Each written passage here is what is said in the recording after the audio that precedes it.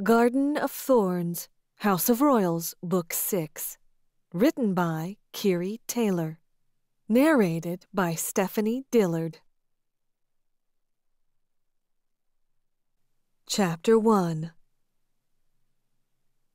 It will all be over in a few hours, I say, staring into his yellow eyes. I take half a step back as he lunges toward me, his lengthened fangs snapping in my face. Kai tightens his grip on the man in the dirty and torn clothes, yanking him away from me. His own yellow eyes flash, igniting brilliantly as his enhanced muscles flex against the struggling Bitten. "I'm so sorry," the man hisses. "I can't. I swear I'm trying to control it." "I know," I say calmly as I turn away from him. I walk across the dimly lit room to the seemingly mundane wall. I lift the ugly painting of the ashy sky over a decaying barn and swing it on hinges away from the wall, revealing a keypad hidden beneath.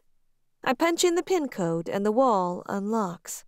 I slide it open, revealing a small, glass-faced refrigerator. I open it, taking out a vial of amber-colored liquid. "It's a single injection," I explain as I slide the wall closed and open the other side. A cabinet reveals phlebotomy supplies. I take what I need and close the wall once more. It automatically locks. "It's going to hurt a lot for about a minute. You'll pass out, and then you'll sleep for about a day while the toxins burn out of your system. When you wake up, you'll be back to normal." "Thank you," he says. I turn to see him squeeze his eyes closed, forcing a stream of tears down his face. Kai tightens his grip as I walk closer, and the man snaps his teeth at me once more. He locks his enormous hand over the man's face, holding his fangs away from me as I pull his sleeve up and sink the needle into his skin. The miracle created by a man over 600 years old rushes into the blood of a being created by mistake. I pull the needle from his body and take a step back. He howls in pain, a fierce roar that rips from his throat. He throws his head back, every single muscle in his body tensing. His eyes fly open, brilliant and yellow. A moment later, he curls in on himself, collapsing to the concrete floor as Kai releases him. It's as if he is crumpling inward, becoming smaller and smaller as he tries to contain the pain slashing through his body. His breath rips in and out between clenched teeth. The shaking takes over for about 20 seconds, but slowly it calms. He stills. His breathing becomes slower, and he collapses to the hard floor. "Let's move him to the bed," I say, disposing of the empty vial and needle into the sharps container. "I really thought that one was going to bite you," Kai says as he scoops his arms under the man and easily lifts him. He takes half a dozen steps to the cot that sits in a corner and lays the man on it, his head resting on the pillow. "I'm sorry. He was much stronger than he looked." "You did fine," I say, though instinctually I pull my sleeves further down my arms, covering the myriad of white scars there. "You always do." Kai doesn't say anything, and I know he's disappointed in the work he's done. He's always so hard on himself. I look down at the watch on my wrist. "It's 9:32 p.m., I say to myself. "He'll probably wake up around 9 tomorrow night. Let's just make sure he can find the note when he wakes up." But I don't even have to tell Kai. He already has a white envelope in his hand and a roll of tape in the other. He sets the envelope on the back of the man's hand, stretching back over his wrist, and takes the tape, winding it around it twice so it won't fall off. Inside the envelope are instructions to take the same door he entered through, walk down the hallway, and then follow the steps up to the alley behind the row of buildings here. He's to exit onto the road to the south, and not look back. To never mention this place again, unless it's to another Bitten in need. I double-check that everything is securely locked up, most especially that the motion sensor for the back door is on, the one that turns on a light upstairs, letting me know I've got company. Let's go. My footsteps echo as I follow Kai down the dark hallway. Moisture and history trigger all kinds of smells. It stretches for 24 yards before leading up a set of stairs. We take them, and at the top I enter another pin code, opening yet another hidden door. Dim light barely grants enough to see by as I lock the door behind me. "You ready?" Kai asks, waiting by the door. He looks out the windows, always searching for dangers and threats. "Yeah," I breathe, the exhaustion finally hitting me. I look around the space one last time, making sure I haven't forgotten anything. Shelves line 2 walls, filled to the max with glass bottles, vials, satchels, and other unexpected things. A counter sits before the 3rd wall where customers check out or come for consultations. It smells of spices and herbs and cures. A smile cracks in one corner of my lips as I look around. This is home, my sanctuary. "Let's go," Kai says as he opens the door. I lock the shop behind me and the two of us take off down the road. We pass dozens of other shops and restaurants, all closed at this very late hour, cutting through the park, and then down a street packed with dozens and dozens of Victorian brownstones. My home sits only a 15-minute walk from Oleander Apothecary. "You want me to come in?" Kai asks, looking to the front door, same as he does every night. "I'm sure I'll be fine," I say, offering him a smile. "Good night, then," he says as he presses a kiss to the top of my head. I look back once as I walk up the steps to the front door. It's already difficult to find him in the dark, his chocolate skin and black tattoos blending him into the dark night. He nods once to me as I wave goodbye and step inside. I walk up 2 flights of stairs before unlocking the door to my own apartment. Shada immediately runs over to my feet, even as I'm tripping over her, and starts rubbing her head over my legs. I stoop down and scoop up the black cat, scratching behind her warm ears with my frozen fingers as I walk back toward the kitchen. "Did you miss me today?" I purr to her absent-mindedly as I pull some leftovers from dinner the other night and put them in the microwave. She paws at me for a moment and then hisses, her signal to be put down. I watch with a smile as she darts out of the kitchen and around the corner. The front door leads straight into the small living room. A fireplace occupies one of the walls, wooden baseboards and paneling running beautifully throughout the house. It leads back into a good-sized kitchen, with a dining room off to the side of it. From the living room rises a set of stairs, the same beautiful wood panels framing them in. At the top of the stairs is a master bedroom, a spare bedroom, a bathroom, and a laundry room with stairs leading up to the rooftop garden. I occupy the Victorian brownstone all by myself, as I have for the past 1.5 years. I've never been one to be bothered by being by myself. For 2 years I lived in a crowded house with 20 people in it, but before that it was just my family, the 3 of us. And now it's just me. And Kai, sometimes.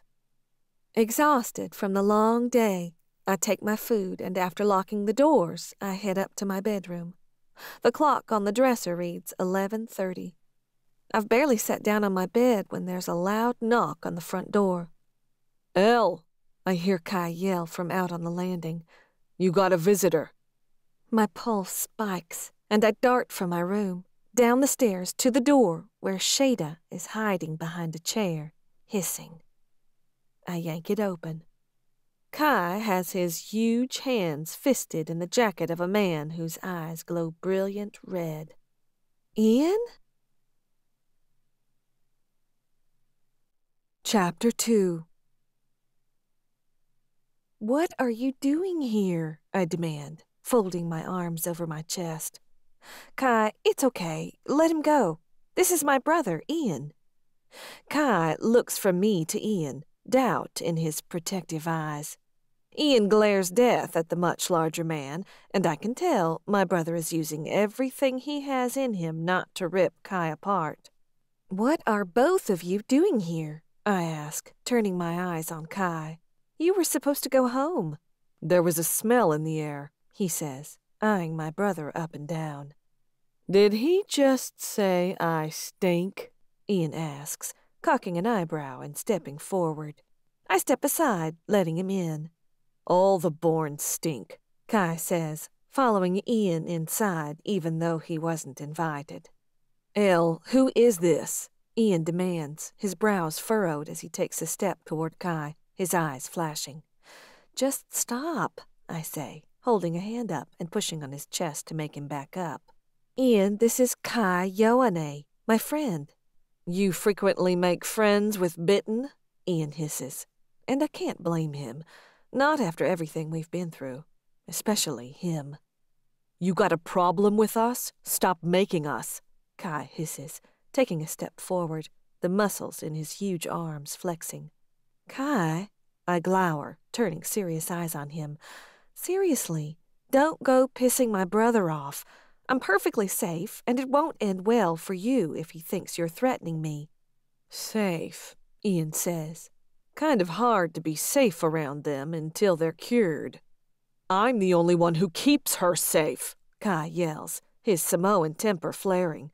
You're the one who puts her in danger with your very name. Will both of you just stop it? I yell, stepping between them again, my hands up to keep them apart.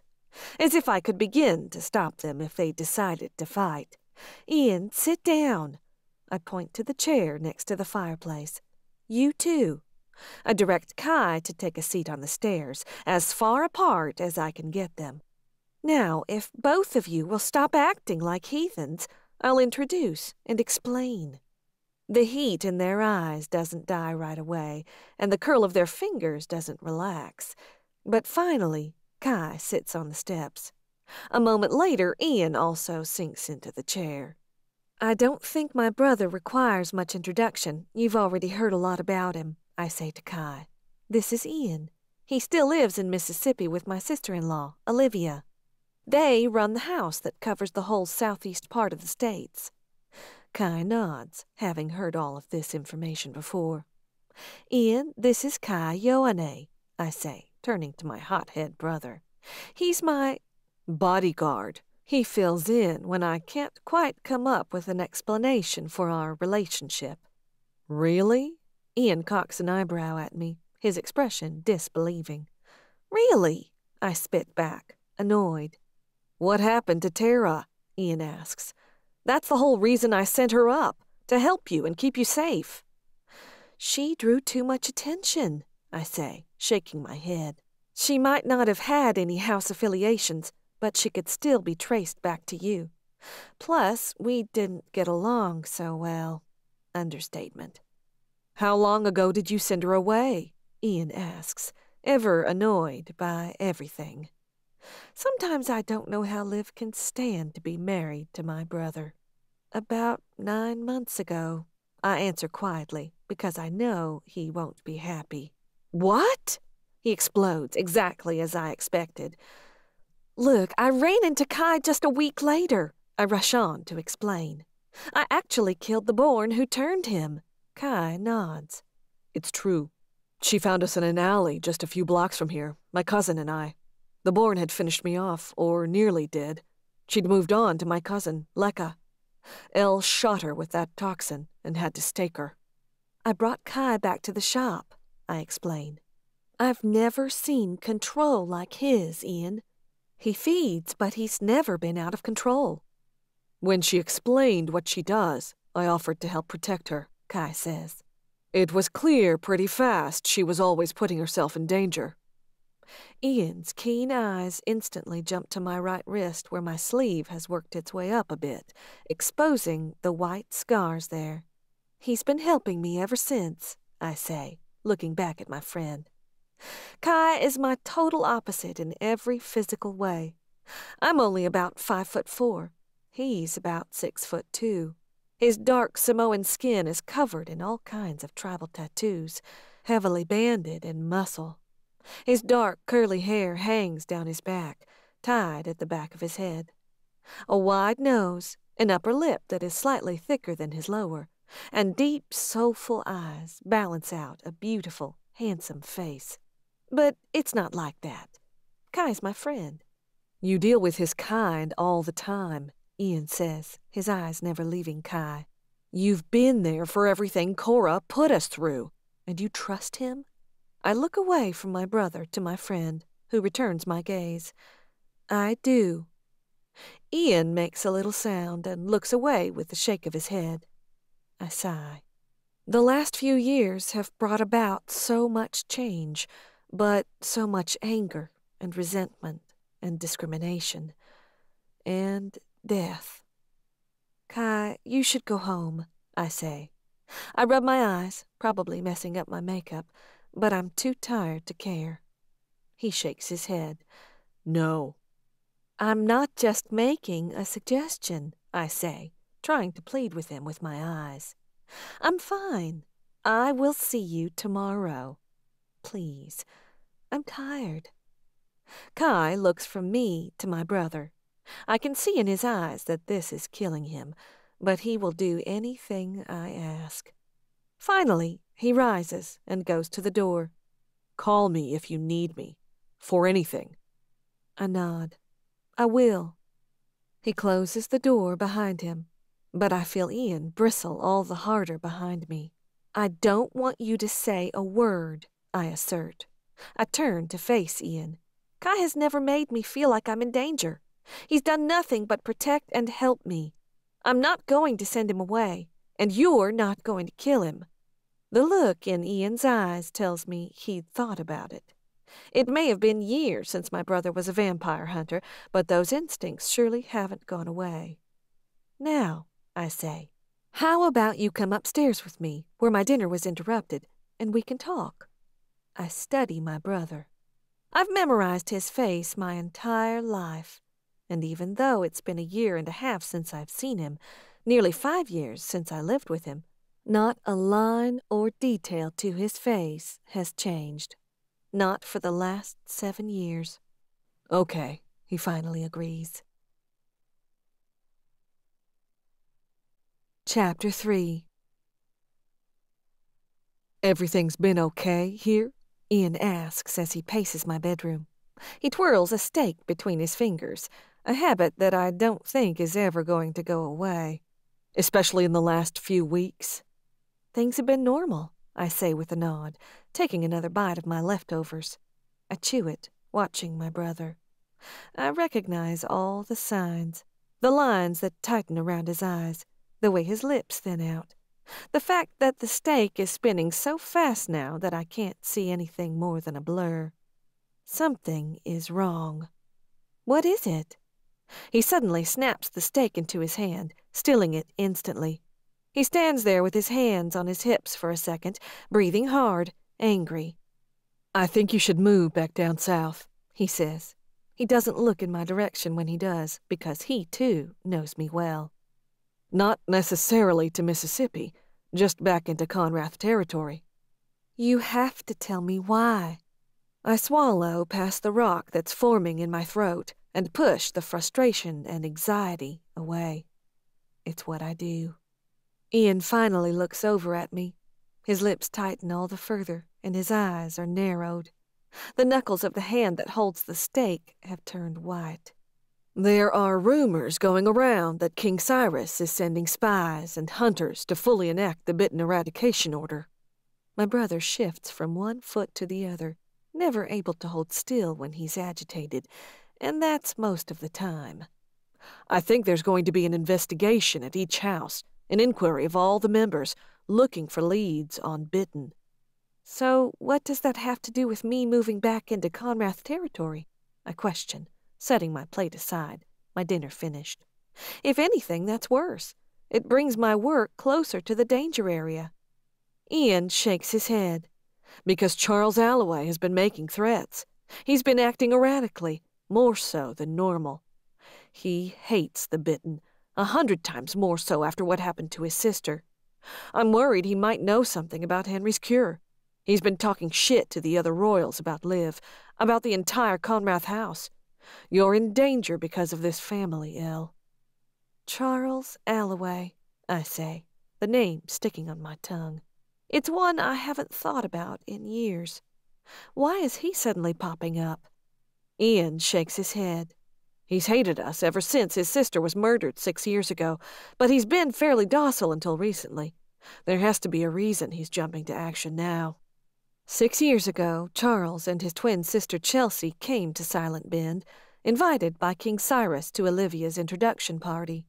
Cyrus had his fun, tortured both the houses by making them trade members, causing quite the stir. When the Allaways left that night, almost all of their members were slaughtered just down the road from Olivia's house, including Chelsea. They were killed by an army of Bitten, led by my own mother, Elle Ward. Ian, I can't just pack up and leave, I say, studying him. He's looking everywhere but at me. I have a life here in Boston. I have my shop. I own this house. I love it here. His eyes finally snap to me, and I can see the familiar brotherly pleading in them. Elle. He crosses the room to sit at the foot of the bed, sinking down on it. You live in Allaway territory. Liv and I have no rights here, no power. If he finds out about you, he could come after you. I highly doubt that mountain of muscle can protect you against the entire House of Allaway. I've been careful, Ian, I say. The defenses are rising up inside of me. Once again, I feel like I'm 16 years old, being bossed around by my big brother, who took guardianship over me for 2 years, but really raised me my entire life. But I'm 22 now, about to turn 23. I take care of myself. The Bitten never come to my house. When they come to see me, it's through a back entrance, away from my shop. I don't even go by my real name here. To everyone except Kai, my name is Penny Jones. You don't understand how intense these people are who work for the king, Ian says with a shake of his head. Most of them have hundreds of years of training. They're so invisible, it might be months before you suspect they're there. He turns to face me, begging me to agree to head back toward home. I can't protect you here, Elle. I reach out, taking one of his hands in mine. Looking into his eyes, I marvel how the 8.5-year age gap between us has almost been eliminated. To a stranger, we would probably look just about the same age, though it is unlikely they would mistake us for siblings. We don't look much alike. We do have different fathers, after all. My work here is too important, I say quietly.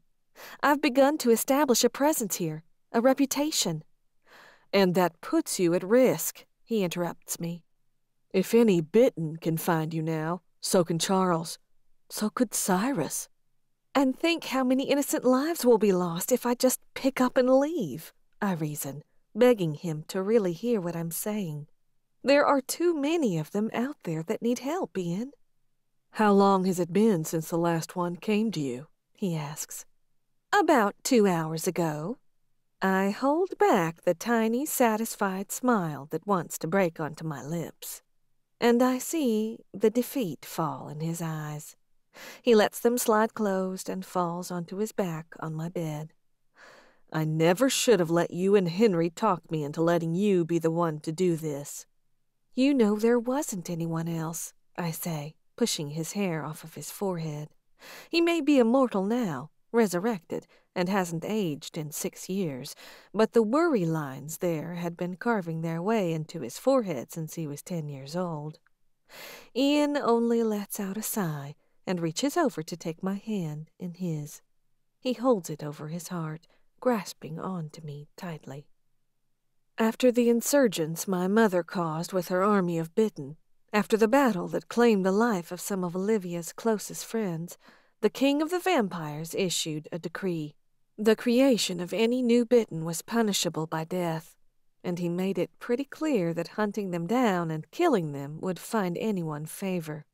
I was 16 when that shift in the paranormal world happened, so for 2 years, Olivia's father, Henry Conrath, who was once thought dead, came and went, taking with him the Bitten cure he'd developed for his best friend Wrath, who he'd turned once upon a time in order to save his life. But the legend of Henry, The legend of the Conrath name was far too widespread and recent. Henry was drawing too much attention. It put him, Olivia, Ian, the entire house in danger. Henry came to me one night, just 2 weeks before I was to go to Northwestern University in Illinois. We had a long talk, one of the most fascinating and fulfilling in my 18 years of life. I'd been enthralled by botany and chemistry for as long as I could remember. I'd been creating my own concoctions for years. Good enough, the man himself had stolen several vials of my vampire toxin to study in his hidden lab. I'd never considered Henry Conrath and I to have much in common until that night. "You understand the science," he told me that night as we talked down by the hanging tree, so as not to be overheard by my brother or Henry's daughter. "To everyone else in this house, it's essentially magic." I smiled at that because it was an entirely accurate description. Well, to those who actually knew about the Bitten cure. "And there are very, very few of those in our world that even know of your existence," he continued, folding his hands behind his back as we stared out over the Mississippi River. "Your brother and my daughter have been very careful about that. You'll be nearly 1,000 miles away from the House of Conrath and me." "You want me to help the Bitten?" I clarify. "I want you to consider letting us, and others sympathetic to the cause, send deserving Bitten to you, and you administering the cure." He looked over at me, studying my reaction to his weighty request. "Ian would never let me," I say with a shake of my head. "It would be dangerous for me, and you know how he is." "I do," Henry said, "but he wouldn't have to know, at least not at first." Henry Conrath always did things his own way, with his own skewed version of right and wrong. Ian found out a year later. He very, very nearly killed Henry when everything came to light. But he couldn't force me to stop, not when I'd already cured 61 innocent Bitten.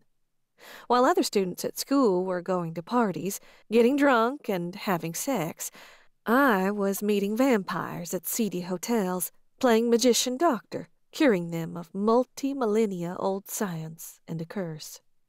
But there is a reason my body is covered in circular white scars.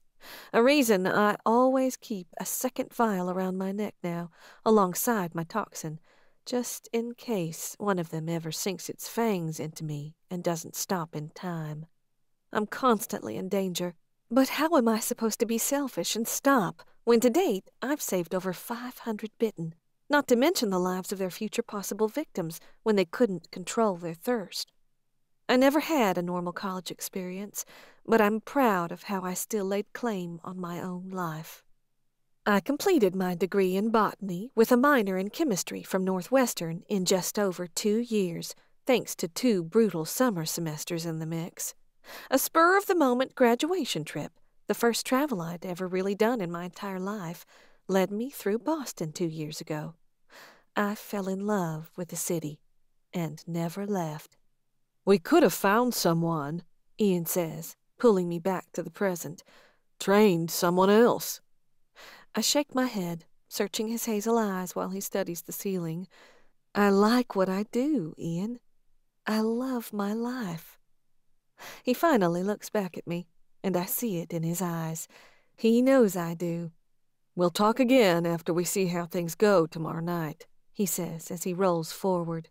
His phone dings in his pocket, and he pulls it out to study the screen. I see Liv's name, but don't catch what she says. "What's happening tomorrow night?" I ask as he stands. He quickly responds before sliding his phone back into his pocket. "We're going to talk to Charles Allaway and see if we can reason with him," Ian says, folding his arms over his chest. "Their numbers are still small. We'll get ugly if we have to. They've never had to fight for anything. We have." "You're possibly going to war with the Alloways tomorrow night?" I ask in disbelief. "Ian, you guys have finally been able to live in relative peace for the past 5 years. Are you really going to blow that all up?" "This is a world of politics and power, Elle. You know that," he says. His voice grows tired, though, sinking into the center of the earth. He's threatening us. The House of Conrath is still so new. We can't afford to let some ginger bully make us look weak for at least another few decades. A little chuckle actually puffs from my nose. I shake my head. Your world is so unbelievable, I say, shaking my head as I rub my eyes. How is this even your real life? I've been asking myself that question since I was 10. He half laughs, half scoffs. Did you at least bring enough bodies to make this a proper fight if it comes to that? Ian nods. We left Niall in charge back home, and 2 others, just to hold the fort down, but everyone else is with us. They're all headed to Vermont right now. Everyone else. I tried to total the numbers up in my head, but I don't know how many members Olivia has gained and lost in the 4.5 years since I lived in the house. It has to be at least 20, though. Any idea how many members the Allaways are back up to? I ask. They'd had 30 at one point, until my mother's army slaughtered more than half of them. Ian shakes his head. Rumor has it they lost several members after the massacre to the house in Vegas, and he's having a hard time rebuilding. I don't think it will be that many. I nod. My mind is racing, going over the implications to so many things my brother is planning. I've been so removed for so long now. I was so ingrained in that world for 2 years while I lived among them, the only human in a house full of 20 vampires. But I've been gone, detached. It's disorienting getting caught back up to speed. We're going to show up at his mansion tomorrow night, Ian explains. He doesn't know we're coming. We'll talk. Figure this crap out. If everything goes well and he agrees to back off, I'm hoping to get word to you the day after tomorrow. I nod, even as my resolve hardens. Ian may have plans to drag me back down south, but no matter the outcome, I'm staying. But he doesn't need that on his mind right now. I hope it goes well, I say. I stand and head to the bathroom where I begin brushing my teeth. I feel my brother's eyes on me the whole time, always watching, always studying. It's been a long day, and it's nearly midnight, I say as I walk into the closet, half shutting the door and changing into pajamas behind it. I'm beat, and as much as I really would love to stay up half the night catching up, I don't think my eyes are going to stay open. Yeah, he says, going into guardian mode just like that. You get some sleep. I can stay until morning. Which translates to mean he's going to spend all night standing guard over me, just in case Charles Allaway suddenly gets wind of my location tonight and decides to come after me. I smile as I climb under the covers and turn off the lamp. Good night, Ian. I'm really glad you're here. He smiles back, barely visible through the dark as he heads to the door. Night, Elle. Chapter 4. Ian left around 7 the next morning. As I said goodbye to him on the front porch, I found Kai sitting on the curb across the street, wearing the same clothes he wore yesterday. Ian gave me a look before heading to his rental car, one I wasn't quite sure said, "Watch him like a hawk," or, "I'm glad at least someone is keeping an eye on you." Kai makes breakfast while I get dressed and ready for the day. Fall is quickly bringing a chill to the air, and having grown up in the South, I'm always freezing here. So I settle for black slacks and a long-sleeved black and white turtleneck. I leave my platinum blonde hair hanging. My blue eyes practically glow as I look in the mirror. You have a nice reunion with your brother last night? Kai asks as he sets a plate of pancake, eggs, and bacon in front of me. Way more food than I could ever finish off. I did, I respond, scooping a fork full of eggs. Did you have a nice night out in the cold? I did, he responds sarcastically. I bet your mother was worried sick when you didn't come home last night, I say as I eat quickly. I'm running late, and I need to be to the shop in 20 minutes to open. I've never actually met Kai's family. Meeting new people sometimes gives me anxiety. My world is so far removed from theirs, it's sometimes hard to relate. But Kai talks about his family members so much that I feel as if I know them. She called several times, he says as he sets the pans in the sink and fills it to soak them. He turns to his own food and starts eating, or more like inhaling. She's worried about you. Everyone needs to stop worrying about me, I sigh. It feels like that is the sum of my entire life, everyone protecting and worrying about me. I've certainly felt loved, but you have to let a woman grow up eventually. She worries about everyone. Kai's family moved to Boston from Samoa when Kai was only 2. Kai's dad owns a landscape company, and his 2 older brothers help him run it. Kai works with him when he isn't helping me. He and his 2 younger sisters still live with their parents. They have no idea their son is a vampire.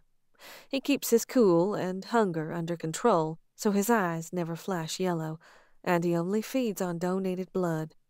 With the aid of the contacts Henry continues to send me every other week, he's been able to go out during the day most of the time. We should get going, I say as I stuff the last bit of food I can possibly fit into my stomach.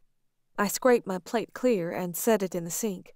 Kai clears the rest away as I dart upstairs to collect the plants I need for the day.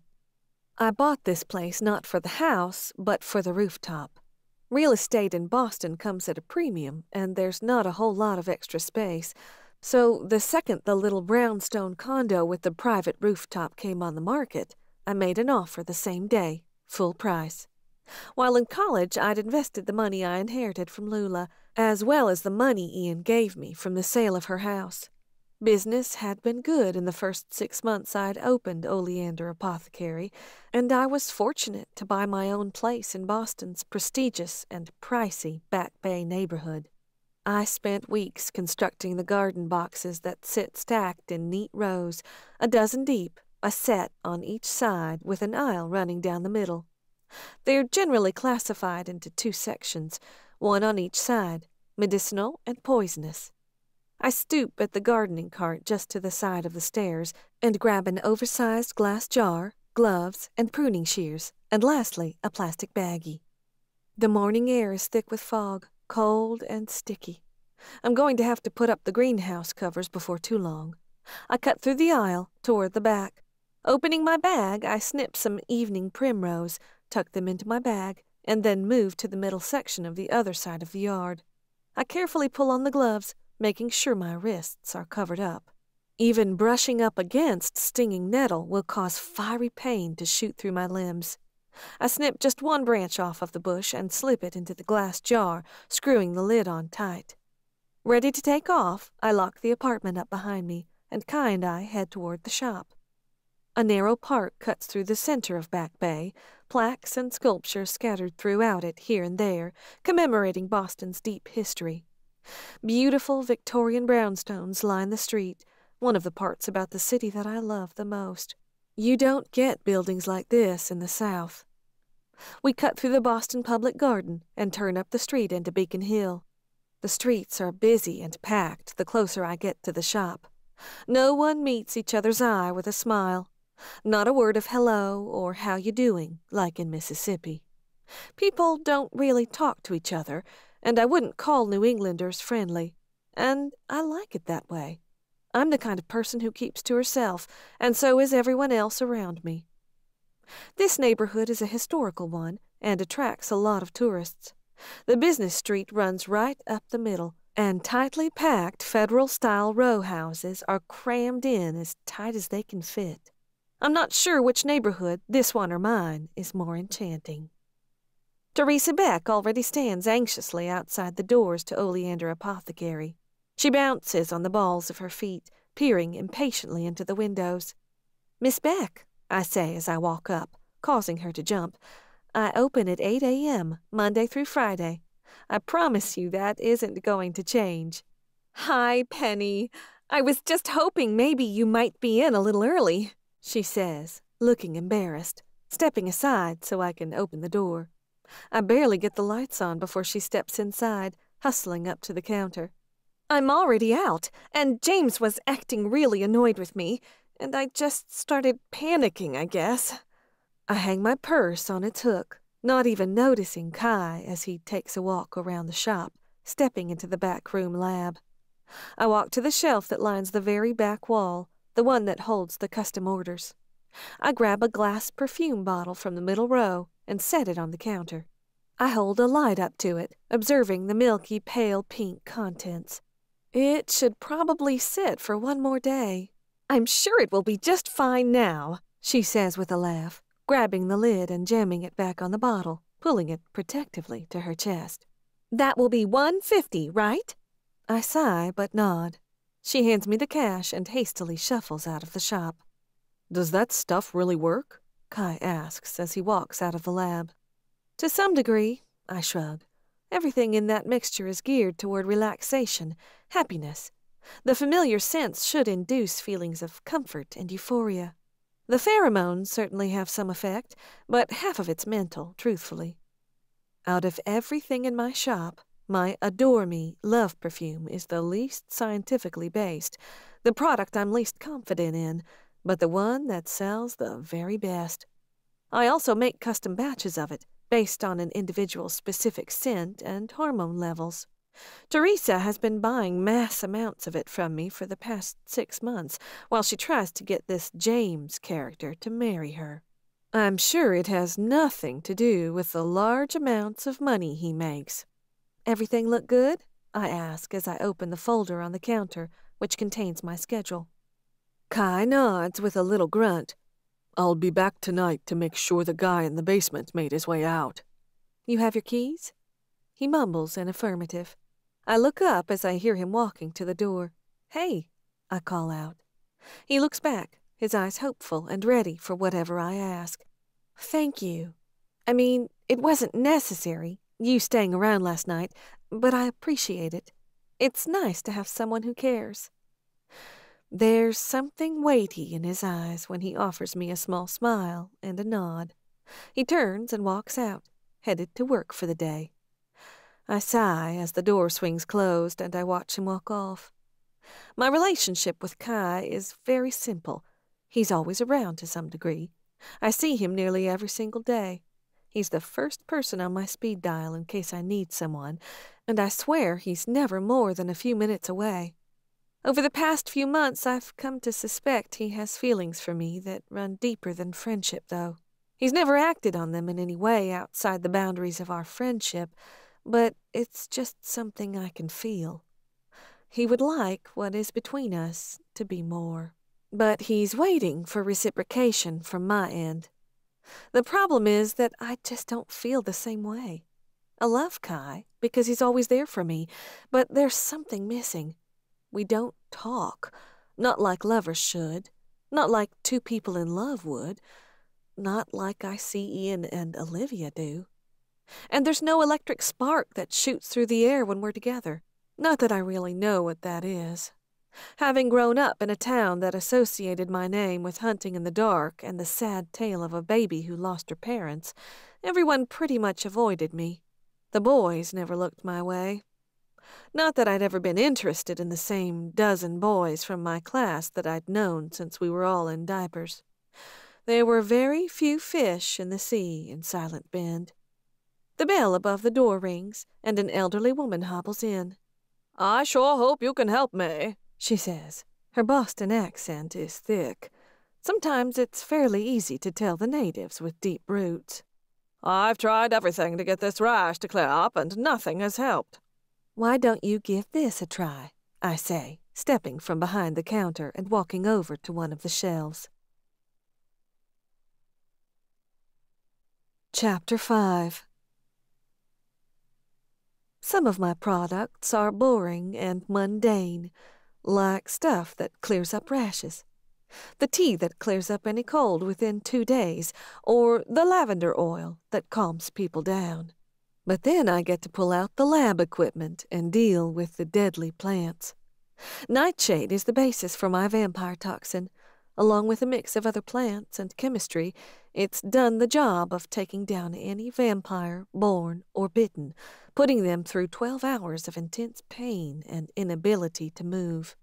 I pull the microscope closer, peering down at the slides. The cells from a born are fascinating to study. They reproduce and replicate at astonishing rates, like 1,000 times faster than the humans. And they don't look the same. It's a little more like a fossilized cell. But the bitten are entirely different. Their cells replicate and reproduce just like a human's. They're just stronger. The poor bitten, they never stood a chance against the born. The born are so much more than the bitten. I pull out new petri dishes, scraping cells into each, one for the born, one for the bitten. So far I've tested oleander and water hemlock. I've been trying to find anything that will affect the born, but not the bitten. Unfortunately, that's working backwards, trying to find something that harms the stronger of the two, but not the weaker. Turning to the vials on a shelf, I pull out the white snake root. With a dropper, I suck up just a tiny amount. Dripping just a tiny amount onto each set of cells, I move them back under the microscope. The cells of the born are completely unaffected. No changes, no reaction whatsoever. The cells of the bitten have contracted somewhat, but other than that, no reaction. White snake root would cause the bitten some pain, but that's about it. I'm not surprised. When it comes to supernatural uses, snake root is fairly useless. I lean back in my chair, closer to the space heater running full blast, propping my feet up on the table. It's a problem I've been working on for 6 months now, and one I have yet to find a solution to, if there even is one. My eyes wander around the lab that sits at the back of my shop. Counters line all 4 walls, shelves stacked above them. A row of refrigerators sit beneath the counter to my left. Vials and beakers wait in boxes, slides and burners.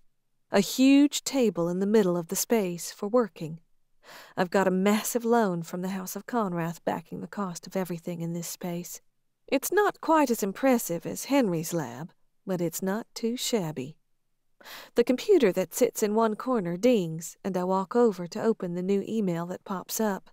My skin rises with goosebumps when I see it's from Rose Salazar. Miss Jones, please make me up another batch. This time increase the citronella. I'll be in to pick it up just before you close. A shiver works its way through my body as I click from this new email to the first she sent me 2 weeks ago. Rose contacted me, asking me to make a very specific oil she called Van oil. She listed out all the ingredients, though there were no measurements. She described the consistency and the general process. The rest I had to figure out on my own. But she was offering to pay over $1,000 per bottle if I got it right. I quickly dart out into the shop to be sure no one is waiting to be helped before ducking back into the lab. Pulling all the ingredients out, I fight off the shiver that wants to run down my spine once more. I did some research once as to what Van oil was.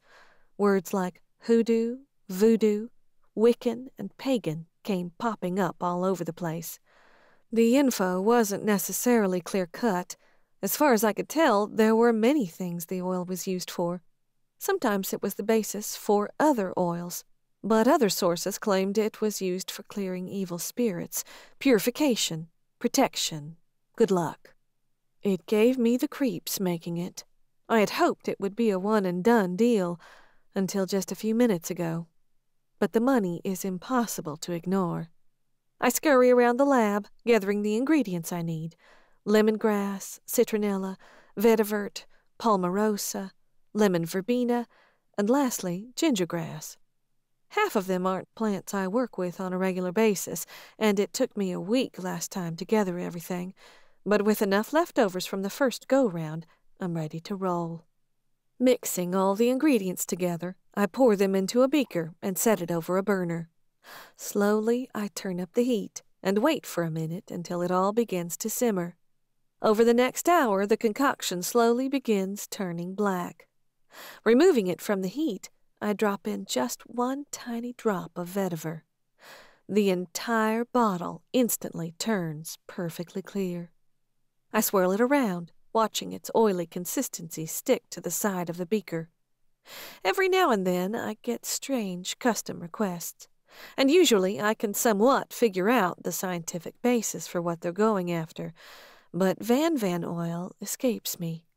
I set the beaker aside, letting it cool before I transfer it to a bottle.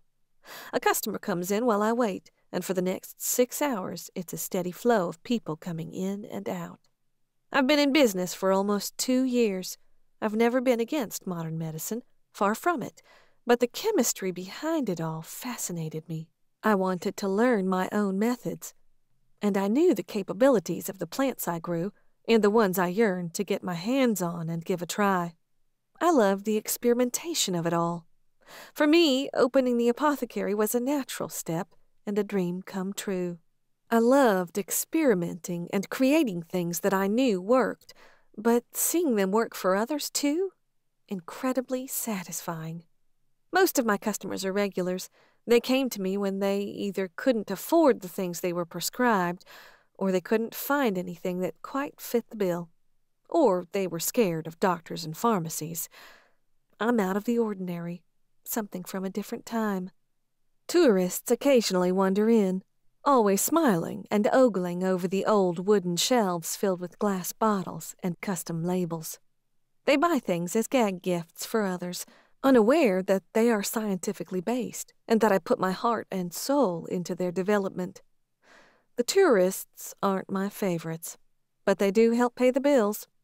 Mr. Peterson walks out with his remedy for insomnia, a satisfied smile on his face, just as the tall woman with the perfect hair steps inside.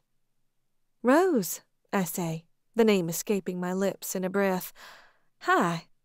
She gives a little smile, her lips curling in a sinister way. She gets under my skin, and she knows it. I get the impression she's the type of person who enjoys making people uncomfortable. She's about 5'10", slender and athletic. She wears black leather pants and always some kind of elaborately layered top. Her dark hair is always set in perfect waves, framing a beautiful but intimidating face.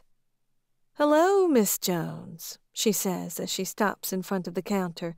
"Were you able to complete my order?" Of course," I say, barely managing to not squeak. "Just 1 second, and I'll go get it for you." I duck into the lab, glad to have the break from her for a moment. She's probably only a year or 2 older than me, but everything about her sets me on edge. Like a cloud of electricity and ferocious wind follows her wherever she goes.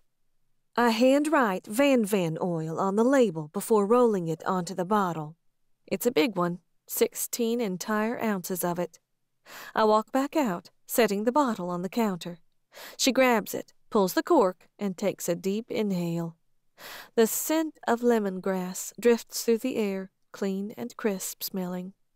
"Perfect," she says with a smile, looking hard and deep at me, like she can see straight through my skin.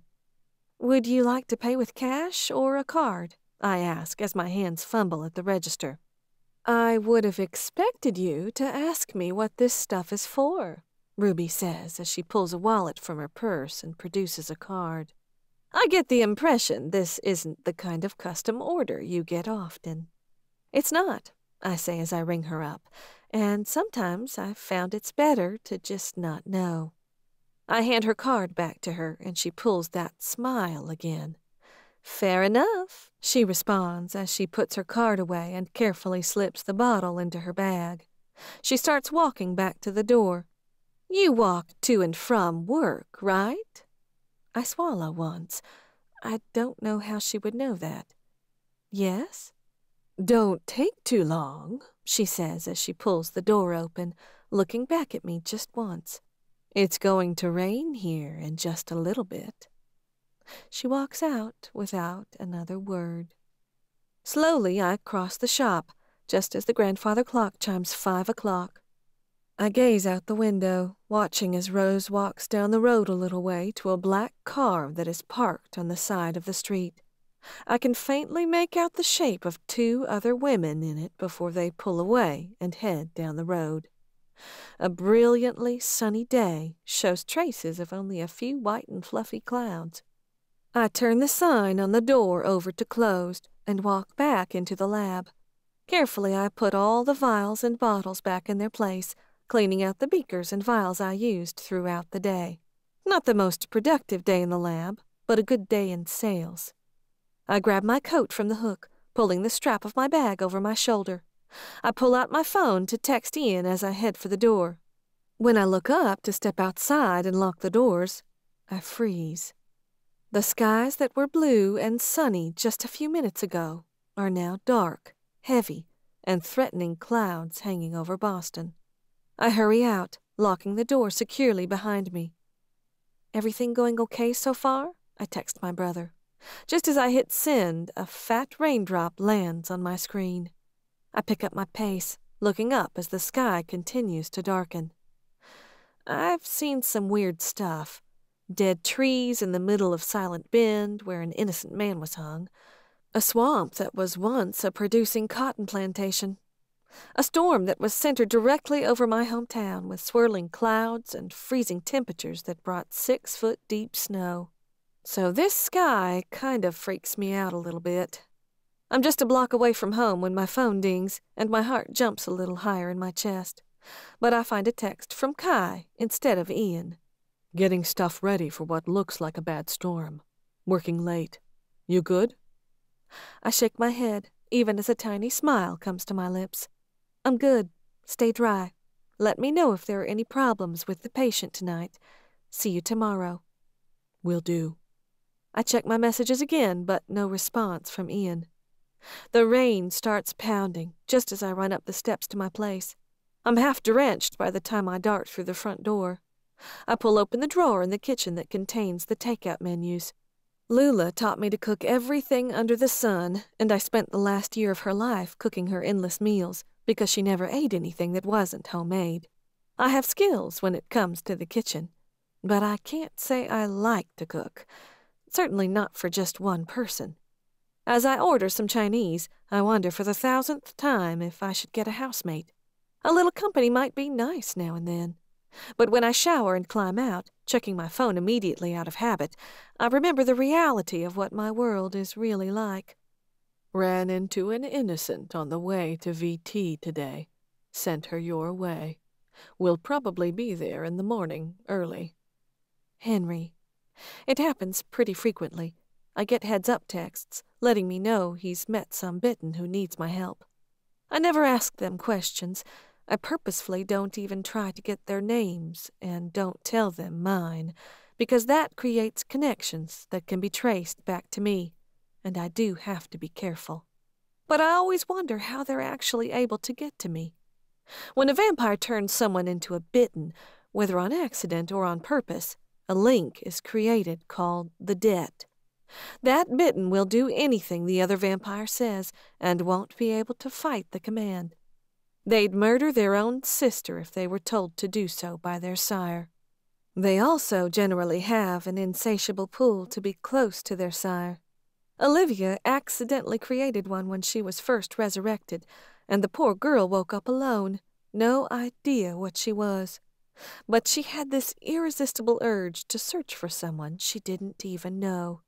She looked until she finally found Olivia. I know most of the Bitten who come to me travel some distance. How they're able to leave is a testament to how much they want to be free of the life most of them didn't ask for. "Got it," I text Henry back. "I'll be there before sunrise." My food arrives, and I curl onto the couch to read while I eat. But I can't focus. I keep checking my phone every few minutes, silently willing Ian to text back. It's dark outside now. I can feel the countdown ticking down to when my brother walks up the stairs to Charles' front door. I know my brother. Know he doesn't often settle ordeals without getting physical. I know Olivia.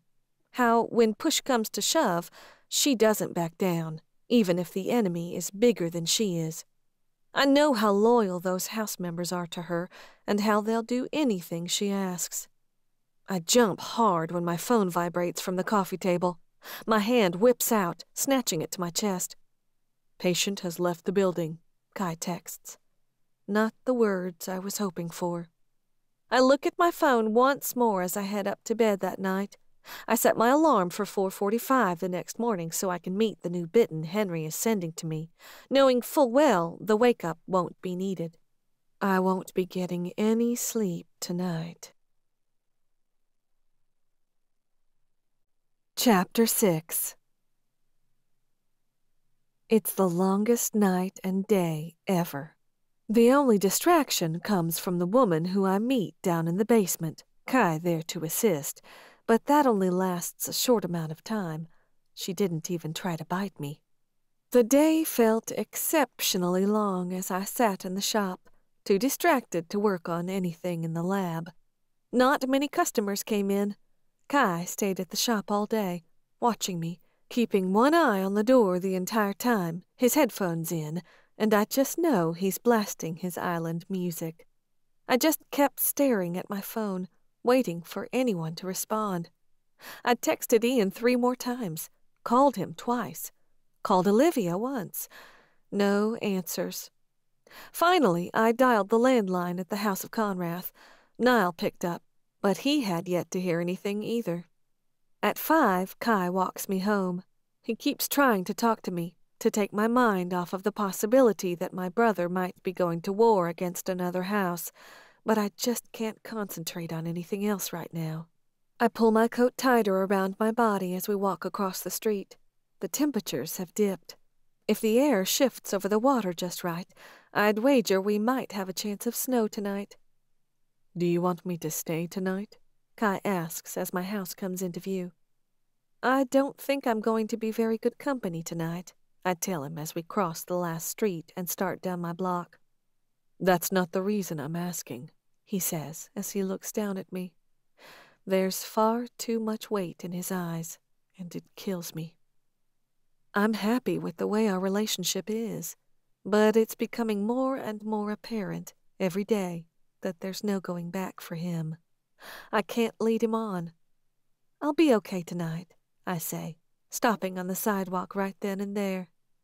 Kai takes 2 more steps before he realizes I've stopped in my tracks. He looks back at me in confusion. What? He asks. I bite my lower lip. A snake seems to have taken up residence in my stomach, coiling about, trying to slither up, choking the life out of me. I don't want to do what I have to do, but I can't just let it keep going on like this.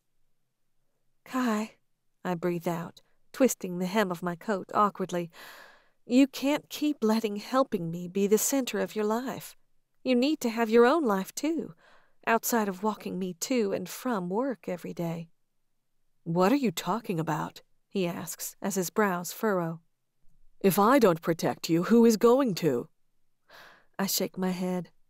It isn't just about protection. I appreciate everything you've done for me. It's so nice to know someone cares, but the words catch in my throat, and I can't seem to get them out. We've been friends for a long while now, but I can't be that girl who takes advantage of him. Kai looks at me for a long time, understanding slowly growing in his eyes, and I see his features harden little by little.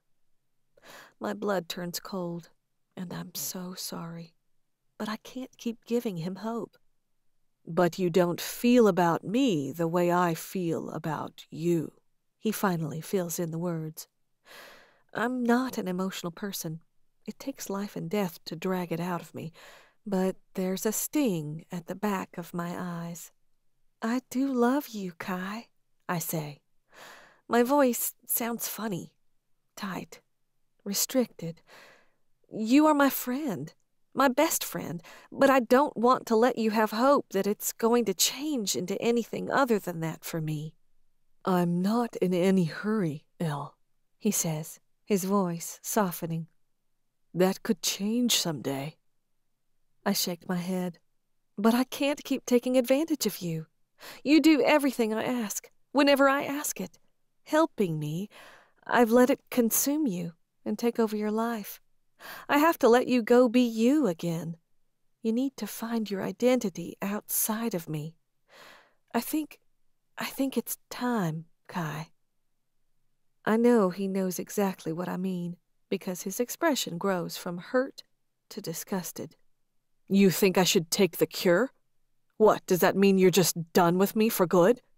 I shake my head, throwing my hands up to stop him. No, not at all, I say, my voice pleading for him to understand.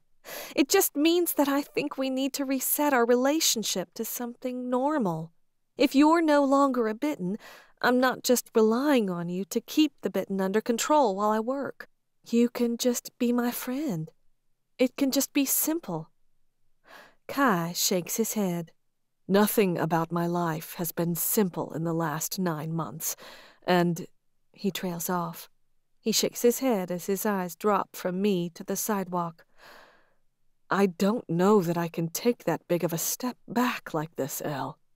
I'm happy with the way we are now, and you just want to go and shred that all up and piece it back into something that looks entirely different. My bottom lip quivers a touch. I swallow hard. I think it's what's best. His eyes finally rise back up to mine. He gives a little frustrated scoff and walks past me, back in the direction of his house, away from mine. Please think about it, I call, turning to watch him go. He makes no acknowledgement he heard me, just walks down the road, away. My giant friend who loves music and dancing and has an amazing voice, but will never sing for others to hear. My friend who loves to cook and is always trying to fatten me up. My friend who has always been there at the drop of a hat. He walks away. My chest aches as I see him go, but I can't be selfish. Getting my legs to move isn't easy as I start back to my house. I'm stiff, frozen over. I've never had a serious relationship in my life. The closest I've ever been to someone outside of my family is with Kai. But when you love someone, you have to do what's best for them. And I had to let him know the reality, that he needed to do what was best for him. I take a shallow, shaky breath as I open the door and walk up the stairs to my apartment. Ready for a long, hot bath, I unlock my front door and step inside.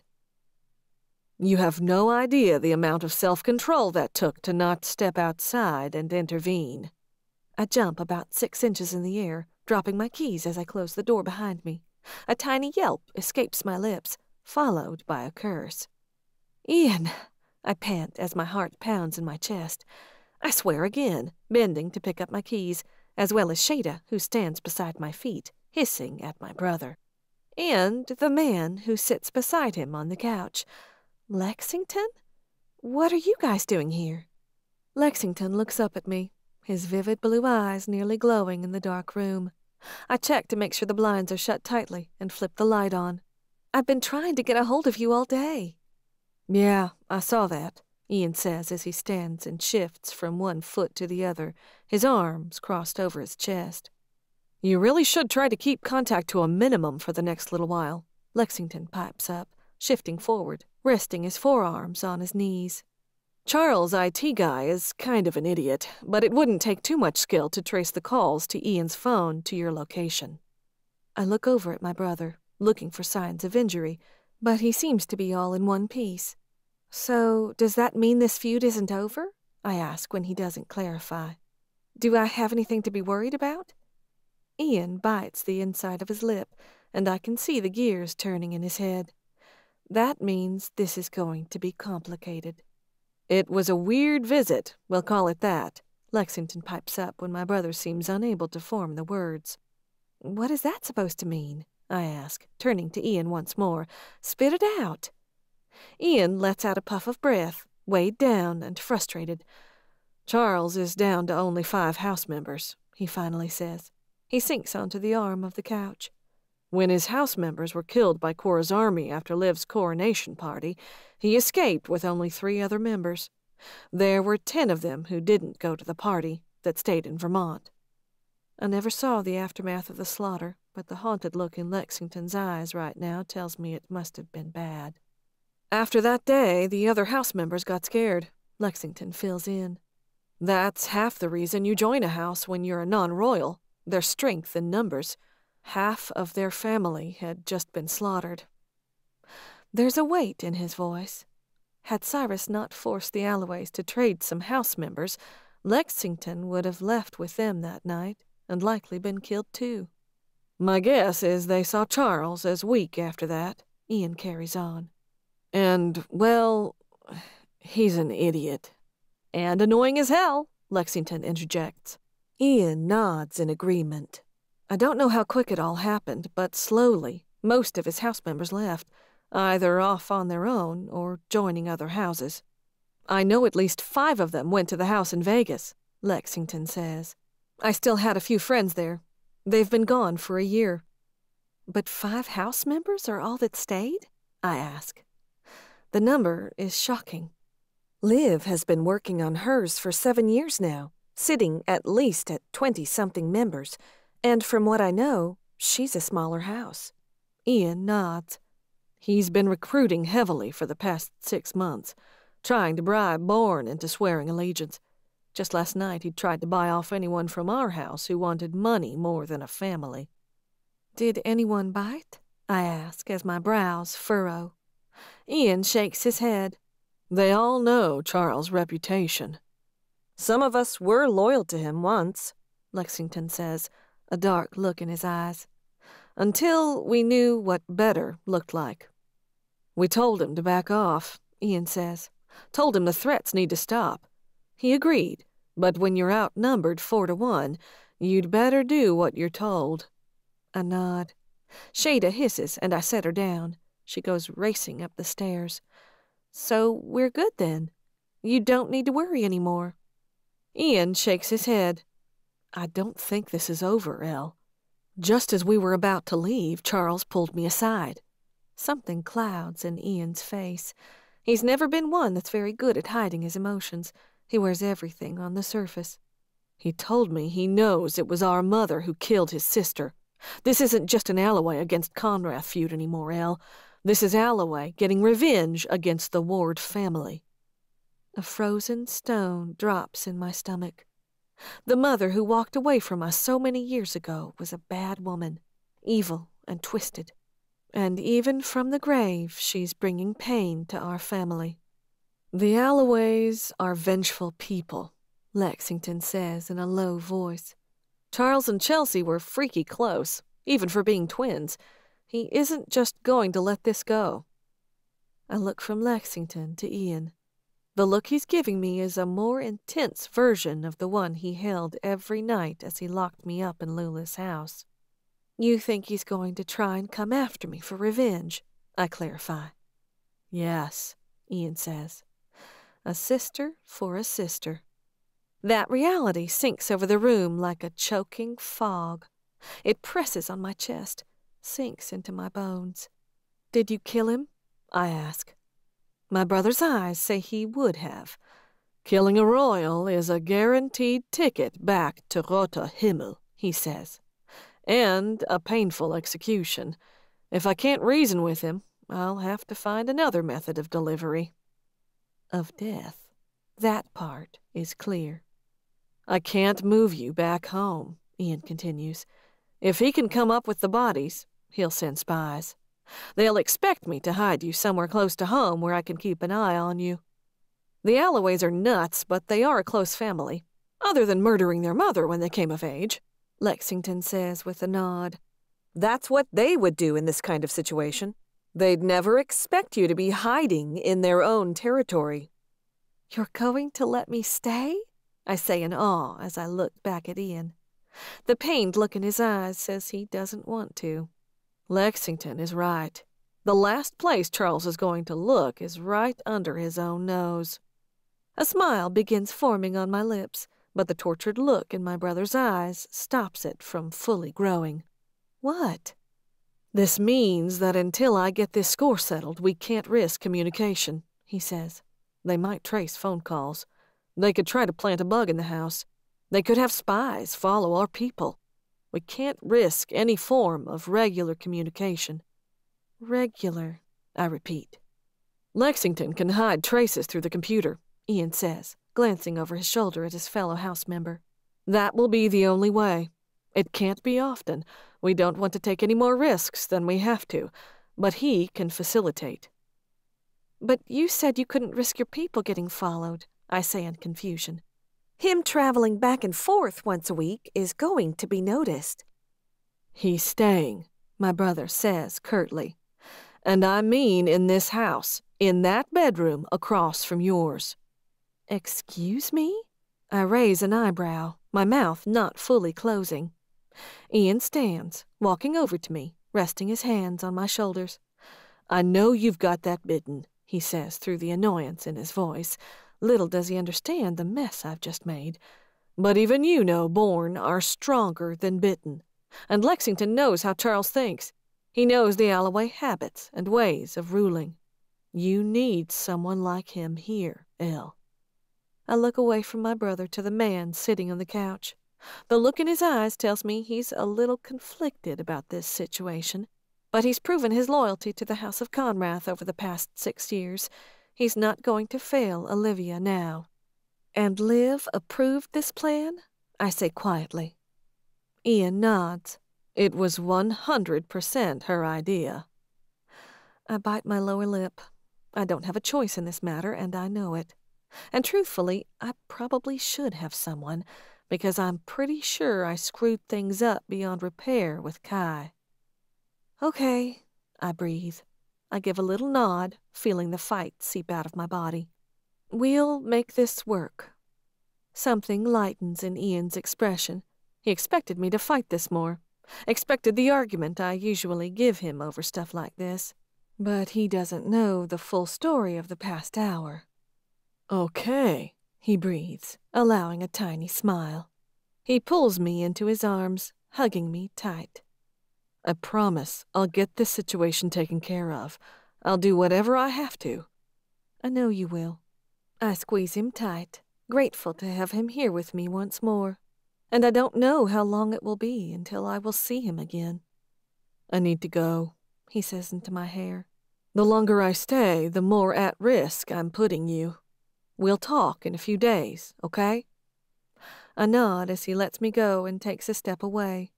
That's when I notice the bags beside the fireplace, next to Lexington. I really had no choice about him staying.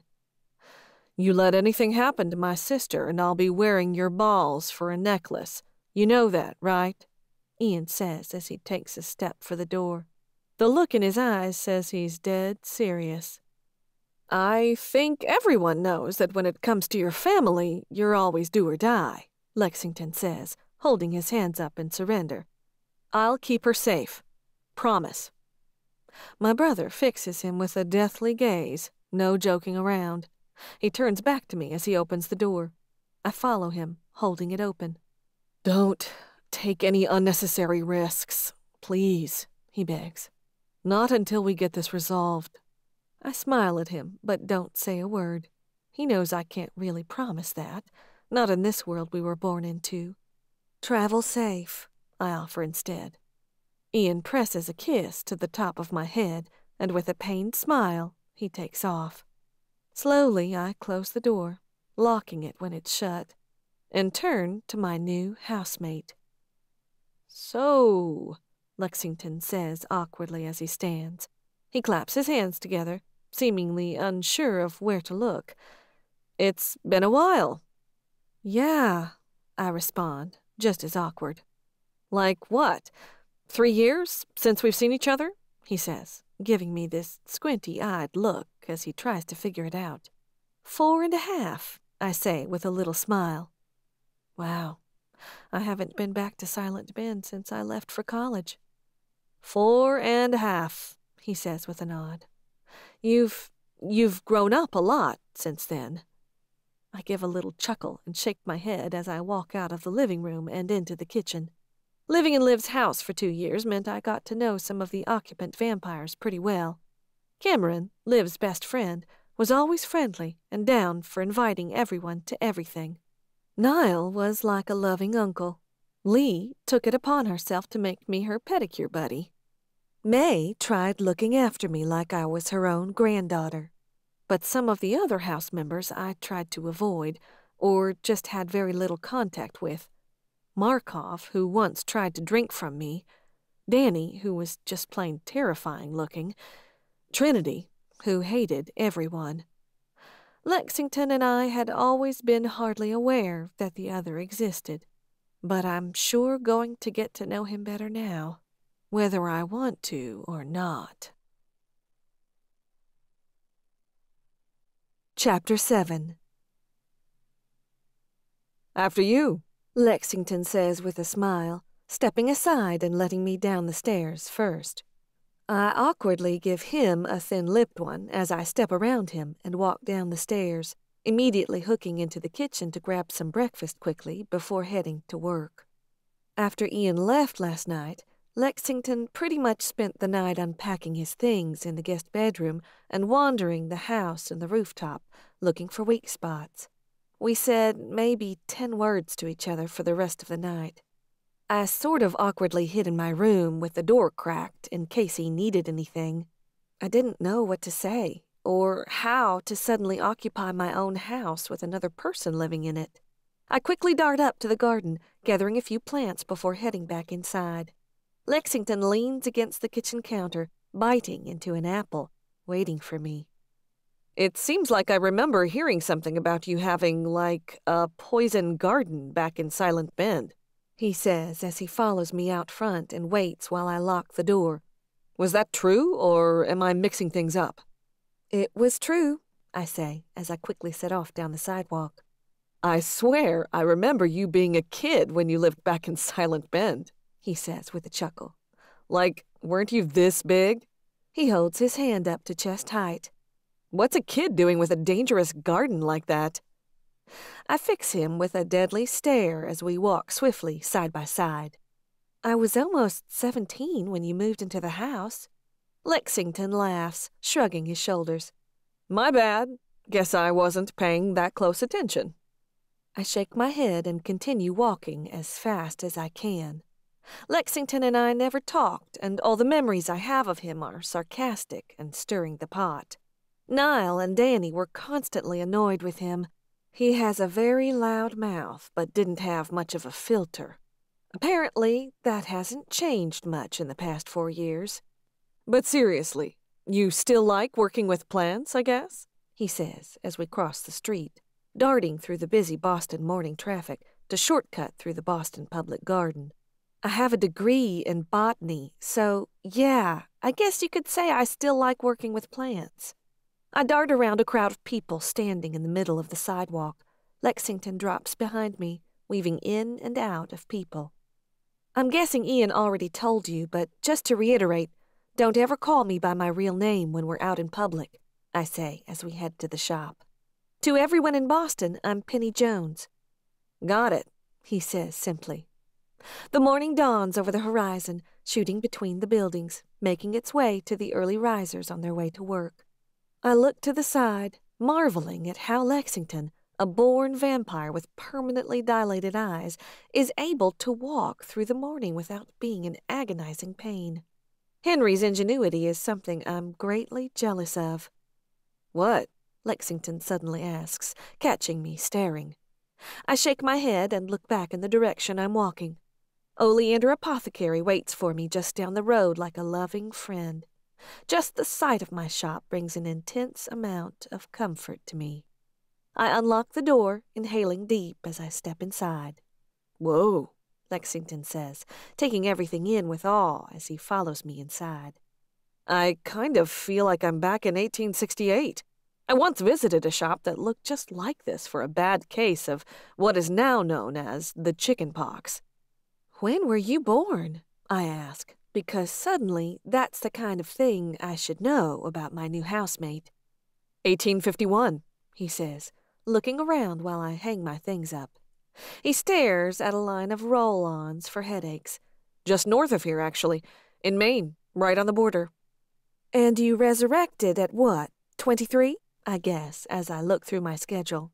I have 6 customers coming in to pick up custom orders today. Close, 24, he says with a smile as he moves to another shelf. I roll my eyes as he studies the Adore Me perfume, knowing what's coming. Do people really think that all this stuff works? I kind of want to punch him right now. All this stuff does work, I say as I pull 2 of the orders out from the cabinet below the counter. Except that stuff, sort of. Unfortunately, it's what sells best. He grabs a bottle of it from off the shelf and sprays 5 squirts into the air. No, I yell, but it's too late. He stuck his face right in the middle of the plume and takes a deep inhale. I sigh, leaning back. Lexington scrunches up his nose, a very dramatic look on his face, and a moment later sneezes 3 times, very loudly. He says, squeezing the bridge of his nose as he blinks fast, looking away from the light. That's one potent perfume you made there. He blinks several more times, temporarily blinded from the sneezing fit. With watery eyes, he looks back up at me and keeps staring at me for a moment that lasts too long. You really have grown up a lot in the last 4.5 years. Oh, please, no, I say as my shoulders sag. I shake my head. What? He asks as a dopey smile forms on his lips, and he takes slow, deliberate swagger steps toward me. You know, you really have blossomed into something. You realize what's happening right now, right? I say, crossing my arms over my chest and giving him a look. What? He asks with a laugh. I just continue to fix him with a hard stare. He blinks twice, but I see the gears start turning in his head, and suddenly understanding dawns in his eyes. He looks over at the bottle of perfume in his hand. Oh no. Yeah, I say. You just went and inhaled the love perfume that does have a little scientific backing to it. Oh no, he says, keeping his lips puckered. And you're there, and we... Don't worry, I say with a sigh as I turn to head into the lab. It's extremely short-lived. You'll be fine by supper time. And what am I supposed to do in the meantime? He calls. His footsteps suddenly shuffle, and he hurries to follow after me.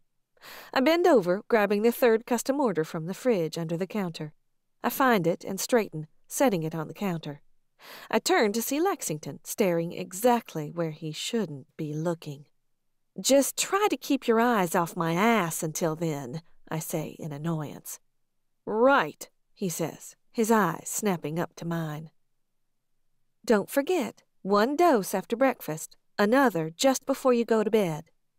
I put Agnieszka Kortan's custom-made inhalant into a bag, along with the relaxation cream she buys now and then.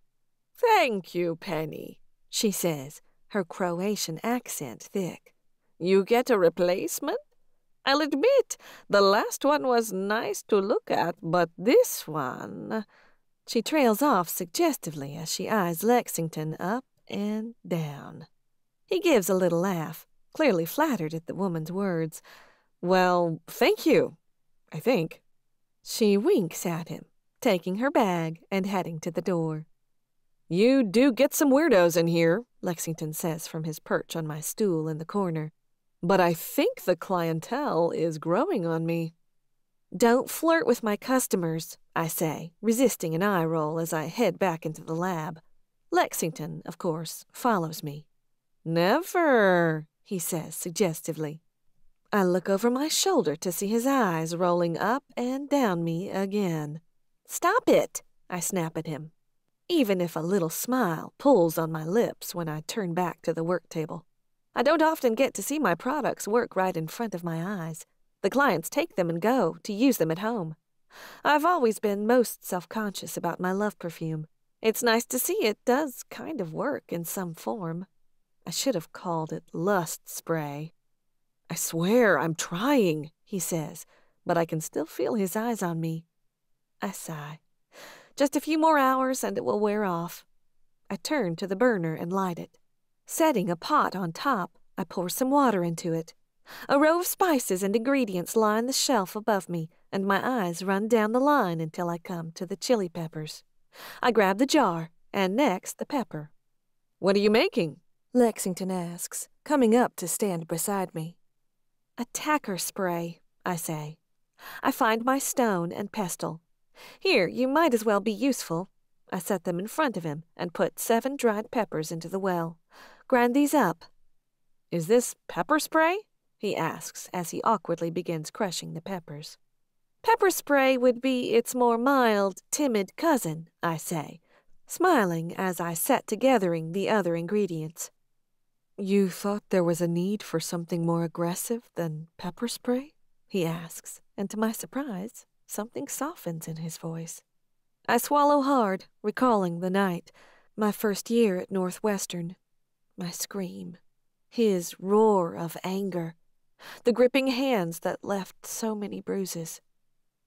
Elle, a soft voice pulls me back into the room.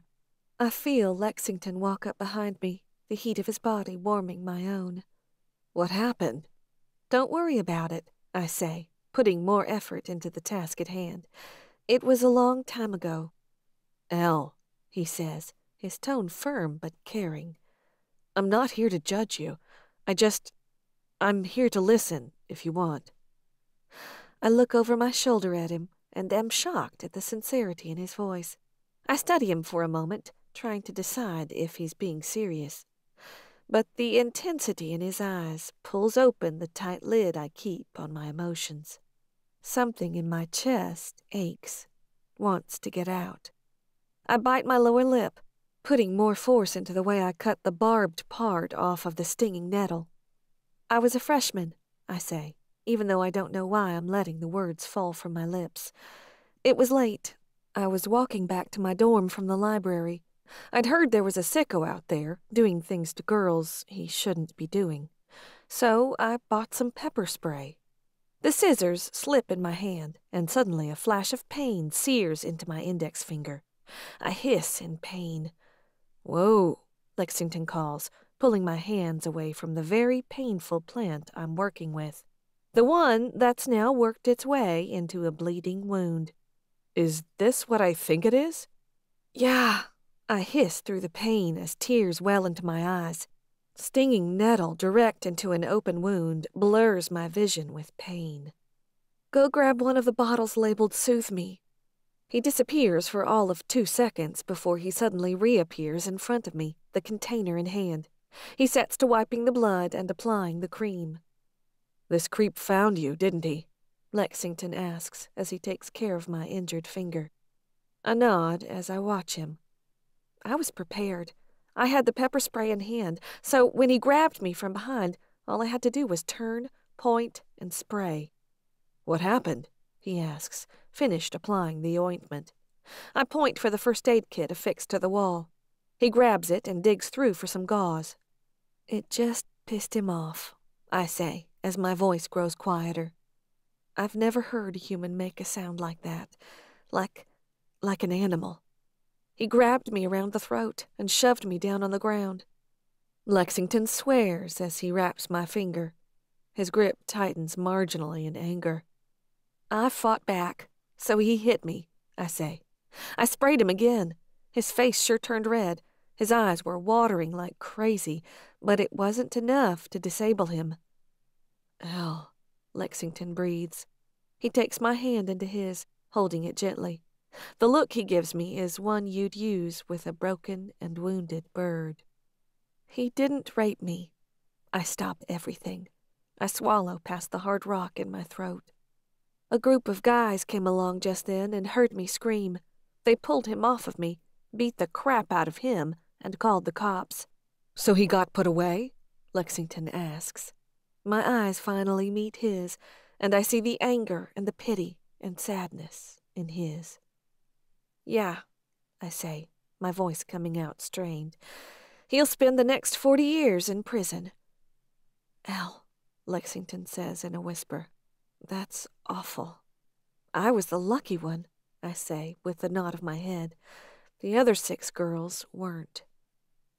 I pull my hand away from his and turn back to the peppers that are only half crushed. I dump them into the boiling water anyway. I'd never made anything intended to use on humans before then, I continued as I stir them in. Everything had been to use against vampires up until that point. But I went to the chemistry lab that next day and started the recipe for this. No one will keep walking after being sprayed with this. Lexington swears once more. The bell above the door in the shop dings, and I look up in panic.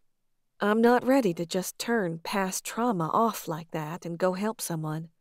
I got this, Lexington says, holding a hand up as if to push my panic back. I'll let you know if they need you. Thank you, I say, truly meaning it. I listen to the conversation as this newcomer shops for a gift for his girlfriend, and I wonder if, just maybe, I inhaled a little bit of that love perfume too. I've never told anyone the story of the assault. Not Ian, not Olivia, certainly not Kai. I don't tell anyone anything. Yes, I've known who Lexington is for the past 6 years, but before yesterday, we've probably only said 24 words to one another. I didn't expect to actually have a meaningful conversation with him. I'm just wrapping the spray up, setting it aside to cool when he walks back into the lab. Everything go okay? I ask. He nods. You weren't kidding about that love perfume being your best seller. The guy bought 3 bottles. He gives a little smile. Your register is pretty basic. Wasn't too hard to figure out how to ring him up. I nod, holding his gaze. Thank you. I didn't mean to go into something so deep. It's okay, he says, shaking his head, and I see it in his eyes. He really means it. I'm glad you did. I offer him a little smile, hoping it looks genuine. Need any more help? He asks. So you just let them sleep it off here in the basement? Lexington looks down at the woman sleeping on the cot. I stand in the corner of the room, arms folded over my chest. Yeah, I say, talking quiet, even though I know I won't wake her. She has about 9 more hours until she will wake up. Incredible, he says, with a little smile on his lips. His hands are pushed into his pockets, his shoulders relaxed. There's something easy and casual about his stance. I wonder what that's like. I'm ready to go, I say, nodding my head toward the door. Lexington takes one last look around the clinic, a look of awed disbelief in his eyes. But he follows me out, and I lock up. Not gonna lie, these tunnels are a little creepy, he says as we walk down the hall and to the stairs. There's a lot of history in Boston, I say. Not all of it is visible from the surface. You know, I lived my entire life within a few hours of Boston, but until yesterday, I'd never actually visited the city. He follows me as I grab my things, and we walk out the door of the shop, locking it behind us. You're closed on Saturdays, right? I made an affirmative noise. So how about you show me around the city, he says, hands still in his pockets, walking slow and easy. Be my tour guide? I look over at him, really looking. I think the love spray hasn't worn off just yet. I swear I feel much better now, he says with a laugh. But come on. I mean, we're stuck with each other for the indefinite future. Might as well make the best of it, right? I look over at him. The expression on his face is so hopeful, excited, so happy. You know, you're different than I remember you. What's that supposed to mean? He asks, giving me another one of his looks that I can't really describe. He has a lot of them. Lexington has a very expressive face. I shrug. I guess you just sort of came off as this sarcastic jerk when I first met you. You were always making these snide comments and trying to piss everyone off. He chuckles and looks forward. Well, you know, I had just been given up by the family I'd been a part of for over 30 years. I think just about anyone would have been a little bitter. I'll give you that, I say with a nod. My stomach suddenly growls, the evening stretching on late. Someone really needs to start taking a lunch break, he says, raising an eyebrow at me. Look there, there's a pizzeria right down the block. Let the tour of Boston begin. And like it's no big deal whatsoever, Lexington grabs my hand and takes off at a jog the rest of the way down the block. Holy ice fingers, woman! He laughs at my ever-frozen hands. I chuckle, struggling to keep up with him as we slow in front of the pizzeria. I will survive until we make it home, I say, my face flushing in embarrassment as we run through the front doors. The hostess gives us a surprised look, which quickly changes over to annoyance. "Why wait?" He winks at me, telling the woman that it's just the two of us. She grabs 2 menus and leads us through a maze of tables. Seating us, she walks away. "What's good here?" Lexington asks, his eyes grazing down the menu. "I've actually never been here before," I confess as I look through their many, many options. "You're kidding, right?" he asks with a laugh. "It's a block from your shop. I've heard rumors about Boston's pizza, and you've never stepped foot inside?" A little smile pulls in the corners of my mouth. "I don't really go out," I explain. "Like, ever. I go home and order delivery. I mean, it's usually just me. I've always been a little lame, but not lame enough to go out to eat at a restaurant by myself." "No one would ever call someone as badass as you lame," Lexington says, shaking his head as he continues to read down the menu. His words draw a little smile on my face, which I hide behind my own menu. Chapter 8. Saturday brings a dip in temperature. The mid-November air has a bite to it, alluding to the bitter winter that is coming. It's the only time of year that I'm tempted to return to the South. I have yet to acclimate to actual winters. Besides the cursed storm year, Silent Bend has always had such mild winters. "I didn't realize how much I liked the South until last winter when the house spent Thanksgiving dinner out on the lawn by the river," Lexington says as we make our way through the public garden and into Boston Common. "It was 71 degrees. I was wearing shorts." I chuckle, comparing the stark differences. I'm wearing boots and a wool coat, a scarf around my neck, gloves, and a knitted band around my head to cover my ears. Lexington is dressed similarly. I'll admit it's still something I'm getting used to. The cold, I clarify. We cut through the park, past the bandstand, and aim for the beginning of the Freedom Trail. There aren't as many tourists out this time of year. It's getting a little too cold for that, but there are still plenty of bodies about. "Do people ever question you about your accent?" Lexington asks, looking over at me. I shrug. Like I said, I don't go out much. At least half of my customers at the apothecary are regulars, so they're used to it. But some people ask. "You certainly sound and look like the incarnation of a Southern belle," he says, smiling as we walk along. I turn my face away from him, hiding my smile. It's something I tried to hide the entire time I was at Northwestern. My accent is strong, having grown up in a tiny town in Mississippi. To me, it was normal. Everyone from back home sounded just like me. But in Illinois, it stuck out like a sore thumb. Brought a lot of attention, and that's something I've never wanted. But here in Boston, in a mix of a lot of different accents, I finally accepted that I just needed to be me, and that was okay. "In case you're suddenly embarrassed," Lexington observes, I look over to see him studying me. "It's incredibly adorable, and I swear that's coming from me, not that stuff I inhaled 2 days ago."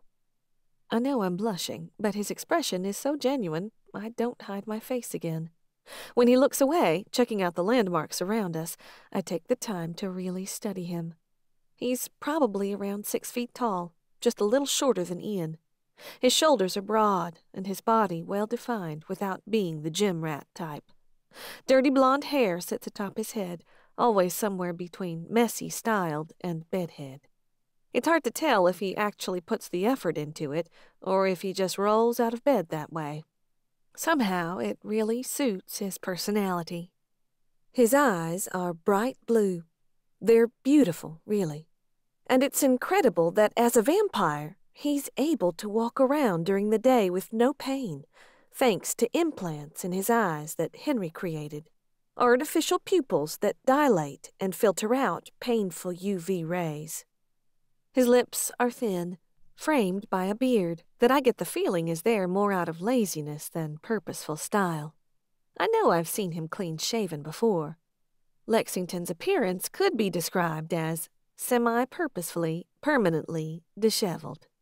Casual and relaxed, always without too much thought, But it all blends into something that works and entirely captures his personality. You're staring. I jump slightly, instantly pulling my eyes away from him, and feel my face flush hard. It's okay, he says, without looking at me as we continue walking down the trail.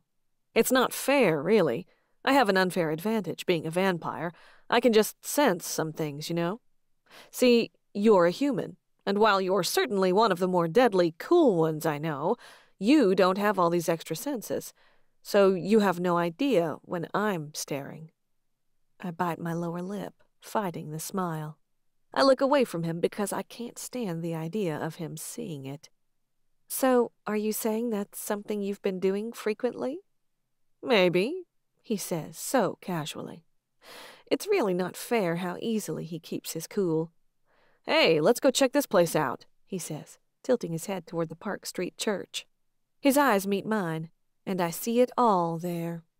He's giving me a way out of this awkward conversation without embarrassing me. I give him a small smile as a thank you and follow him across the street. You know, I was raised as a Lutheran, he says as we wait behind a few people to enter the church. Oh, yeah? I say. The group of women in front of us in line chat loudly, too loudly considering we're about to enter a church. One of them does a little double glance over her shoulder, her eyes locking on Lexington. Yep, he says, oblivious to her approving stare. Except he's a vampire, and I'm sure he's not really unaware. My mother was devout, took us every week, made sure we read our scriptures every night. Martin Luther was an ancestor of mine, and she was extremely proud of that fact. We step inside behind the group. The church is rather simple, really, compared to some of the others in Boston. Rows of pews, simple chandeliers, a grand piano, a cross at the front of the room. Did you believe the same as she did? I ask as we slowly make a loop through the chapel. I've read all the historical signs before. Lexington's eyes briefly graze over them, and I'm sure he can read them much faster than I can. Lexington shrugs. I guess. I never really doubted my mother, and she believed it all so deeply. I just sort of took it at face value. I didn't have anything against it, so I kept going. It really doesn't take long to complete our loop. Within a few minutes, we make our way back down the front steps and head back onto the trail. I guess it just got hard to attach to religion, though, when I was resurrected, he says as he stuffs his hands in his pockets and we continue down the trail. Did you know? I ask. It's a question that defines so much of a vampire's life. The line between a choice and an accident. Fear and certainty. Lexington nods. My mother didn't know at first, though. She married my father, and I was a year old before she caught him feeding on one of the maids. He looks over at me, probably expecting to find an expression of shock on my face, but I've seen way too much to be surprised by something that simple. She couldn't cope, though. Knowing what he was, being the religious woman she was. She couldn't accept it all. I think my father must have really loved her, because he finally let her go. Let her divorce him. Not sure how to feel about the fact that he walked away from me so easily, though. You never saw him again? I ask. He shakes his head. My mother would write him letters now and then, telling him about me, but he left when I was 3, and I never saw him again. I tried to find him once, about 100 years ago, but I think he must have been dead. No trace of him. I'm sorry, I offer. I imagine that must have been hard. Lexington shrugs his shoulders. You know that saying, time heals all wounds? It's true for the most part. I've had a long time to get over it. He said the other day that he was born in 1851. He's had over 150 years to get over it. Immortality is the part of vampirism that I have the hardest time wrapping my head around. I'll die in 70 years or so, but so many of the others that I know will still look the same as they do now, living on for eternity, so long as they can avoid a stake to the heart or a beheading. But she didn't hide what you were from you? I ask, returning to the history of Lexington. He shakes his head. No, she made sure I knew what my history was. Took me a long time to fully understand what that meant. I don't think it really connected until I was probably about 16 or so, when she tried to explain to me that I had a choice in when I wanted to stop aging. I can't even imagine, I say, because to stop aging, he had to die first. Yeah, he says with a short laugh. The concept of dying but not staying dead was a little hard to get a good grasp on. She'd been telling me that someday I'd want to drink blood, but the death part was a little out there for me. I've grown so desensitized to everything in the vampire world, but origin stories from the mouths of those who have lived it put things in perspective. My younger siblings stood guard around the house when I decided 24 sounded just right to stop aging. I look around to be sure no one is too close to overhear the very peculiar story I'm being told. Thankfully, no one walks nearby. Half-siblings? I ask. He nods. My mom remarried when I was 6, had 3 more kids. I look over at him, my brows furrowing. You know, I've known you for 6 years, yet I just realized I have no idea what your last name is. He laughs, shaking his head. Lexington Dawes. It's nice to meet you, Elle Ward. Be nice, I say, giving him a little look. He laughs again. Laugh a little. It's healthy for you. I just shake my head. I've smiled and laughed more in the last 3 days than I did in the previous 3 months. So, what's the deal with the strange name? I ask. Can't say I've ever met or even heard of another Lexington. I came first, dubbed by my mother as Lexington, he explains. Next followed my sister Concord, then my brother Lincoln, and lastly my baby sister, Cambridge. Ah, I say, light dawning in my mind. The Battle of Lexington and Concord. And all the surrounding battles and history, he says, nodding. My great-grandfather was a big to-do with it all, so my mother honored him by naming us after our legacy. So you really do have some deep roots in Massachusetts? He nods. Our family moved north to Maine in the early 1800s, but my family history is spread all throughout the New England area. I look over at him as we walk. I get why it was so hard for you when the Allaways essentially exiled you to the south. He looks over at me, his expression deep and grateful. Roots run deep. And living your very long life for so long in one place makes it hard to uproot and transplant. I nod. But you've been happy being a part of the House of Conrath, right? Yeah, he says as a smile pulls at his mouth. I mean, I was a part of the House of Allaway for 32 years. After slowly losing all of my siblings to old age and disease over the years, and being on my own for a long time, I started getting lonely. A brief infatuation with a woman who was one of their house members brought me to them, and I never left. A small cemetery spreads out to the side of King's Chapel.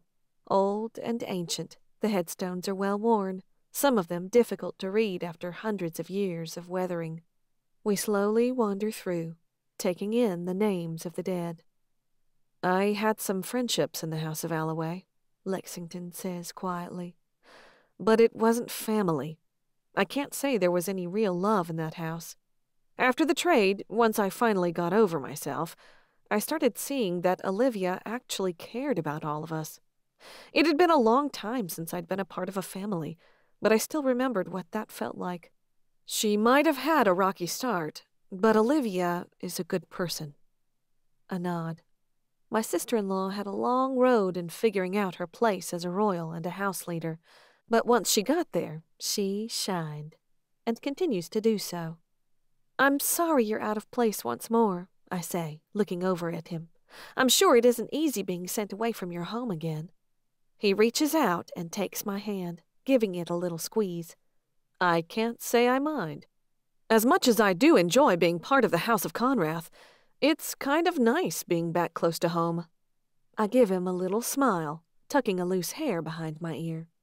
And are your fingers always colder than icicles? He laughs. And somehow my toes are always worse. I chuckle back. Chapter 9. There are a lot of historical sites to see along the Freedom Trail. The Boston Massacre site, Faneuil Hall, the Paul Revere House. America is young compared to a lot of countries, but Boston's history is several hundred years deep, and its foundation is solid. Twilight falls on the city as we round into the Paul Revere Mall, which is more of a park than anything. The end of our trip today is in sight, the Old North Church, when Lexington suddenly stiffens, stopping dead in his tracks. "What is it?" I ask. Every muscle in my body instinctually tightens. My hand slips into my purse where my dart gun rests. "Follow me," he says quietly. His hand wraps around mine, and he's suddenly pulling me off the trail and back behind a building. The second we're out of sight, he loops my hand over his head, and his hands grip me, hoisting me up on his back. And then we're flying. Vampires are incredibly fast. So fast the human eye can make out little more than a blur. That's what the buildings, people, and cars around us look like to me. Lexington darts through the city, running so fast I can't even feel his feet beating against the sidewalks and roads. So fast, the scream catches in my throat. He suddenly comes to a halt, and my stomach heaves. My head spins, and I nearly fall over when he puts me down. A noise settles into my ears, one I've heard before. A blissful moan accompanied by a sucking sound. "Stay here," Lexington says quietly, his eyes fixed on an alleyway. My line of sight follows him as he darts across the road. There, in the alleyway, stands a woman, completely motionless, while a man and a woman latch onto her neck, drinking. "Hey, guys," Lexington says, walking up. They startle, dropping the woman, who collapses to the ground. "How's your evening going?" "We're not sharing."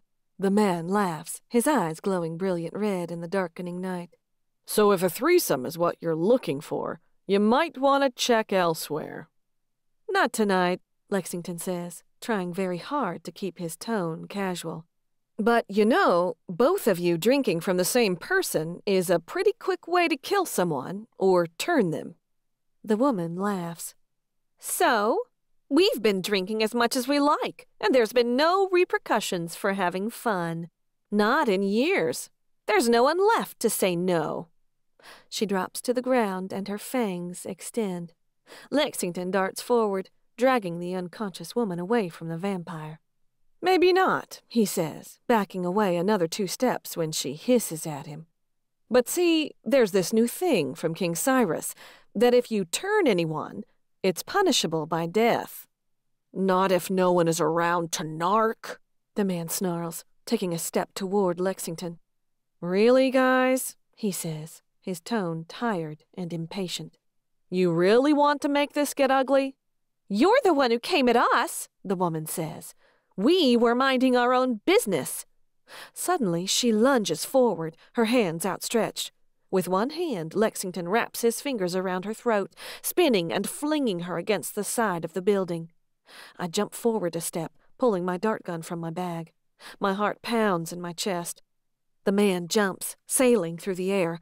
The shot is perfect. I press the narrow shaft to my lips and blow. The dart hits him in the neck, just as he drops on top of Lexington. His entire body instantly starts seizing up. He rolls off of Lexington, his muscles twitching, hissing in pain as he curls into a ball on the sidewalk. The woman, seeing her partner incapacitated, roars in anger and rushes at Lexington as he sets the drained woman on the ground. Her hands wrap around his throat as I load another dart into my gun. He slams her back against the building, his jaw clenched tight, his face coiled into a snarl. His eyes instantly flash from blue to brilliant, shining red. Black veins sprout out from his eyes, racing over his face. A noise down the road pulls my eyes to the left. A group of young men laugh and talk as they walk down the sidewalk, straight toward us. "Lexington," I breathe, knowing he'll hear me. He glances in my direction, but it's enough distraction for the woman to push away from the wall, sending them crashing to the other side of the alley. Lexington's head bounces off the brick wall. The group continues down the road, oblivious to the scene they're about to witness. "Lexington," I say, urgency bleeding into my voice. With a grunt, he spins away from the wall, grabbing her by the front of her shirt. He whips her through the air, slamming her down on the ground onto her back. In the same movement, he pulls a stake from the inside pocket of his jacket and slams it down into her chest. He stands, huffing hard, and straightens his clothes. He takes one step out of the alley, checking on the position of the oncoming group before darting back into the alley. In a blur, he disappears down the alley, dragging the two born. When he reappears, he crooks a finger at me. I run across the street, catching the eyes of the group, but disappear into the alley with Lexington. He scoops the woman up into his arms, and we set out quickly down the alley. "Is she still alive?" I ask as I struggle to keep up with his quick pace. "Barely," he says, looking down at her as the glow in his eyes fades. "She's lost a lot of blood. You got any of that cure with you?" "Of course," I say, reaching into my bag. I keep 3 doses on me at all times, plus the one around my neck for myself, if ever needed. "Give it to her now," he says as we tuck around the corner of the alley. I glance back just in time to see the group come into view of the alley. I catch the eye of one of the guys just before slipping around the corner. I take out a needle and jab it into her shoulder, pressing the plunger. "We need to take her to a hospital," I say. "She won't turn, but without turning, she might die. She'll need a big transfusion." Lexington nods, and I pull up the closest hospital on my phone. "See that coffee shop?" he says as we get to the end of this alley. He nods his head in the direction of it, across the street and down the block a little way. "I want you to wait for me there. I'm going to get her to the hospital. She needs to get there quick. You got any more of those toxins?" I nod. "I'm okay. You get her to help." He meets my eyes, looking for confirmation that I'm good. He nods once he finds it, and instantly he's gone. I wait anxiously with a chai tea between my hands for 20 minutes at the coffee shop. My right leg bounces up and down, anxiety crawling through my veins. I've been in this city for 2 years now, and this is the first time I've ever had a run-in with any born. Born being reckless, feeding on someone out in the open, not unnerved by the possibility of being caught. This is so wrong. Darkness fully blankets the city when at 7:23 Lexington finally pulls the door open and steps inside. Relief washes through my system as his eyes search the shop for me. I'm on my feet, walking toward him, and his eyes finally find me. "She going to be okay?" I ask quietly as we step back outside. He walks fast, heading generally back in the direction of my house, which is miles from here. "I think so," he says, keeping his voice down. His eyes dart all over the place. His shoulders are tight, his knees slightly bent. He's on edge, ready to fight again. "I dropped her off right in front of the emergency room doors when no one was looking. I waited to make sure someone found her. They took her in. Her heart was still beating, so I think she's in the clear." I nod. Good. My mind is reeling, going through all the implications of what this means. "You took care of those born?" He nods. "Yeah, they won't be causing any more trouble anytime soon." "That's for sure. At least one of them is dead." "Lexington," I breathe as we continue down the road at a fast pace.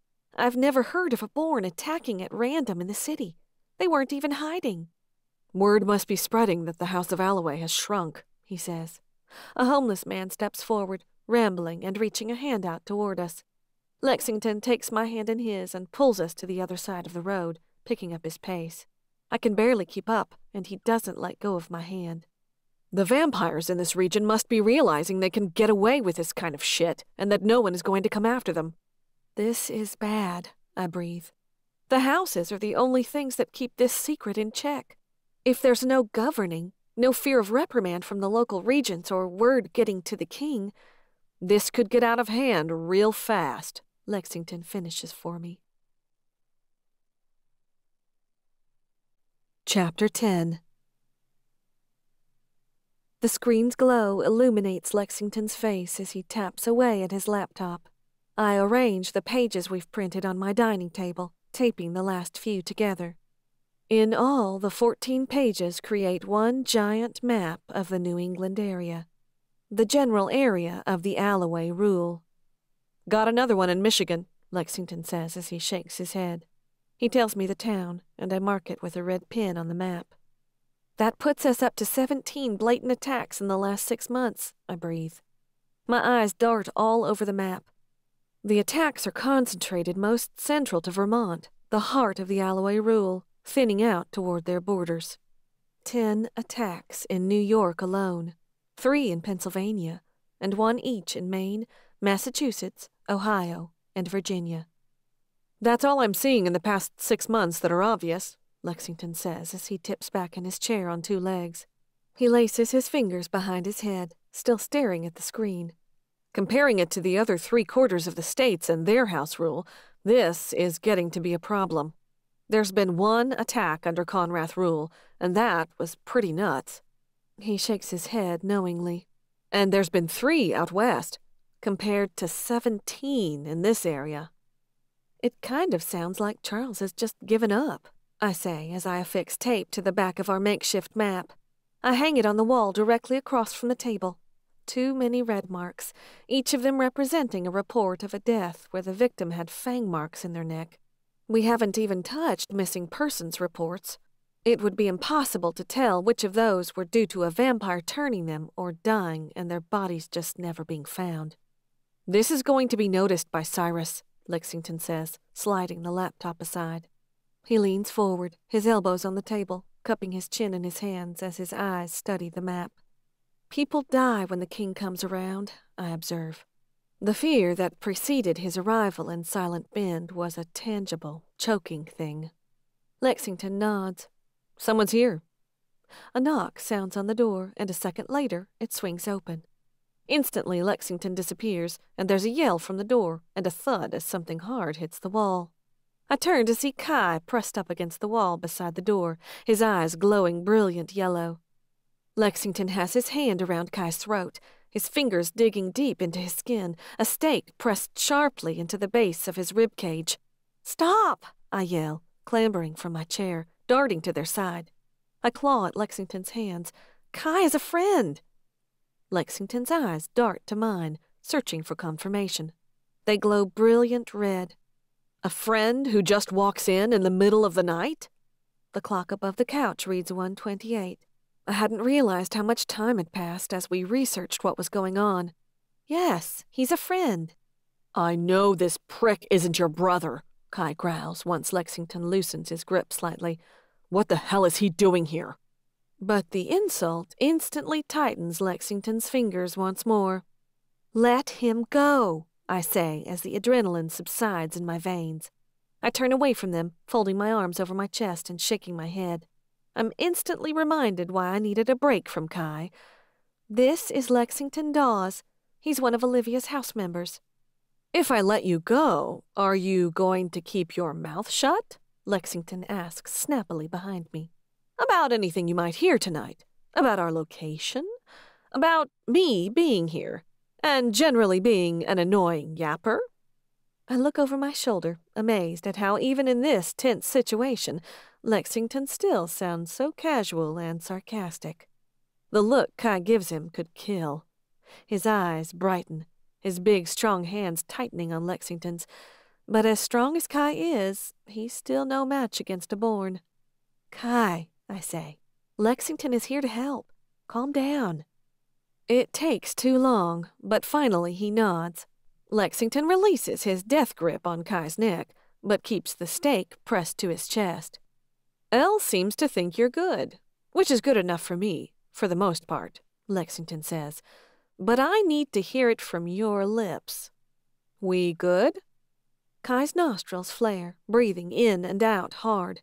His fighting nature is taking hold now, but he nods, looking over at me. Lexington removes the stake, holding his hands up. But I see the way his shoulders are still tense, the tight grip he keeps on the wood. One wrong move and Lexington will kill him. What are you doing here, Kai? I ask, taking 2 steps forward, my arms still crossed over my chest. His eyes search me over, looking for damage, as he always does. I hadn't heard from you in a few days. He looks away from me, to Lexington. The look on his face is a mix between disgusted and betrayed. I got worried after I walked out like that. I'm fine, I say simply. His jaw tightens as he looks away from Lexington, back to me. His hands roll into fists, and he clenches and loosens them twice. "Were you really that sick of having me around?" he asks. He stands on the balls of his feet, as if to take a step forward, knowing he shouldn't. "You told me to take the cure and immediately went and got a replacement?" I don't like emotions. They complicate and twist things. They take the ease out of everything. They make things messy. And right now, my stomach is in knots. My chest feels tight, and I can't seem to get my lips to move. I feel another gaze on me, and my eyes shift to see Lexington watching me, his expression open, studying. I look back at Kai, but still nothing comes out. "Looks to me like she doesn't think she needs to explain herself," Lexington pipes up. He takes a step forward, placing himself between Kai and I. "And I don't really know what's going on between the two of you, but it's pretty obvious you don't know everything that's going on here either. The fact that I don't have a clue who you are says a lot, Uso," Kai says, taking a step forward. "Maybe she needs a friend here more than she needs whoever you are." "Lexington is a friend," I cut in, something in me bristling, and I hate everything about this. "Look," Lexington says, taking half a step toward Kai, "you obviously care a lot about Elle, enough to show up unexpectedly in the middle of the night. I was just walking by," Kai says defensively. "I heard a voice inside." Lexington nods. "I get that. You were just being a good friend." There's that uncertainty in his voice that a lot of people get when it comes to Kai and me. "But as you can see, she's safe. And I don't know about you, but to me, it kind of looks like your current approach is upsetting her." Kai's eyes dart to mine, and I see his expression fall. The distress I don't want to be feeling must be more obvious on my face than I'm trying to let it be. "We both need some time apart to think," I say evenly. I stare at him, trying so hard to get my message across. "I told you what I think is best. I think that you should take the cure." He shakes his head. "But then I'm useless. Then I'm just some guy again. You don't get to decide what's best for me, Elle." I take a step forward, and Lexington backs up a bit, giving us our space. "Useless is the last thing you would be. A future, a free future, is what you'd have again." His eyes dart over to Lexington, and I know that's all he can see right now. A replacement. And to him, that feels like the ultimate betrayal. I meet Lexington's eyes. "Can you give us a few minutes?" I must be learning him quick. I know that look in Lexington's eyes, see the way they search me. An entire conversation happens in just 2 seconds with not a word spoken. He makes sure I'm okay and offers a nod. "Sure." He walks back into the dining room. He can still hear everything, but at least he's out of sight. "I'm very sorry if I'm hurting you, Kai," I say. It's difficult to meet his eyes. "You've been wonderful to me over these past 9 months, but I can't let you keep hoping that something is going to happen. You're my closest friend, but for me—" I shake my head, closing my eyes. I don't want to have to say the words that will come out next. "For me, that's all it is going to be. And I can't give you the hope that it will change. I have to let you have a life outside of me." Kai bites the inside of his lower lip, studying me, trying to see if there's any hesitance to what I'm saying. But he must eventually see that there isn't. "Okay," he says, his voice broken and defeated. "I'll think about what you've said. You've made it pretty clear you don't feel the same way I feel about you. I guess I just have to accept that and deal." My heart sinks. I reach a hand out, intending to touch his shoulder, but he sidesteps it, and I let my hand fall to my side. "I'm sorry," I say quietly. He sniffs hard, nodding his head as he presses his lips tightly together. "Me too," he says. He takes 3 steps toward the door, reaching for it. "I need you to be careful," I call out before he can leave. "Vampires, born and bitten, are realizing they can do whatever they want without the Alloways punishing them. Things are getting ugly. Please, if you hear of anything or see anything, let me know." He looks once more back toward the kitchen where he knows Lexington is. There's a whole argument there on the tip of his tongue, but instead, he just nods. He walks out the door and shuts it behind him. I stare at the door, even after I hear Lexington walk back into the living room and lean in the doorway. "I'd ask you if you were okay, but it's pretty obvious you're not," he says quietly. "So how about we watch a movie to get your mind off of things, and then get some sleep?" I can only stand there for a minute, feeling the muscles in my body slowly relax, one by one. The vice around my throat finally loosens. That sounds great. Chapter 11.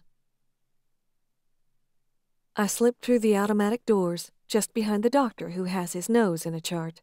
Past 3 doors I slip before hesitating at a corner.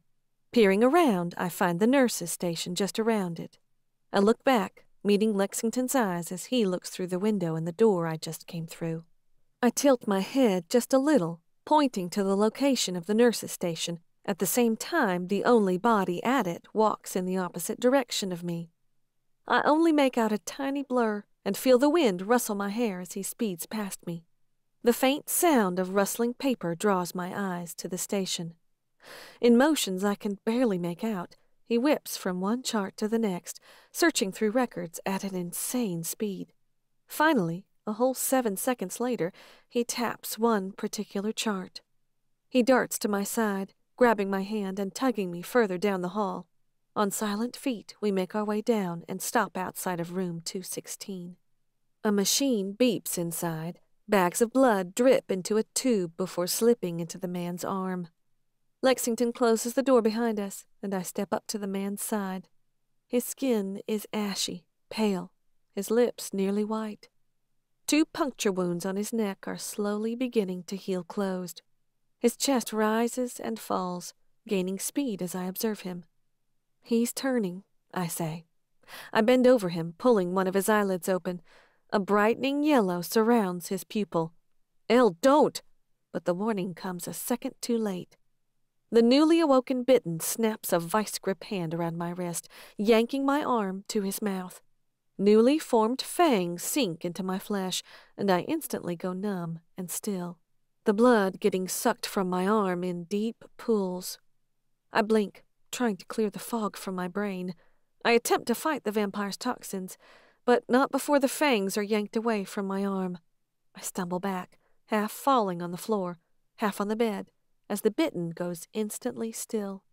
I blink again, my senses coming back to me as I see Lexington pull the needle away. "You good?" he asks, rushing to my side and helping me to my feet. I stumble once, falling back into his arms, my head lolling to one side just a bit as I blink fast.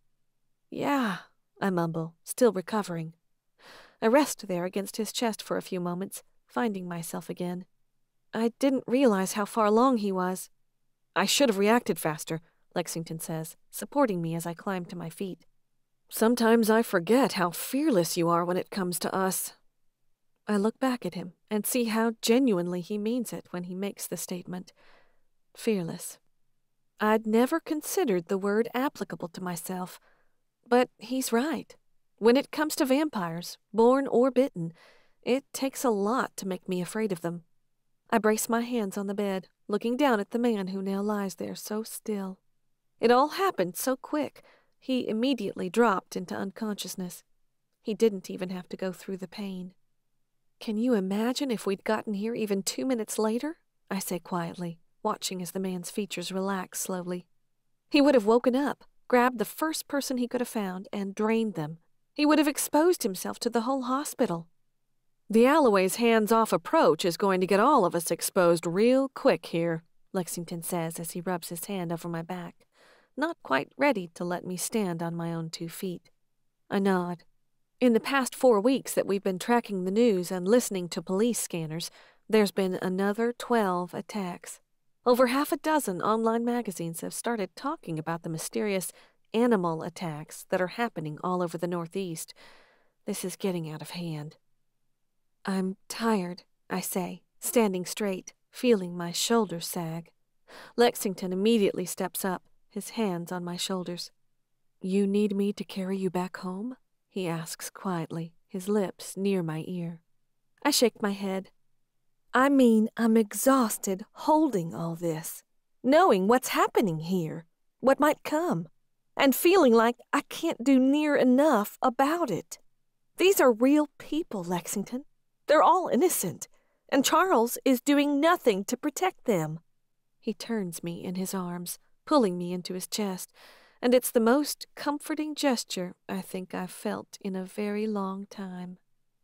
I don't speak the honest truth very often, don't expose what's really on the inside when I'm feeling weak. I've stood on my own for so long now, held myself together, did everything on my own. But in just 4 weeks, I've come to lean on this man, come to crave the strength he offers. "We need to call Liv," Lexington says gently into my ear. "We need to make a real plan, and I think we need to consider tattling." "What do you mean?" I ask, my brows furrowing as I look up into his blue eyes. "I mean," he says, tucking a lock of hair behind my ear, "I think we need to consider alerting Cyrus that Charles is failing at his job." I shake my head. "Are you crazy?" I take a step back. "The last time he came to the States, he had my brother sent to prison for months. He scared Liv into taking her own life. Everything takes a turn for the dark when he's around, Lexington." He nods his head. "I know," he says, pushing his hands into his pockets. He hovers on the balls of his feet, like he very much wants to take some kind of action right now. "But Elle, you said it yourself. Taking this all on ourselves, just the two of us, it's exhausting, and it's not near enough." A noise out in the hall catches my attention, and the next second, Lexington has hauled the two of us into the corner behind the door. It swings open, hiding our location. I hold my breath, nearly impossible to do with my pulse racing like it is. I stand as still as possible, pressed up against Lexington's back. A nurse checks the patient's blood pressure, notes his heart rate, generally fusses over his state.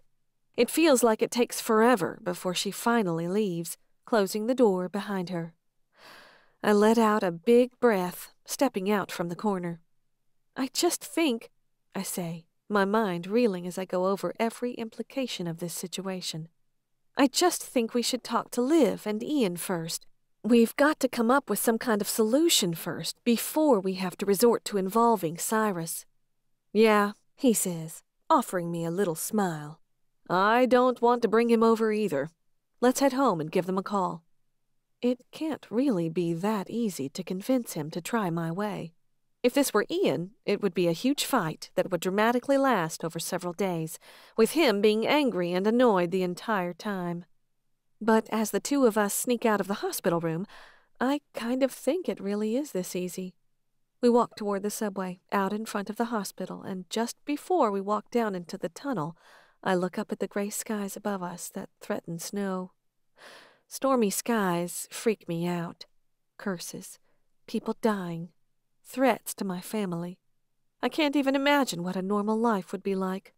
All because several thousand years ago, a man became obsessed with his own immortality. Cyrus was as much of a scientist as there ever had been, long, long ago. He created a serum which made him immortal and gave him insane strength and speed, the ultimate hunter. He had a wife whom he loved more than anything in the world, and he wanted her to join him in immortality. The stories say she refused. She was terrified of what her husband had become. In the end, Cyrus forced it upon her. Little did he know she was pregnant with their child. Sivan gained immortality too, all the same strengths and speed. A few months later, she gave birth to a son. In the beginning, he seemed perfectly human, normal. For years, he grew and aged. He ate food just like any other human, unlike his cursed parents who now craved the blood of what they once were. The child, however, died when he was 18 years old. Cyrus and Sivan buried him, mourned him. But 4 days later, he clawed his way out of that grave, resurrected. His thirst was immense, and his eyes matched his parents'. He just had to taste death first. A few years later, a woman the son had laid with conceived and gave birth to a baby boy. When at a grown age, the son killed Cyrus' grandson to see if he had been granted the same curse. He resurrected as well. Over the next few decades, the son created more children, killing each of them when they reached adulthood. The ideas of power and domination they could inflict dominated the son's thoughts. But Cyrus valued secrecy over all else. He knew the dangers of taking on more than they could handle. A war broke out. The son, with 5 of his 7 sons, against Cyrus and 2 of his grandsons. Cyrus won. He eliminated his son and killed or banished the 5 who rebelled. And he gave everything to his 2 grandsons who remained loyal to him: money, power, charge over the world. They and their descendants were royals, and to this day it is they and their posterity who rule the houses. Dorian and Malachi, the 3rd and 7th son. I met both of them when Cyrus kidnapped me and took me to Rote Himmel, where the king lives in Austria, to serve as judge for Olivia's trial. Olivia is a direct descendant of Dorian. The rest of the born are descendants of one of the other 5 sons, as physically strong and capable as the royals, but with no esteem or grace in the king's eyes. No rights to leadership or rule. No claim to any of the king's immense wealth, like Lexington, like Ian. The royals are a big deal. Olivia was an even bigger deal, because when she was discovered, it rocked a very big boat. My sister-in-law was once a normal girl, born to a single mother in Colorado. Her mother was from Mississippi, where she met Henry Conrath, a royal who walked away from King Cyrus' political system after his brother had been killed for something he didn't do. Olivia's mother moved to Colorado, having no idea what Henry was, where she raised Olivia on her own, not telling Henry about the child until Olivia was grown. She had no idea who her father was until she received a will in the mail, stating Henry had just died and left her everything, including his massive estate in Mississippi. By this point, Olivia's mother had been killed in an accident, and with nothing stopping her, she moved to Mississippi, having no idea what she'd find there, or even what she truly was. Cue a lot of secrets, chaos, lots of dramatics. After nearly killing her, my brother fell in love with her, before he knew he himself was born, that our mother had an affair. Him falling in love with Olivia got him killed by one of her enemies who wanted her throne. 4 days later, my brother woke up in a grave, craving blood. In the end, Olivia found her rightful place, fighting against a lot of people who didn't want her on the throne. She and my brother got over themselves and just decided to love each other, and now they've been happily married for 6 years. I shake my head as I watch the lights flash by on the subway. It's all so insane, so big and fantastical and dark. How is this my real life? Lexington and I get off the subway and finish walking the last 2 blocks to my apartment. On the stairs waits a package, one marked as coming from Arizona. But I know it's not really from Arizona, and I know it's from Henry, containing more doses of the Bitten cure. I pull off my coat when we walk into my living room and realize there's blood smeared all over it where the Bitten bit me. "Whoa," Lexington says, as his eyes instantly fix on it, and for just a second, red flashes in his eyes. I have to remember that he is in fact a born, and he does always crave my blood. "Sit there," he says, pulling his own coat off, instantly back in control. "I'll get something to clean that up." I don't want to sit. I don't want to look at my own blood. What I want right now is to go up to my garden and pretend that all I need to worry about is the fact that winter is here and nothing more will be growing until spring. But just a moment later, Lexington returns with a wet washcloth and a first aid kit. "I'm sorry, again," he says, as he directs me to sit on the couch and he sits on the coffee table. He pulls my hand into his lap and begins cleaning my arm. I heard his breathing and reacted just a second too late. It's okay, I say quietly, not really seeing the blood smear all over my arm. Not really, he says with a sigh. He wipes the last of the blood away and just stares at my arm for a minute. I said you were fearless, and I guess I now see why. Any fear has been sucked out of you, little by little. He touches his fingers lightly to one set of scars, half circles, and then the other. His touch is gentle, soft, reverent. Lexington reaches for my other hand, setting it beside the other. He pulls my sleeve up, revealing another set of identical scars, with one addition. A faint white cross is etched into my skin there. Elle, how the hell are you even still alive? Lexington breathes as he studies the scars there. I shrug, trying so very hard to gather the numbness I'm so good at hiding in. I've learned to adapt, to just keep surviving. Lexington shakes his head, and I look up to see the pain in his expression. How many times have you been fed off of? Once by Henry, I say, losing my grip on the numbness. Twice by Trinity, but don't tell Liv that. I hurry to say that when the shock takes over Lexington's face. Markov has tried 3 times, but you know about most of those. Lexington himself is the one who removed me from being drained once. And today marks the 26th Bitten who's sunk their fangs into me, I finish. The 26th time I've suddenly frozen still, my mind fogging over. I'm helpless when they bite me. And suddenly I realize just how much of a miracle it truly is that I'm still alive. Or not a Bitten myself. And this one? Lexington asks, tracing his finger down the center of the cross. I pull my arms away from him suddenly. The familiar feeling of shame begins clawing its way up my chest like a startled spider. Elle, Lexington says, his voice breathy. Who the hell did that to you?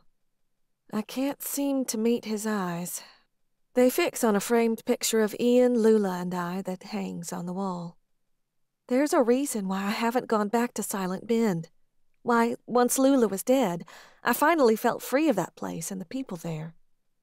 I finally look back at Lexington. His eyes are the most serious I've ever seen. He leans, slightly inclined toward me. His hands reach back out, and I let him take both of mine in his. The way he's looking at me, it opens a little crack in my chest. It causes the breath to hitch in my throat. Something bites at the back of my eyes. Yet you're not broken, Elle, he says quietly. He leans forward, and he brings one of his hands up to the back of my neck as he touches his forehead to mine.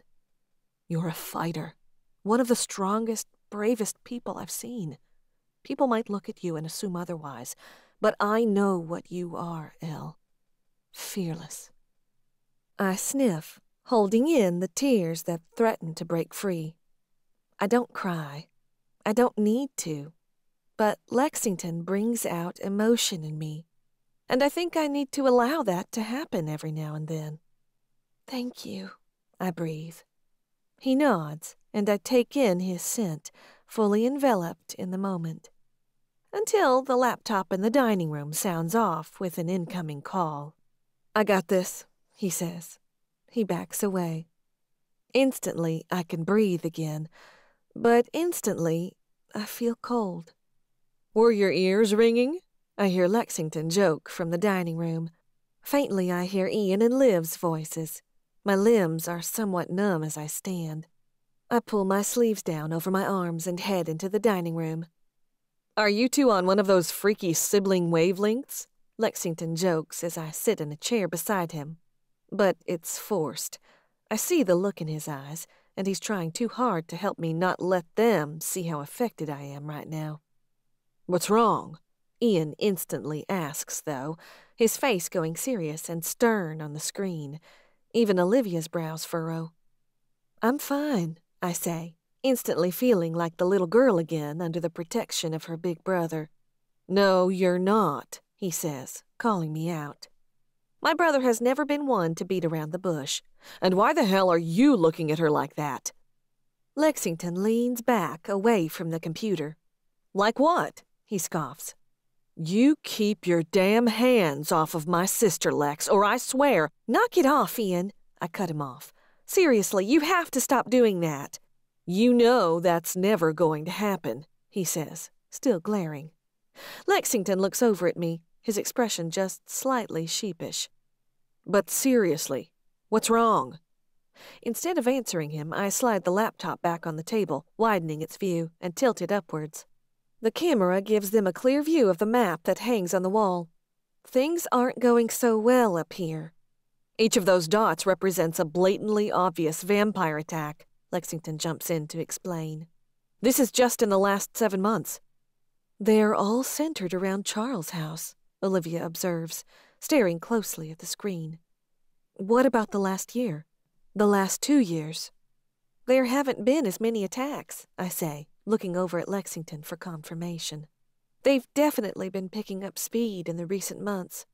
The vamps in this area are starting to realize they no longer have to answer to anyone, Lexington says, setting his arm across the back of my chair. Things are starting to get out of hand, and fear is starting to spread.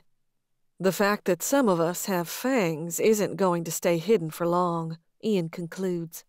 Have you heard any word of this from anyone at court? Olivia shakes her head. It's been a while since I've talked to anyone from Roter Himmel, though. Has there been any contact with Charles in the last few weeks? Lexington asks. Olivia shakes her head. Not directly through either of us, but Trinity and Christian both received letters with checks for a very large amount as a bribe to join his house. He's still trying to buy members, I say. Did either of them accept? No, she says, leaning back in her chair and propping one foot up on it. But if he's still trying this hard with our house, I can only imagine the pressure he's putting on the other houses. Well, at this point, I'd say maybe we need to help in the cause, Lexington says, folding his arms on the table. He needs some numbers to help get things back under control. Ian shakes his head. I don't think you realize just what a laughingstock he is to the houses right now. No one trusts him. No one is willing to take the risk that they'll be knocked off like his sister was, and all those other house members. But that threat has been eliminated, I say. It was my own mother who had them all killed, and she's dead now. Olivia shrugs. It takes vampires a long time to get over things and forget. Lexington shrugs. Then why don't you guys come up here and knock him off the throne? You've done a pretty bang-up job keeping things under control in the South. Olivia laughs. I'm barely keeping a grasp on everything here. Suddenly expanding the rule of the House of Conrath to half the country? No thanks. You said there were rumors about Cyrus sending hunters and making an inquiry, I say. Anything happening with that? Olivia shakes her head. No one has come around here wanting to talk, yet. But Danny found 3 dead Bitten in Jackson about 2 weeks ago. The whole world's going deadly, Lexington says. I'm not worried about things down here. We'll handle it, Ian says. But things up there are a problem. So what? Lexington says. What are our options? I don't know what else to do other than flag down Cyrus and tell him he needs to instate a new royal. And who knows what else will happen when he comes across the ocean, Ian says as he rolls his eyes. You obviously haven't spent enough time around the maniac if you're suggesting we turn to Cyrus for help. Give us some options here, I say, jumping in, because when Ian goes back to dark memories, it doesn't go well for anyone. We've been doing everything we can for the past few weeks, but this is too big for just the 2 of us to handle. Ian's expression instantly grows darker, if that's possible. Do I need to haul you into some deep, dark cave and lock you up? I haven't been protecting you for the past 23 years for you to go gallivanting around, playing vigilante. Your sister's been doing a damn fine job keeping the Bitten in check, Lexington pipes up, leaning forward, as if challenging Ian through the computer screen. You've been doing this forever, bro. It's time to realize your baby sister isn't a baby anymore. Ian lunges toward the screen, his expression full of rage. Olivia's hands dart out, though, pulling him back. He still glares death as he meets Lexington's eyes. Knew I should have sent Lee instead of you. Really, Ian, Olivia says, annoyance in her voice. You know he's right. Elle's been doing just fine. You need to give her a little more credit. She's a college graduate, a successful businesswoman. You need to realize by now she can take care of herself. I can't handle this. The same argument that's been had over so many years. I get up from the table and head to the living room. Shada darts down the stairs, rubbing her head over my ankles until I pick her up. Quietly, I hear Ian and Lexington arguing. I open the front door, walk down the stairs through the foyer, and step out onto the front porch, sitting on the top stair. The neighborhood is fairly quiet. Rows of Victorian row homes line the street, each of them costing a pretty penny. If you want to live in Back Bay, you're going to have to fork out a lot of cash if you don't inherit a place that's been passed down for generations. I watch as a couple jogs down the road, puffs of condensation billowing into the cold air. An old man helps his aged wife up the stairs across the road, walking slowly and careful not to slip. I feel the temperature drop. The weather said it's supposed to snow on Monday. Movement down the road pulls my eyes to the right. A police car rolls down the street before taking a left, heading in another direction to patrol the streets. A light goes off in my head. I scramble to my feet, darting back inside. When I walk into the dining room, Lexington and Ian are still going at it, Olivia trying to play referee.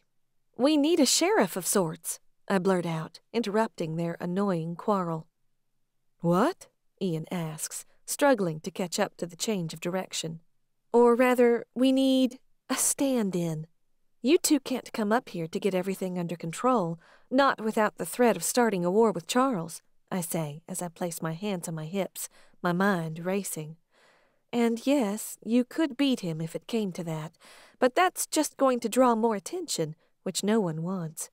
And you can't really send any more of your people up here without drawing some of that as well. What are you suggesting? Olivia asks. Lexington knows how the houses work. He's been around long enough. He knows how things should be done to keep things under control, I say, looking at him. His expression is unreadable, but open. But him trying to take charge is going to be seen as an act of war, too, considering the House of Allaway gave him up 6 years ago. What we need is someone to be the face of accountability until Charles gets his crap together. Someone these vampires have to answer to. Someone to be... Our puppet? He asks, sounding incredibly unsure. Sort of, I say. My mind is flipping through all of the different Born I've met over the years, searching for the right solution. They'll dole out punishment to those who get out of line, put the fear back in them, and maybe... Maybe we can start up a mock house, Lexington suddenly says, excitement building in his voice. I meet his eyes, nodding. Sort of like Jasmine did before you came to town, Liv. You've got to admit, she did set the ground roots for you building your house. Olivia nods. She may have hated me from the moment I stepped foot into town, but she did make it easier to start my house. I still have almost every member she recruited. I've got to admit it's a good plan, Ian says, looking over at Olivia, who nods in agreement. Never thought mimicking Jasmine Volterra would be something we'd resort to, though it might take some time to take effect. I worry we don't have that kind of time before we all get exposed. We'll keep doing what we've been doing, Lexington says, looking at me for confirmation. I'm tired. I want to go back to my shop and my semi-normal life I've carved out for myself. But this is too big, too important for me to walk away from. Yeah, I agree. So, Olivia says, anybody got someone like Jasmine in mind? Actually, yeah, Lexington says, realization dawning in his eyes. I think I do. Chapter 12. And what's in it for us? The woman says, leaning forward and stirring the straw in her black coffee. Lexington leans forward, rubbing his hands together in his lap. You get to boss people around, kick some ass. I like the sound of that, she says, a lopsided smile pulling at one side of her face. And you may end up with some company, other than that of this fine ray of sunshine, Lexington says to the man sitting beside her. Lexington and I sit in a coffee shop in Brooklyn at a table across from Aaliyah and Duncan Steele. I can faintly tell they are cousins, but so far their personalities are vastly different. Aaliyah, who wears dark, heavy eye makeup and always a bitter expression on her face, looks to be around 20, maybe 21. She's fairly tall, taller than me, but she's rail thin. A wide mouth and a narrow nose make for a beautiful face, but her countenance and appearance are very off-putting. She wears a gray jacket, the hood pulled up, and black pants which tuck into thick black boots. She does, in fact, look ready to kick some ass. But her cousin sits there in his black and white striped shirt with his black sweater. He wears neat jeans and a pair of very clean and fresh-looking white sneakers. Duncan very much looks the academic type. He's barely said more than 5 words this entire time. I'd guess he's around 20 as well. Besides the power, the House of Conrath is willing to front rent on a place closer to us, someplace big enough to house whoever might want to join in the cause, Lexington continues on. We've already found a nice place in Cambridge. Cambridge?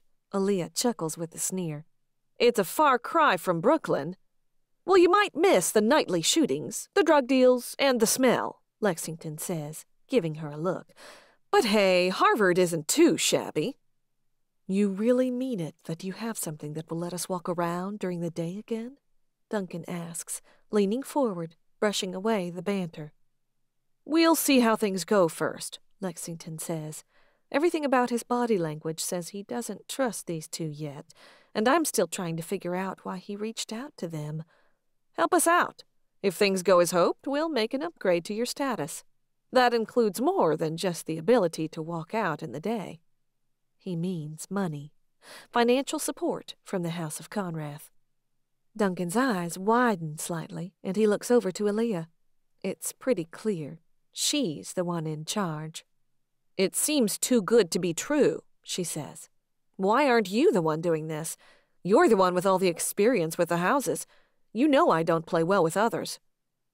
I've got other responsibilities at the moment, Lexington says, and I feel him shift just slightly closer to me. And that's why I'm proposing this to the two of you. You can deal with those who don't want to cooperate and obey the rules, and you're persuasive when you want to be in getting others to do what you want them to. She smiles at that. And your cousin here knows how to deal with people. Lexington looks from her to him. I'll always be available to help where needed. Aaliyah's eyes slide from Lexington to me. She hasn't said more than 2 words this whole time, but she's obviously someone important. She's the reason you're not setting us up right in the city with you, isn't she? Maybe, Lexington says, his eyes darkening, but I highly suggest you don't look too closely at her. But Aaliyah does look me over, sizing me up, trying to peel away my layers and discover what's underneath. Yeah, she's someone important. You won't even tell us her name. She must be connected to one of the families. Just leave it, Aaliyah, Duncan says, annoyance in his voice. Lexington is offering us a good deal here. We're never going to get a chance like this again. Take it. Aaliyah stares Lexington down, mulling everything over. Her gaze is so penetrating and intimidating. Fine, she says. I'll do it on a trial basis. If I don't like it, I walk without a word. We'll be there tomorrow night. Without a word, she stands and walks to the door. Thank you, Duncan says, scrambling to gather his things and follow his cousin out the door. We'll get in touch tomorrow. Lexington nods, a thin-lipped smile on his face as he watches them go. They're an interesting pair, I say, as I watch the door swing closed. They're about as good as we're going to get on such short notice, Lexington says as we rise and head outside. The cousins are nowhere to be seen. So, what's their story? I ask as we head to the car Lexington bought over the weekend. He holds the passenger door open for me, and I climb in. The second he starts the engine, I blast the heat. A 3-inch deep layer of snow lines the ground from the storm that blew through 3 days ago. So, the Steele family was a big one.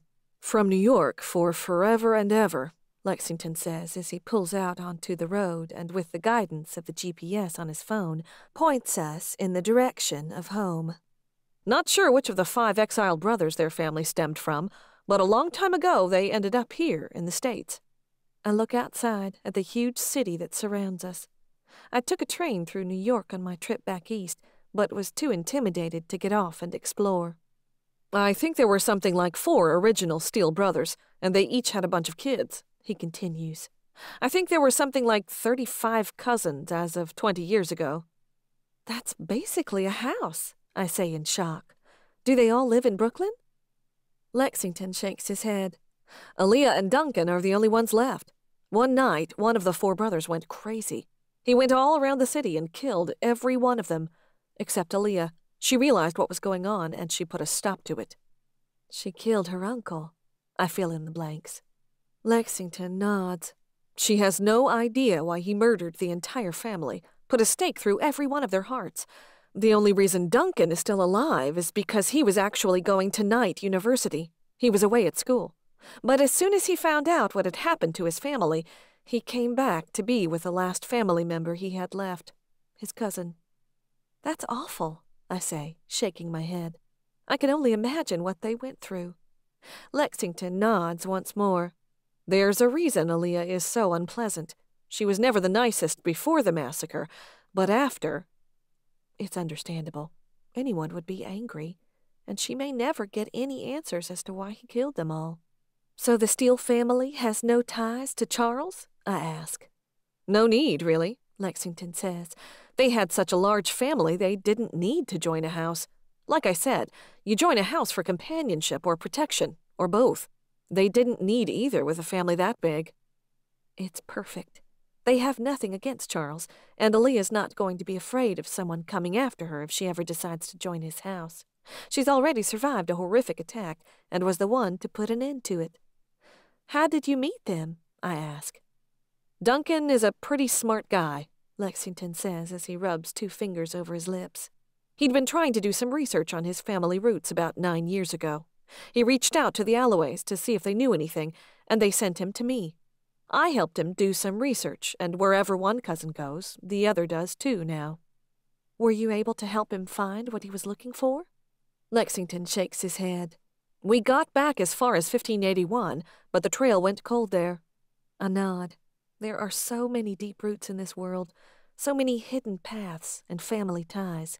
Such a complex world. Do you think this is going to work? I say quietly as I rest my forehead against the cold glass. It has to, Lexington says as he reaches over and takes my hand in his. Chapter 13. Blood coats my feet, staining my white shoes as I walk across an open field. Body after body blocks my way. So many innocent, so many dead. Screams and shouts are a chorus that electrifies the air. Cold metal sucks all the warmth from my fingers. The scent of gunpowder and steel stings my nose. Words echo across the field. Words that cut me to the core. Words that tear me into pieces and leave me a shredded mess on the ground. I level the rifle to my eye. I take aim. I pull the trigger. Blood explodes from my mother's chest as she sags forward, dead. With a gasp, I startle from sleep, sitting up in my bed, expecting to find bodies littering the ground around me. But there's only a dark room, and Cora is nowhere to be seen.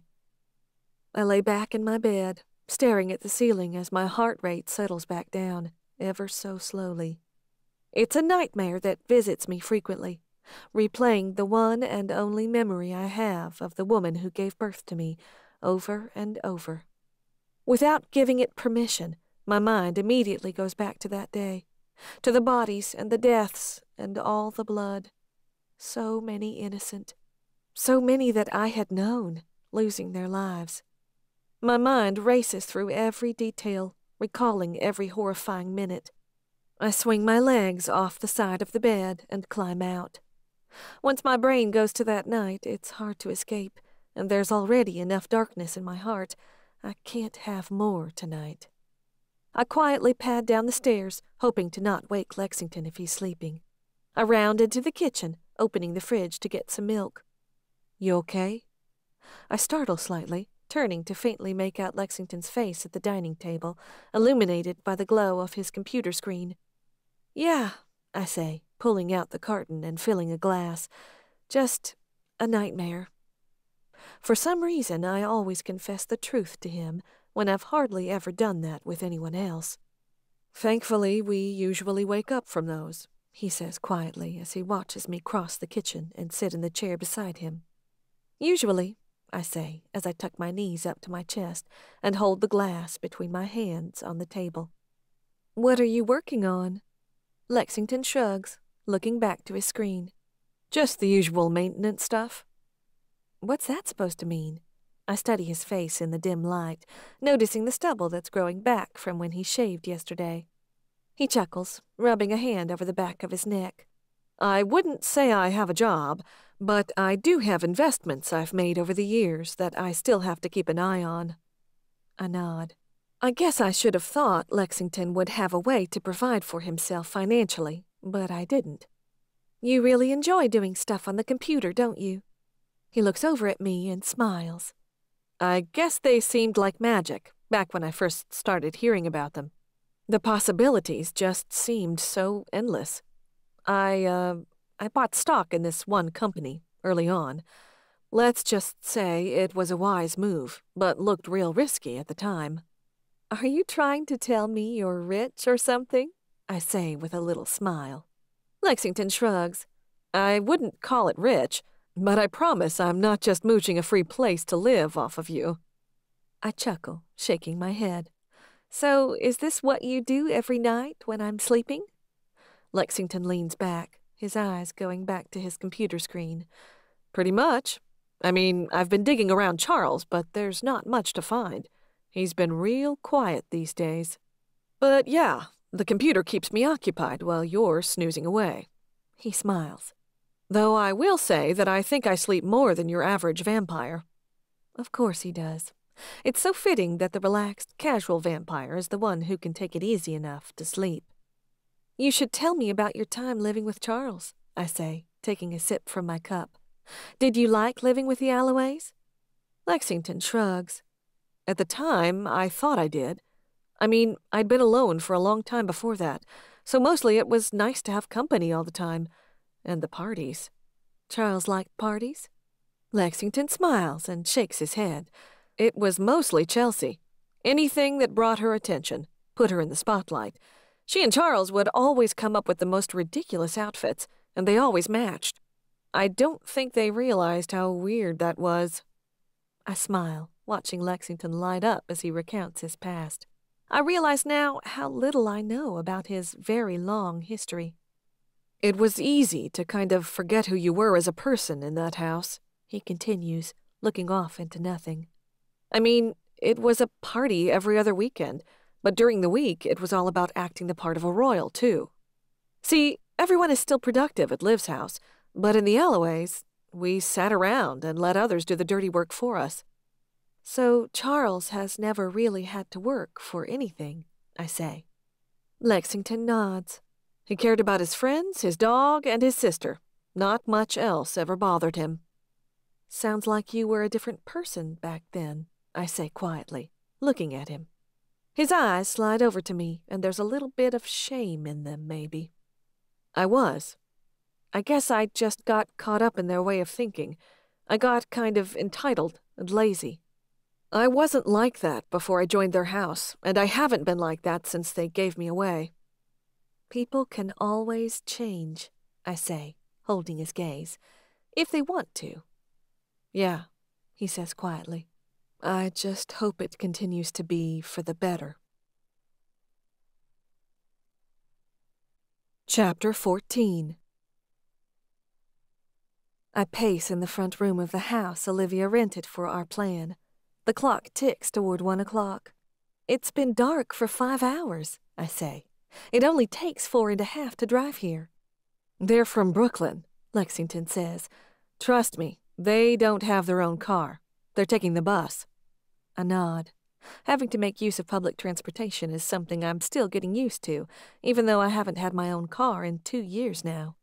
Finally, I perch on the edge of the couch, staring at the front door. Lexington tries to distract me by telling me stories about himself from the 20s. About Prohibition, traveling to the Wild West of Arizona. How he tried Chinese food for the first time in Chicago. I'm genuinely interested, but when anticipation and anxiety work their way into my system, I have a really hard time focusing on anything else. An hour later, I hear noises out on the front porch. A second later, Aaliyah shoves her way through the front door, 3 large bags over her shoulders. You just going to sit there uselessly? She snaps at me the second our eyes meet. I scramble to my feet, taking 2 of the bags from her. A moment after she steps inside, Duncan follows her in, carrying 5 bags. Aaliyah drops her stuff on the ground and looks around the space. High ceilings, wood trim, and white accents are splashed around the house. The large living room cuts off the hall of the entryway, leading back into a grand kitchen, spacious dining room, and an even bigger great room. Upstairs there are 5 bedrooms and an office. I can only imagine the fortune it's costing the House of Conrath, when this shouldn't be their problem. Fancy place, Aaliyah says, stalking through the hall, leaving a trail of slightly muddy boot prints behind her. Duncan shakes his head at her, but follows behind. She immediately goes to the fridge, which I stocked with a few basics. She takes out a blood bag from the top shelf. You know I don't drink this stuff, right? She says, giving Lexington a look. I do now, he says, giving her a somewhat annoyed smile. But you remember your entire purpose here is to keep the secret from coming to light, right? Please, she says with a smile as she tosses the bag to Duncan, who does pop it open for a drink. My very large family managed to live in New York undetected for over 200 years. I know how to take my dinner without being noticed. She walks past me, her eyes trained on me the whole time.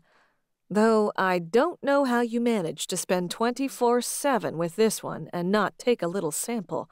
She smells like dessert. I take half a step away from Aaliyah as she gives me a dark smile and heads up the stairs. Don't listen to my cousin, Duncan says, tossing the empty blood bag into the garbage. Getting under people's skin is just a game to her. One I'm sure she's pretty good at, I say. Most of the time, he says.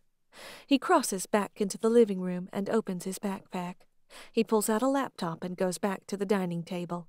Instantly, he starts clicking away on it.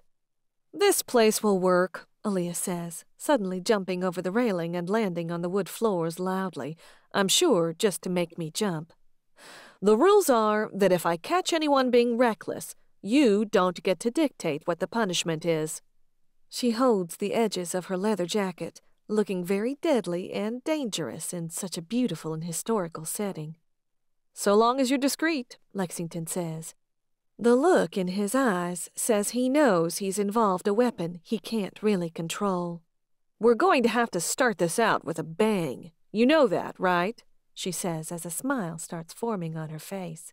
We're not going to get anyone's attention without making an example. Do what you've got to do, he says. The smile fully forms on her face. She turns on her heel and walks back toward the front door. I'll check in every now and then, but I expect not to feel like I'm being babysat. She stops in the doorway, looking back at us. Let me do the job you recruited me for. With that, she walks out and slams the door behind her. And that's my cousin, Duncan says with the raise of an eyebrow. Chapter 15. I'm not sure what Aaliyah does to make her example, But within a week, she gets some guy named Robert to move into the house and join her in putting the New England area back in order.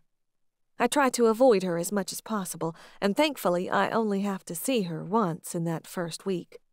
Lexington gets texts from her frequently, usually 1 or 2 word messages, but she's effective in her job.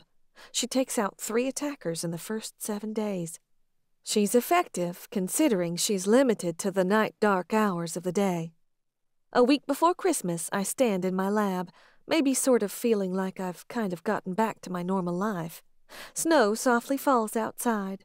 Customers have been coming and going all day. I've completely sold out of the Adore Me love perfume. Half the men in this city seem to think it's the perfect Christmas gift. And I'm not feeling guilty being here, like I should be out fighting crimes committed by vampires. Lexington isn't even here. He's out helping Duncan with something.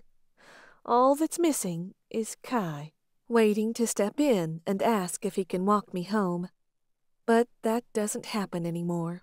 I haven't heard from him in 2 weeks, and the only word I did get was a text asking if everything was going okay. It breaks my heart to lose a friend like that when all I tried to do was tell him the truth. But it's better this way. I had to do what was best for the both of us. Rose petals, hawthorn berries, chamomile, and lavender are spread out over the counters as I mix up a tea blend for a woman who came in begging for a solution to her teething baby who had been crying for 3 days straight. I scoop out a tablespoon of honey and add it to the saucepan on the burner. I stir the mixture, bringing it to a simmer. The computer dings from the corner, and after turning the heat off, I check it. Another email from Rose, this time asking for a new recipe, one that calls for ingredients like wolfsbane, vervain, and willow bark. I press my lips together, staring at her name at the top of the email. I don't want to keep working with Rose. Her requests scare me. Her very presence makes me want to crawl right out of my own skin. And I can't find logical, sound explanations for the things she asks me to make. Nothing about Rose is normal, but I'm certain she isn't a vampire. That's as far as my realm of knowledge extends. I don't have a desire for it to reach any further. The bell above the door in the shop rings, and I flinch slightly, startled. I step to the side to go help the customer and bump straight into Lexington. Instantly, I'm reaching for the stake in my back pocket. "Whoa there," he says, his hand snapping to stop me from pulling it free. "Just me." "Sorry," I say, forcing my pulse to relax. I turn back to the baby's drink and pour it into a glass bottle. "I wasn't expecting you back so soon." "Considering I'm not supposed to be gone at all, I thought I better not take too long." "Not like anything has happened," I say, feeling irritated and impatient. "It's been a month and a half, and there's not been a word from Charles Allaway. I'm beginning to think Ian was just overreacting, as usual." "Or maybe that just means I'm doing my job well?" Lexington says, a hint of offense in his voice. "I would think you, of all people, would know that even if you don't see it right in front of your face, that doesn't mean the threat isn't there in the shadows." "Don't bring my mother into this," I hiss, wielding the spatula in his direction. "Sorry," he says, throwing his hands up in surrender, taking a step back. The look on his face is confused, hurt. I'm freaking out on him, and he doesn't deserve it. And I'm not entirely sure why I'm feeling this way. A blinking red light starts flashing from one wall, the one that only goes off every so often lately. "Looks like you've got a visitor," Lexington says, nodding his head toward it. I cork the bottle and head into the shop. Gray clouds darken the late afternoon. With only 10 minutes until closing time, I lock the front door and turn the sign over to closed. "Come on," I say, not quite meeting Lexington's eyes. We step through the hidden door, and he leads the way down the stairs and through the hall. He pushes the door open, and we both step in. Kai stands inside, holding back a very large man, who immediately snaps in my direction the second I step inside. "Kai," I say in shock. What are you doing here?" He fixes me with his dark eyes, so much conflict there. "I was walking home last night when I heard the yell. It was another Bitten who attacked this guy." I couldn't get him under control. I know what that means. Kai had to eliminate him. I didn't dare take him to the hospital, Kai says. The man suddenly lunges toward me, and Lexington darts forward. The man is instantly on the ground, Lexington's knee in his back, his hand forcing his face down into the stone floor. He turned about an hour ago. Okay, I nod, still in shock that Kai is here again, almost like the last 2 months haven't passed. I cross to the opposite wall, swinging aside the painting to reveal the keypad. I enter the code, and the hidden panel pops open. I pull on some gloves and remove a needle. This is going to hurt for about a minute, I begin explaining. I turn, crouching beside the man while Lexington easily keeps him from killing me. I know you're starving right now, and all you can think about is draining me, but this will put you back to normal. I sink the needle into his meaty shoulder, and the moment I remove it, the man bellows in pain. His body curls into the fetal position, his hands shaking violently. Lexington backs off of him, but doesn't stand, just in case he needs to contain the man. He won't. The poor man is in too much pain for that. I turn away from him, unable to watch an individual in so much pain. I put the needle into the sharps container and throw my gloves in the garbage. I lock the fridge back up. I face the wall for a moment, rubbing one hand over my forearm.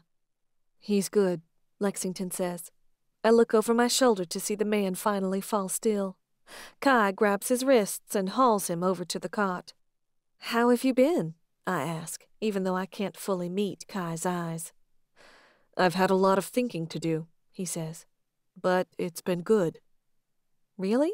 I ask, my eyes rising up to his. Lexington awkwardly backs up into a corner, trying to give us a little bit of privacy in this very small room. Kai looks sideways at him, but he knows he's not going anywhere. He's just going to have to make do. I didn't like what you had to say, but I guess some time to process it just let me realize you did and said what you thought was best. I didn't do it to hurt you, I say, shaking my head. The look in his eyes says that I did hurt him, but he realizes now that wasn't my intent. You may not feel the same way I did, and that hurt, but it's better I knew earlier. The way you did? I ask for clarification. He shrugs. Like I said, I had a lot of time to think. You were right. I let you occupy every minute. As Tina pointed out, that's just obsession. So I went on a few dates. This pulls a little smile on my lips. I'm happy to hear that. You need to do things for you. He nods his head. It made me realize that we might not evolve into what I hoped, but you're still one of my best friends, Elle. You're still family. The smile finally forms on my lips. I cross the space and wrap my arms around his waist, laying my head on his broad chest. So, friends? Friends, he says, laying his cheek on top of my head. I open my eyes, looking directly at Lexington. Well, this is incredibly awkward. But I thought about what you said, Kai says, letting me go. About taking the cure. And? I ask him hopefully as I step away.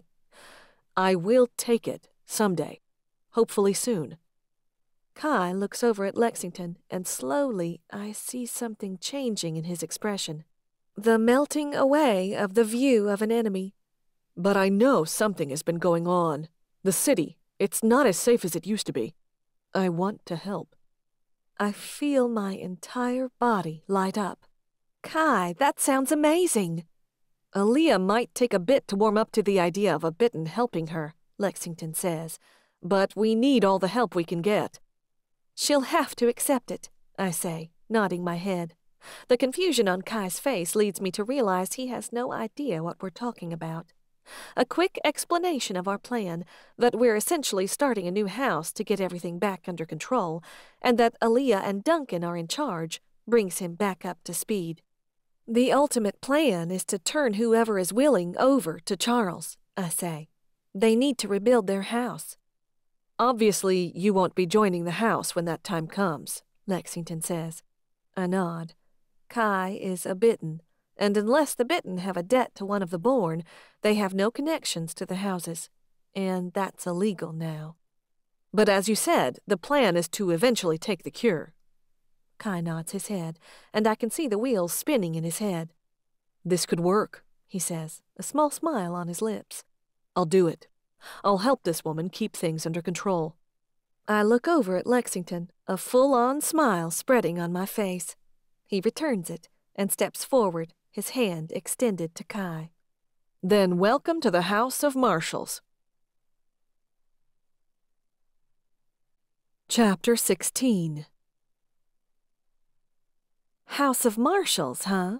I ask as Lexington drives us back from Cambridge. Sounds cool, doesn't it? He says with a smile as we cross the bridge and make our way back into Boston. We just finished dropping Kai off, who took a bag of his things so he can stay for a few days and get acquainted with the operation Aaliyah has set up with Duncan and Robert. Lexington was right. She wasn't thrilled about the idea of a Bitten joining her in the cause. There were a lot of nasty looks and curse words involved, but even she realizes how big of a region she has to work with, and just how difficult it is going to be to accomplish everything with just a few bodies. It makes sense, I guess, I say as I look out the window at the dark night. We are going above Charles' head and taking matters into our own hands. Feels kind of cool to be a revolutionary, Lexington says with a smile. It would feel cooler if innocent people weren't being caught in the crossfire, I counter. But I guess it's kind of weird not being on the sidelines. Lexington makes a right turn and heads into my neighborhood. He rolls down the road and parks in front of the house. It's really nice to see you smile again, he says as we climb out and trudge through the snow. I unlock the front door and we step in, making our way up to my apartment. I open the door and we both take our boots and coats off. You got kind of down for a little bit there. I shrug, heading into the kitchen. I fill the kettle with water and set it on the stove. I guess I didn't realize how hard it was, knowing the only friend I've had here in town was angry with me. Feelings sure do complicate things, don't they? Lexington opens the fridge and pulls out a blood bag. Settling at the island, he pops it open and takes a long pull. I guess, I say, pulling out the can of powdered cocoa. I grab a mug from another cupboard. I look down into it, unsure of how to say what's on my mind without embarrassing myself. I've never had a serious relationship before. I barely know what it's like to have friends, so when things got complicated, I just really didn't know how to feel. I don't know that anyone does, Lexington says, leaning his forearms on the counter. Heck, I'm over 160 years old, and feelings still get me all twisted up. Steam whistles through the kettle, and I pour the water into the mug and mix in the cocoa. Pouring in a little cinnamon and milk, I go to sit beside Lexington at the counter. You've lived a long time. I'm sure you've had some pretty significant relationships in your life. Lexington shrugs. Not as many as you might think. Being limited to only going outside in the dark can put a damper on your dating life. But I've had a few girlfriends over the many, many years, he says, looking down at the countertop. Even asked a girl to marry me once, back in the 30s. What happened? I ask, watching his face. He's always so casual and easy, but there's a hint of pain and struggle creeping onto it. She had a hard time really understanding what I was, he says. I don't know that she really ever grasped just how long I'd lived, how strong the cravings could get. He twirls the half-drunk blood bag between his hands, staring at the red liquid inside of it. I didn't have my thirst very under control back then. I mean, I was pretty good most of the time. I always tried to push myself, see how long I could go between feedings. He rubs a hand down his face, looking tired suddenly. And occasionally I'd snap. He sinks his fangs into the bag, draining the rest of the blood from it. A small drop leaks out onto his lips. She witnessed it once, about a week before I proposed. The man was fine, didn't even remember what happened afterwards because he was drunk at the time. Anita said she forgave me, that she could get over it. But she really couldn't, I fill in. The weight in his expression tells me I'm right. He nods. When I asked her to marry me, her eyes just filled with tears. She shook her head and just said, "I can't." She said goodbye to me there on the docks in Maine. I rest my hand on his back, rubbing in a small circle. "I'm so sorry," I say quietly. "That must have been so hard." He shrugs. "Good thing I had an eternity to get over it, right?" He forces a chuckle. But I really do feel his mood lift. His moods are like a physical thing, touching everyone around him, saturating into everyone else. It proved good motivation to change my ways. I've been on a regular feeding schedule now for over 90 years, and no snapping incidents since. I smile at that. I will say I've never once felt unsafe with you around. A smile splits his face, full and bright. "Well, I'm glad to hear that. But Aaliyah wasn't lying. You do smell like dessert. All the time." I feel my face flush and my eyes drop away from his as I can't fight the small smile. "Sorry to put you through so much torture." Lexington doesn't say anything for a long moment, and I finally look back at him. He studies me, taking in every one of my features. Long, slow. "Not a moment here has been torture. I can assure you of that." I look back and forth between his blue eyes, feeling the weight sinking into this moment. There's something growing in my chest, something soft but heavy. The breath stills in my chest. Finally, Lexington cracks a smile on one side of his mouth. "It's late," he says. He leans back, breaking the moment. I sit back, somewhat startled to be back in reality. "We've got to open the shop in the morning. You should get some sleep." "Yeah," I say, blinking fast, clearing the fog from my head. I stand and set my mug in the sink, but I can feel Lexington's eyes on me. I glance over my shoulder, and our eyes lock. Something flutters in my stomach. I cross to the front door, locking it. He follows me up the stairs. "Good night," I say, looking back before I walk into my room. "Sleep well," he says, with this look on his face that I can't fully explain. I close the door, leaning against it for just a moment to try to calm my racing heart. It's bad, embarrassing, because I know without a doubt that he can hear it. I push away from the door and go to my closet to change into pajamas. When I walk back into my bedroom, my phone dings from the nightstand. A text from a blocked number waits for me there. "Need an update in the morning. Hope I didn't wake you. Ian."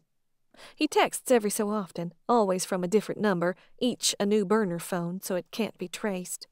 He never calls, though, unless it's through the computer when Lexington can reroute the signals.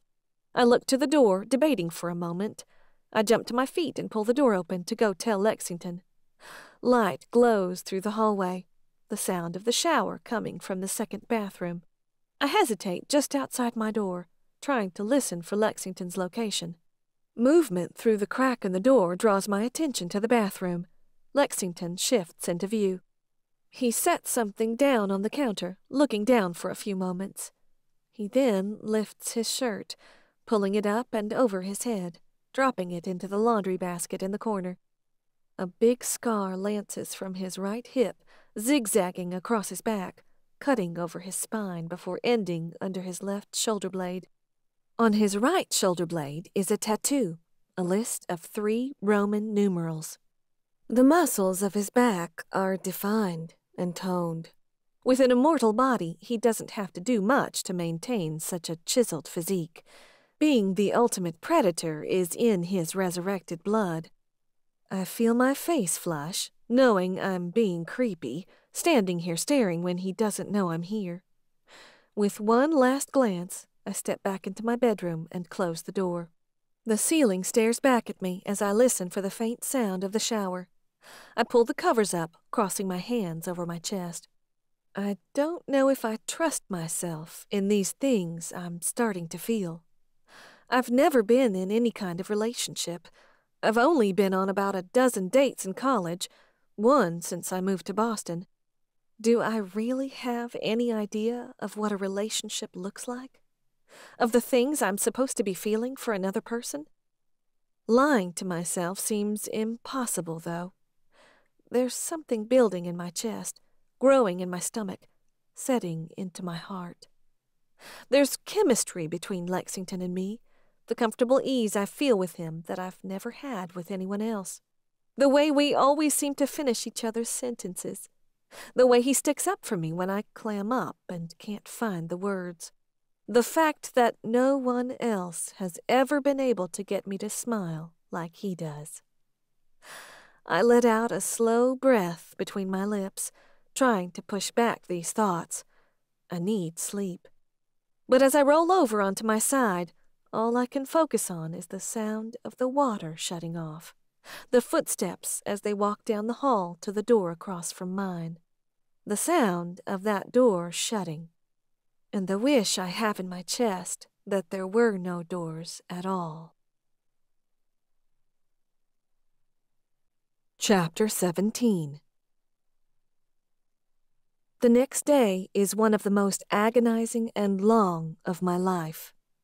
I consider myself to be more aware than most, having lived the life I have, knowing what I know.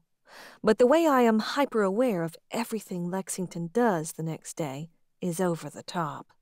Every movement he makes in the shop, the speed of his breathing, the amount of space between his body and mine. It's driving me insane. It's making my chest hurt. It's hard to breathe. Are you okay? He finally asks around noon.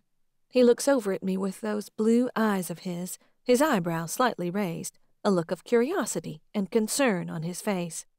Yeah, I say, looking away quickly before he can see the torment I'm feeling. I'm hungry, I guess. Maybe you could run and get us some lunch. This brings a smile to his face. He's always saying I need to eat more regularly, and I knew it was one of the few things that would make him jump to leave. Yeah, he says enthusiastically. What are you in the mood for? I shrug. Surprise me. Somehow I also knew it would widen that brilliant smile, and I'm not wrong. 'Kay, I'll be back in a little bit. He winks at me as he walks out. I watch him go through the windows until he's finally out of sight. I collapse back into my chair, feeling exhausted. I wish I had someone to turn to for advice right now. Another female figure. Someone who could tell me how to deal with these overwhelming desires, how to proceed. The only one I have, though, is Olivia, but I'm not supposed to communicate with her right now.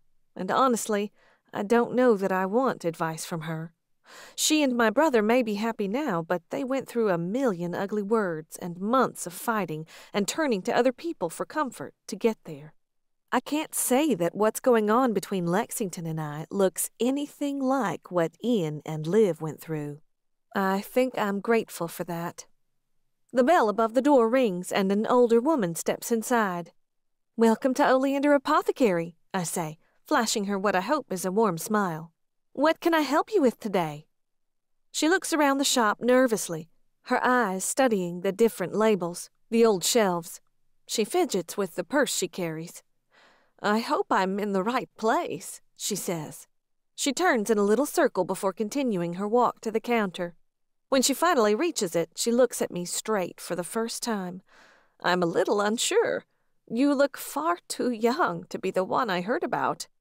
Once upon a time, I might have gotten offended by her comment, but it's one that comes frequently. "I have a feeling I am in fact who you're looking for, actually."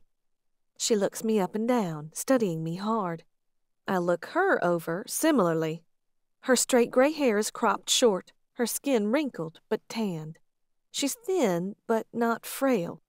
There's something still very solid and lively about her. "I heard you have products to ward off night-loving problems," she says quietly, looking over her shoulder as if to make sure we are alone. I straighten, my blood pressure spiking. I get all kinds of strange requests here, but never anyone asking for things to ward off vampires. "Where did you hear that?" I ask as the alarm bells start going off in my brain. I don't sell my toxins. Never have. The only ones who know about them are my family, the House of Conrath, Kai, and King Cyrus. A rather unpleasant woman who took out my very suspicious neighbor, the woman says, looking around. Young. Wore these wretched boots. Aaliyah. I'm sorry, I say, anger raising my pulse all the more. I can't say I know what you're talking about. You are Elle Ward, aren't you? She asks, narrowing her eyes at me. I nearly jump out of my skin, hearing my real name. My heart just about explodes, and pin prickles break out onto my palms. My breath hitches. I swallow once, but to my credit, I've always had a good poker face. Can't say I've ever heard of her. My name is Penny Jones. The woman stares at me hard, confusion starting to settle into her expression. I thought for sure. I have an immobilizing spray. I cut her off, stepping out from behind the counter, pulling the steak out of my back pocket a bit, exposing the tip. It's a bit like pepper spray, but 10 times stronger. I grab a bottle of it off the shelf and turn. The woman's eyes rise from the steak to my eyes. She's trying to arrange her own poker face, but she's not as good. Yes, she says, pasting on a pleasant smile. I think that will help. I pleasantly smile at her and walk back to the register. That'll be $19.75. She pays cash and I put it in a bag for her. As she walks out, she looks back at me, narrowing her eyes in uncertainty once more. The second she's gone, I duck into the lab and arm myself with stakes and toxins. I even slip a handgun into the waistband of my jeans. I stand stiff behind the counter while I wait for Lexington to return, biting my thumbnail down to the quick. It feels like an eternity, and how long could it possibly take for him to run down the street and get lunch? When he finally rounds into view of the window, I step forward around the counter, catching my hip in my haste. "What's wrong?" he immediately asks when he sees my face. "There was this woman in here just a few minutes ago," I say quietly as he sets the food on the counter. He stands close to me as I explain, looking around, checking to be sure we're alone. "That doesn't seem right," he says. "I mean, it wouldn't be impossible for Aaliyah to figure your name out, but I don't think she'd tell anyone. She's a Spitfire, but I don't think she'd turn against us like that." "Lexington," I say, and his eyes finally come back to mine. "What if she just made it all up? What if she works for Charles Allaway?" It clicks in his head. "She could have been a spy," he breathes. "It's entirely possible she saw Aaliyah out doing her job. She could have followed us at any point from the House of Marshals." His breathing picks up speed, his nostrils flaring slightly. He stands on the balls of his feet, ready to spring into action at any moment. He's 2 seconds away from something forceful. I can feel it as a tangible thing. I reach up, placing my hands on either side of his face, forcing his eyes back to mine, even as my nerve endings explode at the physical contact. Everything in him stills, intensity burning in his eyes as he stares back at me. "I'm not going to run," I say firmly. The resolve in my stomach hardens. I've been bossed around by my brother my entire life, having to bend to the will and circumstances of the born and the bitten for longer than I can remember. Lexington brings his hands up to my wrists, hanging on to me as I ground myself. "I will fight. I can fight," I say, holding his eyes. "I have Kai. I have Duncan. I think you're right. Aaliyah wouldn't rat me out like that. And I have you." Lexington nods, the intensity building in his eyes. He takes half a step forward, bringing his body closer to mine. "I'm not running," I repeat, forcing every ounce of determination I can into my eyes. He studies me, a look of awe in his eyes. "Fearless," he breathes. And the next moment, he disappears. The bell on the door dinging loudly with the force he swings the door open with. I'm slightly breathless. I blink fast, looking around the space, but he's disappeared. I walk to the window, looking out to the busy street. There's no sign of him. The speed of a vampire, especially a born, is an incredible thing. But there are over 700,000 people in this city. 5 minutes rolls by, then 10, and Lexington doesn't immediately return. I walk into the lab and pop open a cabinet.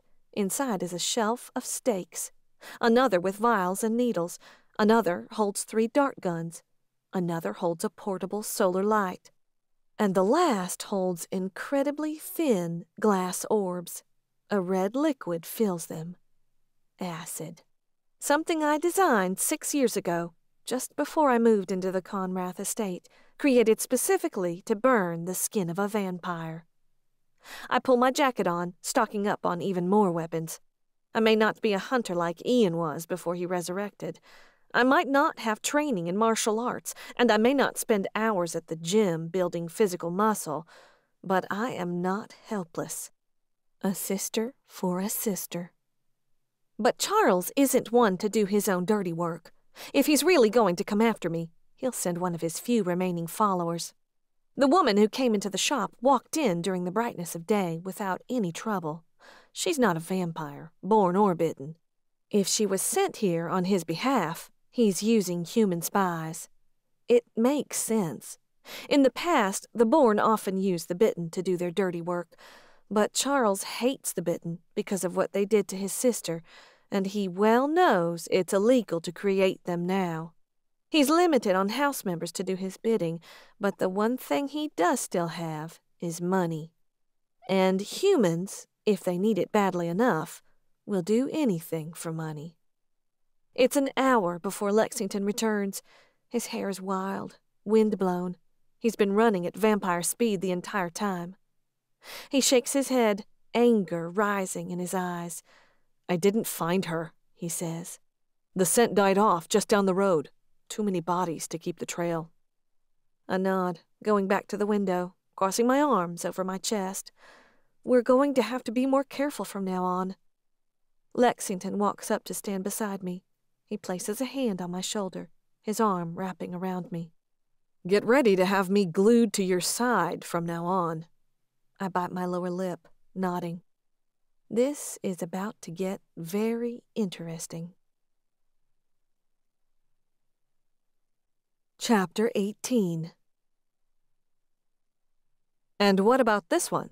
Lexington asks. I look up from where I harvest the very last of the wormwood, with its fuzzy leaves, beginning to crystallize in the winter air. White snake root, I say, looking back at what I'm doing.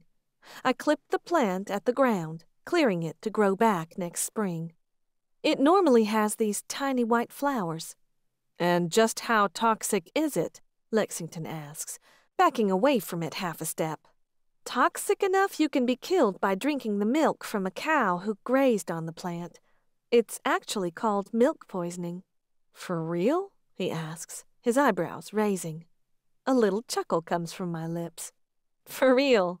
It's how Abraham Lincoln's mother died. You scare me, poison sorceress, he says with a crooked smile. More than just a little. I finish up, stuffing the last of the wormwood into the wooden crate. Dusting the dirt off my gloves, I nod my head back toward the stairs. I bet you know about 7 different ways to kill me right now, he says as he follows me down into the laundry room. Don't you? More like 9, I say casually as I set the crate on a shelf where I will leave it to dry over the weekend. He laughs, shaking his head at me as he takes his boots off and hangs his coat up. I hang mine, blowing hot air into my even more frozen than normal hands. I walk down the stairs into the living room, heading to the fireplace, when the boxes that occupy the space stop me. I'd almost forgotten. Are you ready to do this? Lexington asks, rubbing his hands together. I look back at him to see a ridiculous smile growing on his face. You realize how ludicrous you look right now, I tease him. It's Christmas, baby, he says exuberantly. 'Tis the season for feeling jolly.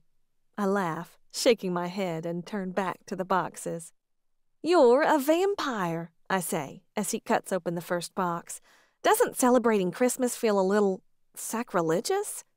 What are you talking about? He demands as he pulls the artificial tree from the box. With invisibly fast hands, he has the tree pieces stacked and the branches fluffed out in no time at all, positioning it right in front of the window. Christmas is for everyone. That's like the one complaint I had about Liv's house. None of them cared that much about the holidays. And apparently you do, I say, remembering the huge shopping spree he dragged me along for last night. Yes, I do, he says, raising an eyebrow at me. With a smile, he plugs the lights in, colorful dots lighting up the room. Now get over here and help me put this crap up. I laugh, shaking my head at him. Lexington's enthusiasm isn't something I can deny. I stoop and pick up a bag of tinsel. Together, we wind it around the tree. You realize you're going to have to let me out alone sometime in the next 3 days so I can get you a present, right? I ask as we start hanging the ornaments on the tree. You mean you've waited this long to get me something? He teases, a look of mock hurt on his face. Hey, I say in defense, you're literally with me every moment I'm not using the restroom or showering, and have been for the last, how long now? Cut me some slack. Getting sick of me yet? He asks, looking over and giving me a wink. But there's something genuine there that tells me he really is concerned about it. The answer of no screams in my chest, and I feel my face flush slightly. I look away, paying attention to the little bells I hang from the branches. No, not yet.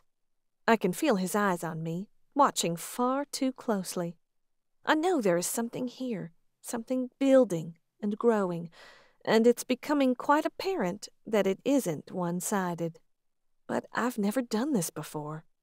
I don't know how to make the first move, don't have the words to initiate something. And I think there's something holding him back, too, because the way my heart is racing from the way he's staring at me, and the way I know he can hear it, he's feeling this, too. But he's not making a move either. It's killing me. Tell me what you were doing in the 60s, I suddenly say as I move around the tree, trying to put a little distance between us so my body can cool down. The 60s, he says with a smile, turning his eyes back to the task at hand. Oh, man, you wouldn't have liked me in the 60s. Why is that? He chuckles, shaking his head at himself. You know the phrase, sex, drugs, rock and roll, came from that time period, right? I feel my expression fall. A cold stone sinks in my stomach. Well, maybe not the sex part, he says, oblivious to the grief it immediately brought me. I mean, it's a little dangerous getting that close to someone if they aren't born as well. But the rock and roll and the experimentation, my brows furrow. That really doesn't sound like you. He bends, grabbing another box of ornaments. Well, I was feeling pretty lonely during that decade. My family was long, long gone. The few friends I had were moving on to other houses, most back to Europe. Another was killed in some feud. Suddenly, it was kind of just me, and I guess it just ate me up for a while. That's terrible, I say, looking around the tree at him. He meets my eyes, a crooked smile coming to his lips. It was, he continues. He hangs a little reindeer toward the top of the tree, right next to a squirrel wearing a scarf. He picked everything out, and I'm pretty sure we got the most random, eclectic assortment of tree decorations ever. It certainly isn't cohesive or pretty, but it's quirky, just like Lexington. The nightlife was the only option for me, he says. I ended up in Philadelphia for about 3 years. Plenty of people to feed on. Lots of clubs. And so many new drugs to try to distract myself from the dead feeling inside. I curse internally. It just keeps getting worse and worse, but he's saying it so casually and unaffectedly. Heroin was the best one, he says as he reaches up, setting the star at the top of the tree. But man, I had to shoot a lot of it to feel anything. I spent a fortune on the stuff. "Kay," I say with a snap. "I get you did lots of drugs. How about moving on to something else?" He chuckles. "Sorry," he says. "It's so far in the past now, I kind of forget the reality of it all was kind of a big deal. Let's see. Oh, the music, rock and roll.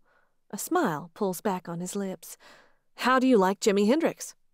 I say, pursing my lips together. I mean, I know he's a legend, but I sometimes forget how young you still are, he laughs, his eyes twinkling as he looks back at me. Hey, I say, feeling irritation bristle in my chest. I'm 23 now. My birthday was just last week. You dragged me out for cake, remember? He winks at me, something that says, you're still a baby. But considering all else that's going on between us, he's not going to voice it loud. I saw him live 4 times in 2 years, Lexington says as he begins setting up the random decorations throughout the room. On the coffee table, the bookshelf, in the window ledge. Even went and bought myself a guitar because I was inspired by the man. You play? I ask. My task finished, I sink onto the couch as he flips the lights off, casting us in the colorful glow of the tree. Yeah, he chuckles as he stands there, his hands in his pockets while he studies the tree. Been forever, though. Since I never got to go back to the House of Allaway for my stuff, my guitar and everything is probably still sitting in my old room. Man, I miss that thing. I keep looking at him, standing there, staring at the tree. How are you always so easy, Lexington? I ask quietly.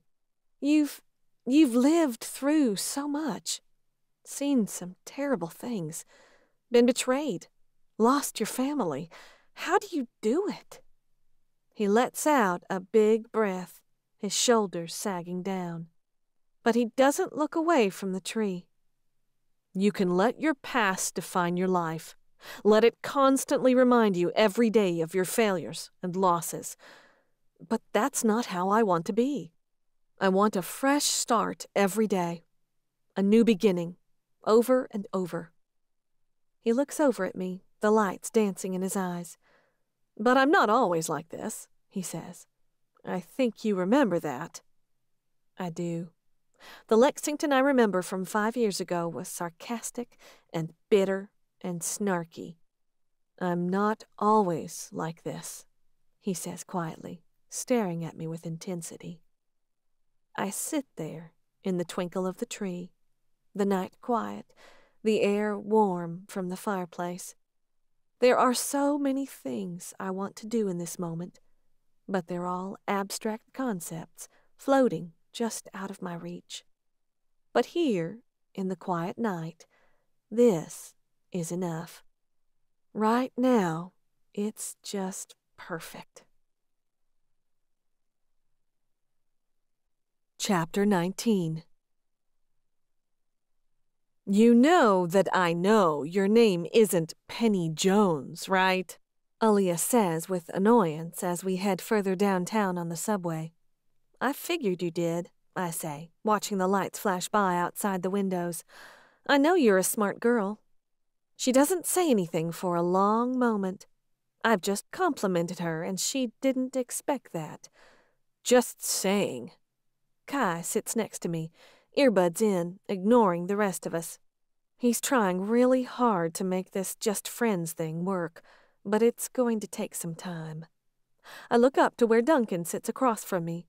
His eyes are fixed on the book he holds in front of his face, his eyes racing over the words faster than my human brain could actually process. Do you like to read? I ask of Aaliyah as the subway makes a stop, letting more passengers off and even more of them on. Do I look like the type that likes to read? She asks with a scoff. Sometimes people surprise you, I say. Duncan's eyes rise from the book for a moment, giving me a little knowing smile. He and his cousin couldn't be more different. Sometimes, Aaliyah says with a smug smile, like how Lexington is obviously super into you, yet somehow you two are managing to keep your hands off of each other. Anxiety jumps into my throat, and I sort of glance over at Kai. He doesn't react, and I hope and pray that he can't hear what was just said, but he is indeed a Bitten whose hearing is better than mine. I look over at Aaliyah, and she's giving me this look, very pleased with herself that she's gotten under my skin and is making me uncomfortable. As Duncan said, it's kind of her thing. I don't think it's really any of your business, I say, tucking a lock of hair behind my ear and looking away from her. You don't need to defend yourself, Duncan says, turning the page. Yet he never looks away from the book. She just wants to rattle you. Sticking up for yourself will just aggravate the game. Of course the girl should stick up for herself, Aaliyah says, staring at me through those coal-lined eyes, a little smile pulling on her lips. Who needs a knight in shining armor? This is the 21st century, is it not? I really don't, Duncan says, looking up and glaring at his cousin. She's just bitter. She's chased away every guy who's shown slight interest in the past decade with that attitude she wears as armor. Don't let her goad you into sparring for fun. Buzzkill, Aaliyah says, standing and walking to the other end of the subway car. She stares out the windows, watching the tunnels flash by. Her bark is worse than her bite, Duncan says, tucking a finger between the pages and closing the book. And I have a feeling she's carried a little thing for Lexington for a few years now. Oh, I say, even as something sharp bites into my stomach. No, Duncan says, closing his eyes for a second and shaking his head. Nothing like that. She's never been one to not eye someone semi-decent looking. But she's the type to get bored quickly unless there's a challenge to it. She sees you looking at him, and it just brings out the competitive nature in her. I don't think that makes me feel any better, I confess. Really, don't worry about it, Duncan says. I think she's got her eye on this other guy anyway. That brings a hint of relief to my chest, but not enough. Really, though, Duncan says, standing as the subway begins to slow, our stop approaching. What's holding you and Lexington back? The chemistry there is pretty obvious. The doors slide open, and he and I step off, Aaliyah and Kai falling behind a little ways. I so don't want to talk about this, not with Kai possibly hearing every word, and yet I do. I really need to talk to someone about this, and the situation with Kai may be awkward, but isn't honesty what I've been striving for with him in the last few months? I shrug. I'm scared, I guess. I've never done this before, and I'm worried we'll screw something up, and then we'll be stuck with each other, hating one another. But right now, aren't you just miserable? Duncan asks as we walk up the stairs and out to the street, being so close to what you want, but not ever getting quite close enough. The pain in his voice pulls my gaze to his face. There's real-life experience there that brings out the truth to his words. What about you, Duncan? Is there anyone special in your life? He shrugs, pushing his hands down into his pockets, pulling his sunglasses over his eyes in the dim evening light, even though he was given his first set of contacts a week ago. Everyone in the House of Marshals has earned them. It's complicated. I'm not one to pry, and he doesn't seem eager to share any more information. The four of us make our way down the crowded road and head into the first store. We take our time, everyone fighting the crowds to get our Christmas shopping done. Kai gets some things for his mom and his sisters. Duncan grabs something for Aaliyah when she's across the store.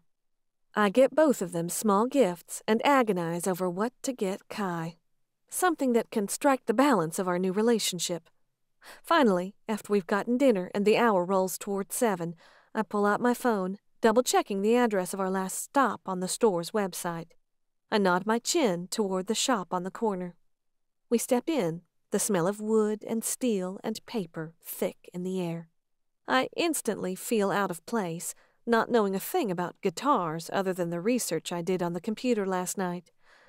"Are you Ingrid?" I ask, stepping up to the counter and getting the attention of the woman. "You must be Penny," she says with a smile. "Give me just a minute and I'll go get it from the back." Aaliyah wanders around the shop, plucking random guitar strings.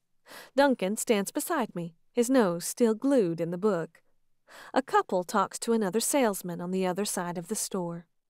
I glance over at Kai, but he won't meet my eyes. He just nods his head to his music. A minute later, Ingrid walks back out, a guitar case in hand. She sets it on the counter, opening the lid. "She's a classic," Ingrid says, nodding with a smile. "Someone sure is getting spoiled for Christmas." She rings me up and I hand the cash over, waiting for my change.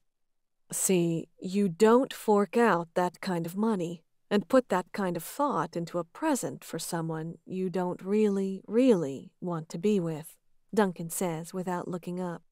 I blush, not looking at him, but from the back of the store I hear Aaliyah breathe, "Whipped." We make 2 more stops and I grab a few more items. Aaliyah picks up some things. Duncan buys 3 more books and a cup of coffee. Just after 10, we head back for the subway when Aaliyah's phone rings. "Yeah, Robert?" she says as she answers it.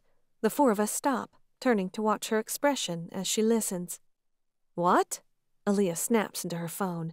Her eyes dart around, listening to the voice on the other end. "How long does it take to get to Providence from here?" she asks me. "About an hour," I say. "As long as there isn't traffic. We should be okay this time of night." She glances toward the subway entrance, a block from where we've stopped on the sidewalk. "I don't have time to wait." "Yeah, I know," she growls into the phone. She sets off down the road at a quick pace, in the opposite direction of the subway station. "Meet us there in an hour." She hangs up, sliding the phone into her back pocket. She stops beside an older SUV. "What are you doing?" I ask as I watch her walk around to the driver's door. She fiddles with it, and a second later, she pulls the door open. "She's stealing this car," Duncan says, pulling open the passenger door when Aaliyah leans across the console and pushes it open. "Get in." "Are you kidding me?" Kai says, the first word he's spoken since we set out on what was supposed to be an innocent shopping trip. "What?" I breathe, taking 1 step back. "We're stealing it?" I look side to side, but no one is around. "Robert has been patrolling Rhode Island the past 2 days," Aaliyah says impatiently. "He just got a hit, followed them, and found a whole mess of Bitten. We're making a pit stop at your shop." My heart jumps into my throat, and suddenly, taking this car that doesn't belong to us doesn't feel like such a big deal. I throw the guitar and my other purchases into the trunk and duck into the back seat with Kai. 15 minutes later, we stop in front of Oleander Apothecary. With Duncan and Kai at my side, we dart inside. First, I head straight to the basement. "How many doses?" I ask as I unlock the hidden door, digging through vials. "Bring it all, just in case," Duncan says, grabbing the other supplies I point at. Kai grabs a cooler from upstairs and helps me carefully load everything in. "You want me to just grab all the toxins?" Kai asks as he takes the cooler and we dart back upstairs. "Let's get it all," I say as we slip into the lab and I unlock the cabinet that holds everything deadly and important. "You know how to use all this stuff?" Duncan asks as he holds a bag open for me. The look on his face is more than just a little shocked. "I'm the one who invented it all, so yes," I say, watching as Kai slips the last of the acid orbs into the bag. I snatch the UV flashlight off the shelf for good measure. I grab the cooler, taking one last look around to be sure I have everything. Shutting off the lights, the 3 of us head back outside, and I lock the door behind us.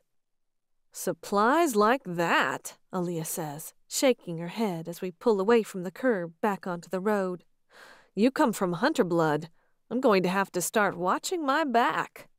"Maybe just watch what you say from now on," I say breathlessly as I'm thrown back in my seat as she hits the gas. "Lexington's not picking up," Duncan says, hanging up. "It's going straight to voicemail. His phone must be dead. He's out Christmas shopping as well, somewhere in this massive city." "You can't go with us, Penny," Kai says as I'm thrown against his side when Aaliyah takes a sharp turn. "If there are a lot of them." "We don't have time to drop her off and find a babysitter," Aaliyah says with a growl. "And we need as many bodies as we can get. And with everything she just brought out of that shop, I'm inclined to think she's somewhat capable." I grab my phone, pulling up my text feed with Lexington. "Where are you?" I send. but it doesn't say delivered. I look out the window as we fly through the night, racing into an unknown, dangerous situation. But as my heart pounds, the smile grows on my face. How much my life has changed in the past few years. When I lived in the South, I was constantly shuffled to the side, out of the line of action. Someone to lock away when things got dangerous. Now, here I am, in the center of the action. I'm proud of those scars that line my arms. I'm still alive when everyone thinks I shouldn't be. I love my brother, but he's been holding me back.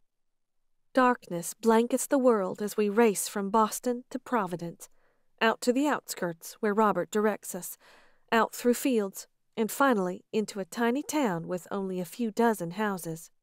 "That must be it there," Aaliyah says, nodding her chin toward a seemingly abandoned warehouse. She pulls the car off the road behind some bushes. She turns in her seat, addressing Duncan and I. "Okay, here's the plan. Kai and I are going to find Robert. We're going to scope out the full span of this thing. You two wait here. Watch for my signal. If it's a no-go, I want you both to get out of here. If it looks like there's something we can do, you both better be ready to get your hands dirty." Duncan and I nod, and Aaliyah climbs out, Kai on her tail, quietly shutting the doors behind them. We both watch as they dart across the road, nothing more than a blur. From behind an outbuilding steps Robert. His shaved head gleams in the moonlight, his beard masking much of his face. His dark skin, the leather jacket, and black pants make him nearly invisible in the night. "You getting a weird vibe from this place?" Duncan asks as he opens his door. "I think weird is the only vibe I'm used to these days," I say quietly as I pull my supplies into the seat and start going through them. "How does all this stuff work?" he asks as I start handing him things. "The toxins immobilize a vampire, born or bitten, instantly," I say, handing him 2 vials and fishing around for another dart. "These will burn the skin, slowing them down significantly." I climb out of the car and place 2 orbs in his hand, which he slips into his pocket. And if worst comes to worst, good old-fashioned steaks. I've just slapped one down in his hand when Duncan suddenly looks over his shoulder. He whips around, eyes instantly red, fangs bared, but 3 figures rush at us, too late to react. A man slams into me, knocking me hard against my back into the car. My head snaps back, the wind expelling from my lungs.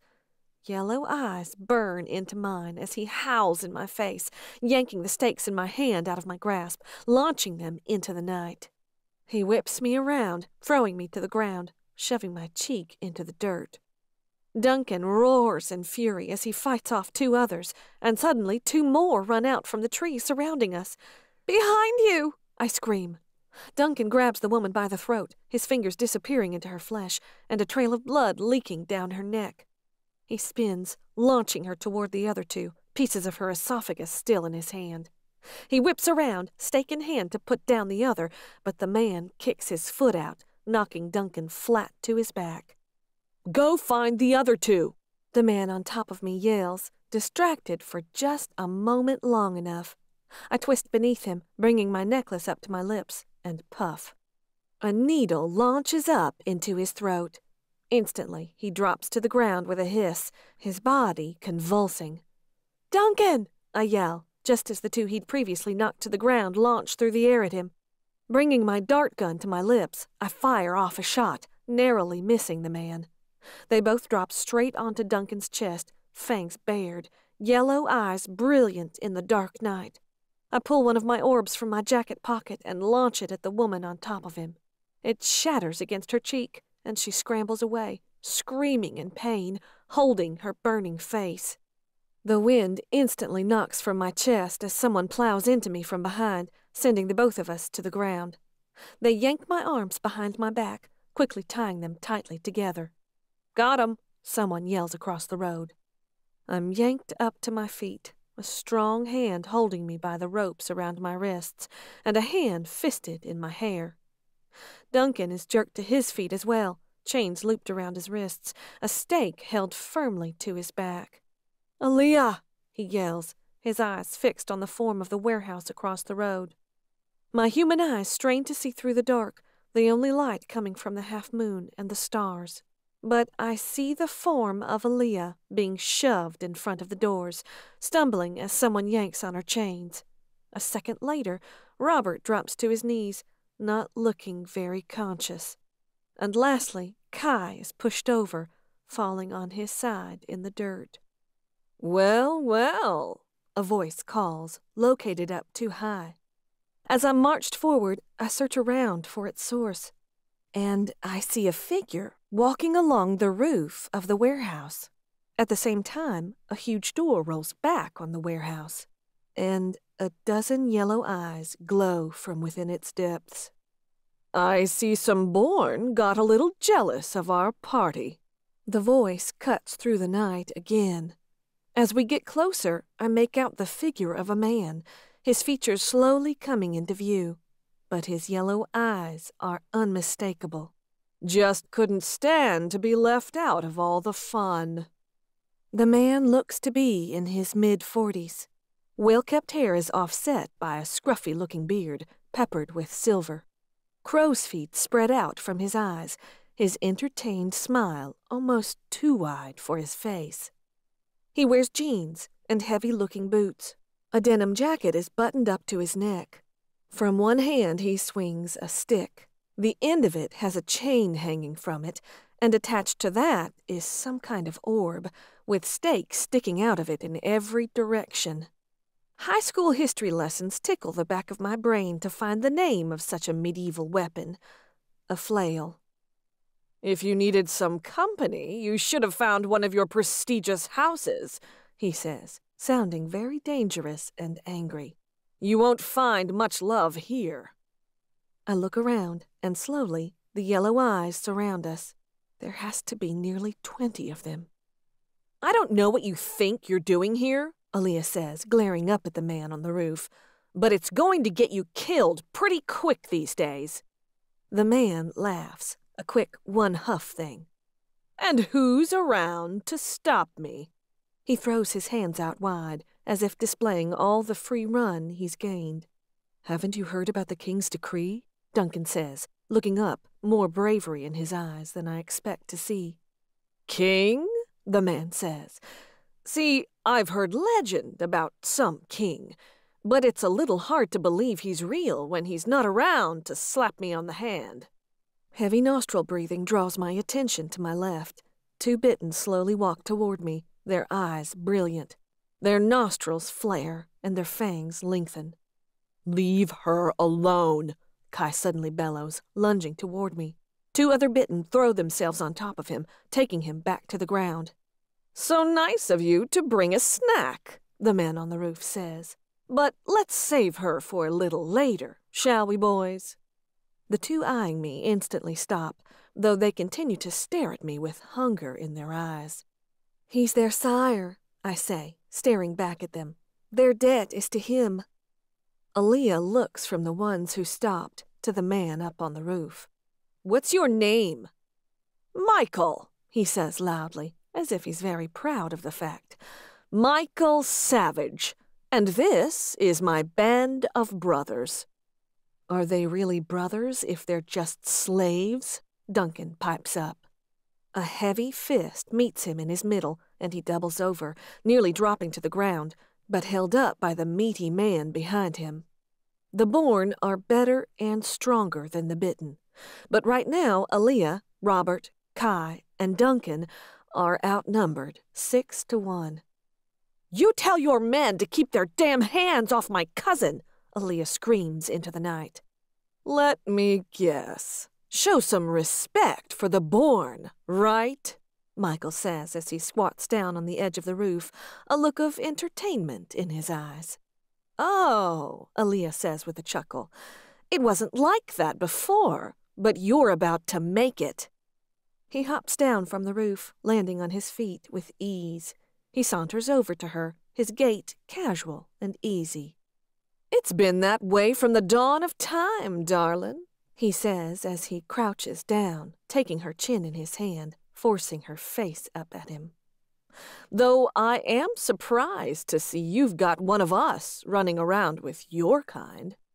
Aaliyah's eyes flash red, and she snaps her fangs at him. "Oh ho!" he says, snatching his hand away. "This one is a feisty one. I like her style." "You have no idea what you've done here," Duncan says, rolling his head back up, standing straight. "The creation of any new Bitten is punishable by death now." "You know, I have heard about this mysterious king," Michael says, turning away from Aaliyah. "That he lives somewhere over in Europe, far, far away. I also heard that this supposed decree was made 6 years ago. 6 years. And here I am. Turned 3 years ago. No one but me killed my sire. I've made myself dozens of friends since, and no one has come after me." "It's not the way it's supposed to be," I say. My voice cuts through the night like a knife, all eyes turning to me. Michael turns, slowly walking forward, his eyes gleaming. Everything about him is a predator. "I assume you're talking about the Allaway fellow." I don't say anything in return, and he stops just 2 feet in front of me. "Yeah, I've heard about him," Michael smiles. It's a crooked thing, bigger and wider on the left than the right. "And it's sickeningly charming. Seems to me he's either lost his nerve, his power, or his interest. Either way, I'm having a lot of fun."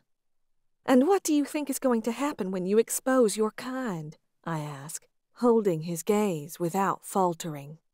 "When the people realize they have a reason to fear the night, and they come out with their pitchforks and torches, when the billions of them turn against the thousands of you." He lets out an amused chuckle, his smile growing just slightly. "You surprise me, Mary Sue. A pretty little young thing, running around with vampires, spittin' fire." "Not everything is what it seems," I say without wavering. Michael suddenly stands upright. "Nobody touches this one," he says as he looks out over the crowd. "I like her. I think I'll keep her for myself, her fate to be determined at a later time." Laughter rings out through the crowd. I swear they all shift just a little tighter and closer. Kai swears in Samoan, his eyes glowing and brilliant as he tries to fight against the now 4 men who hold him down. Oh, if only Ian were here. Every one of them would be dead by now. But I have to remind myself, as I look around at the faces of all these men, they don't have a choice in this. They're just doing whatever Michael Savage has told them to do. "Bring them inside, boys," he yells, waving his hand as he walks toward the small house that sits off to the right of the warehouse. Chapter 20. The man behind me roughly yanks me to the side, walking in the direction of the house. The bodies mass around us, walking us 5 hostages to the front door. Up rickety steps we rise, and through a squeaky door. The lot of us are herded into a smaller living room. Michael sets his flail on top of the piano against one wall and takes a seat in a high-backed chair, propping his feet up on the coffee table. I'm roughly shoved down onto a couch, tumbling over. I glare at the man who tossed me, but he just offers an amused smile. Other Bitten force Kai, Duncan, Aaliyah, and Robert onto the same couch. We don't really fit, and we're all half sitting on one another. Each of them has a Bitten behind them, a stake held to their backs. "Now, isn't this cozy?" Michael says with a smile, as he looks around at the many bodies packed into the room. "Dixon, why don't you go get us all something to eat?" A man in the corner nods his head and immediately heads out the door once more. "Now, how about you explain what you're doing here, intruding on my land?" he says as he grabs a handful of nuts from a bowl on the table. "There's been some problems, not you." Michael cuts Aaliyah off, giving her a harsh glare. "Her." He nods his chin at me, chewing the nuts slowly, studying me carefully. He's testing me, seeing if I'm worth my weight. But he doesn't know I'm far more versed in these politics than he is. All of your kind is causing a problem in this area, I say, raising my chin just slightly. To my surprise, the man who hauled me in here cuts the ropes around my wrists. Instead of rubbing them like I want to, I set them in my lap. Born and bitten. You know who Charles Allaway is. I'm guessing you know he's supposed to be in charge of keeping all of the vampires under control in his region. Something stuffy like that, Michael says with a smile, still chewing. He's weak right now. He doesn't have the power to keep everyone in check, I continue. I shift my hand just slightly, covering the pocket of my pants, slowly sliding out my compact dart gun. So we're trying to do his job for him. As I understand it, Charles is theoretically some kind of royal, a descendant of this supposed king. Michael drops his feet back to the floor, leaning forward, resting his elbows on his knees. And the 5 of you are just going to undermine his authority? There isn't much choice anymore, I say, holding his gaze. If he doesn't do his job, the born and the bitten are going to get your kind exposed. The king will be forced to deal with things himself. I swallow once, sitting just a little straighter. Trust me, you don't want him getting involved. Michael studies me for a minute, searching my eyes as his expression grows serious. You've met the man, haven't you? Yes, I reply. He nods, continuing to look at me. I believe you. This king is the real deal, despite how unbelievable it all sounds. Then I hope you understand why you have to stop what you're doing, I say evenly. You're putting more than just a few people in danger.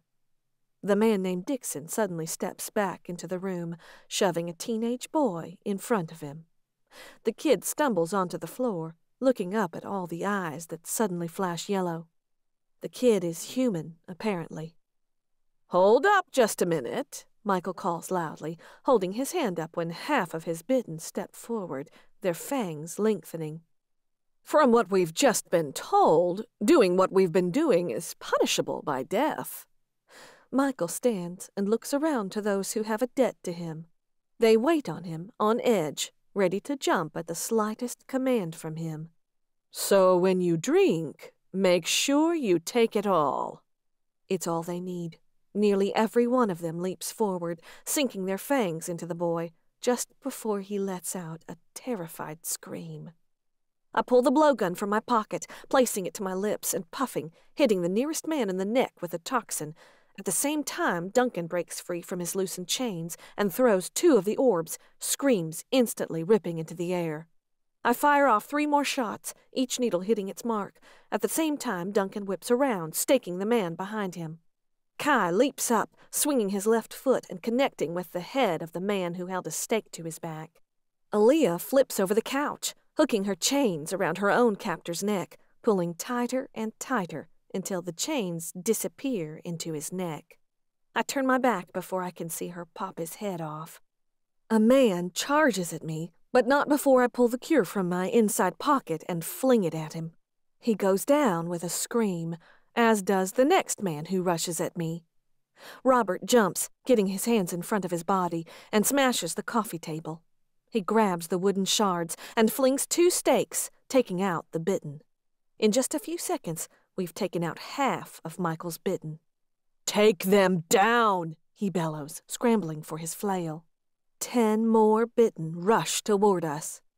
It doesn't have to be like this, I hiss as the 5 of us back toward the wall. The 3 born with me are stronger, faster than the bitten. 2 of them and Kai are still chained, and we're still outnumbered. Let's talk, and no more of them have to die, Michael. Seems to me you're still outnumbered, he growls as he swings his spiked ball back and forth. His muscles are tensed, ready to spring. Seems to me we took out half your men in less than 10 seconds, Aaliyah taunts. And half of those were taken down by our human. Michael's eyes flash brighter as his eyes flick back to mine. A chuckle bubbles up from his lips, which quickly grows into a laugh. But it's cut short when one of his men lunges toward us. A fraction of a second later, Robert buries another table shard into his chest. "Please stop!" I yell as my eyes widen in horror. Another innocent is dead, never to live again. "You need to stop, or I will kill you myself. They don't all have to die." Michael's eyes widen, his jaw clenching. He takes one step forward, standing straight. He swings his bat back and forth. "You, a tiny human, are going to threaten me?" I pull out a stake in one hand, holding my loaded dart gun in the other. "You think you can kill me?" "I know I can," I say, my gaze steeling. Michael takes one more step forward, and I bring my blow dart up to my lips. I gather my breath, ready to blow at any second. A laugh breaks from his chest, just one huff. But then it's followed by another, and soon he's absolutely losing it. Full-bellied, face toward the ceiling. But I don't relax. I'm holding that breath in, prepared to fire toxins into his body. "Holy shit, this has taken an interesting turn," he finally says, taking in a deep breath. "I have to say I never expected this. To get absolutely schooled by a little blondie human." A smile curls on one side of his face as his eyes fix on me once more. "I'm absolutely intrigued." My brows furrow. My hand curls a little tighter around the stake in my left hand. I just about loose my dart when he stretches his right hand forward. "Whoever the hell you are, little girl," he says, cocking a smile, "count me in on your team with whatever you've got planned." No one moves for a second. No one says a word. Are you serious?" Aaliyah says, her tone absolutely disbelieving. "That's all it took? Penny kicking your ass?" Michael looks over at Aaliyah, his face just as shocked. "If someone like her can kick my ass, she sure as hell has my interest. I've got some learning to do, apparently." "Just like that?" Duncan questions, not convinced. "Just like that," Michael says with a smile. There's something about him that reminds me of Markov. Deadly, a wild cannon, a slave to his thirst, and absolutely mad. "Prove it," I say, standing a little taller, only pulling my dart gun away from my lips slightly. "Tell all your men to line up against that wall." I nod my chin to the one by the front door. Michael studies me for a moment longer. Suddenly, he swings his bat over his shoulder, the spiked ball hanging dangerously in the air just above his back. "You heard her, boys," he says loudly. He turns to them. "Line up." Without hesitation, each and every one of them, the 9 that are left, line up single file against the wall. Right behind the body of the now dead boy they drained in just seconds. "Watch him," I say to the 4 at my side. They all crouch just a little deeper, their hands ready for action. Kai hisses at me under his breath, begging me to be careful. I slip my blow dart back into my pocket, though I keep the stake in my left hand. Reaching inside my jacket, I produce a needle full of the amber-tinted cure. "You can't do this to them," I say, shaking my head. "Slaves aren't friends. They aren't family." "Worked fairly well the last 3 years," he says. "But you seem to have a better way." I don't know about that, but whatever the hell I'm doing, it seems to be having a magical effect on Michael. "You have to let them go," I say as I step over a body and stop in front of the first man. I sink the needle into his shoulder, depressing the plunger. Instantly he hisses in pain, doubling over. "What are you doing to him?" Michael demands, lunging forward 2 steps. Instantly Kai is in his face, pressing a stake to his chest. Oh, how the tables have turned quickly. "I'm freeing him," I say, moving on to the next Bitten, who stands in line, his eyes wide and scared as he watches his fellow brother curl on the floor in pain. I plunge the needle into the next arm. He collapses too. "She cures them," Aaliyah says, the slightest hint of reverence in her voice. "No shit," Michael says in shock, as his eyes dart back to the two men on the floor, curling in pain. "Didn't know that was possible." "It's not, so far as the rest of the world knows," Aaliyah says, giving him a deadly look. Michael smiles again, chuckling in amusement. He shakes his head. "Don't know what you're talking about. I didn't see nothing."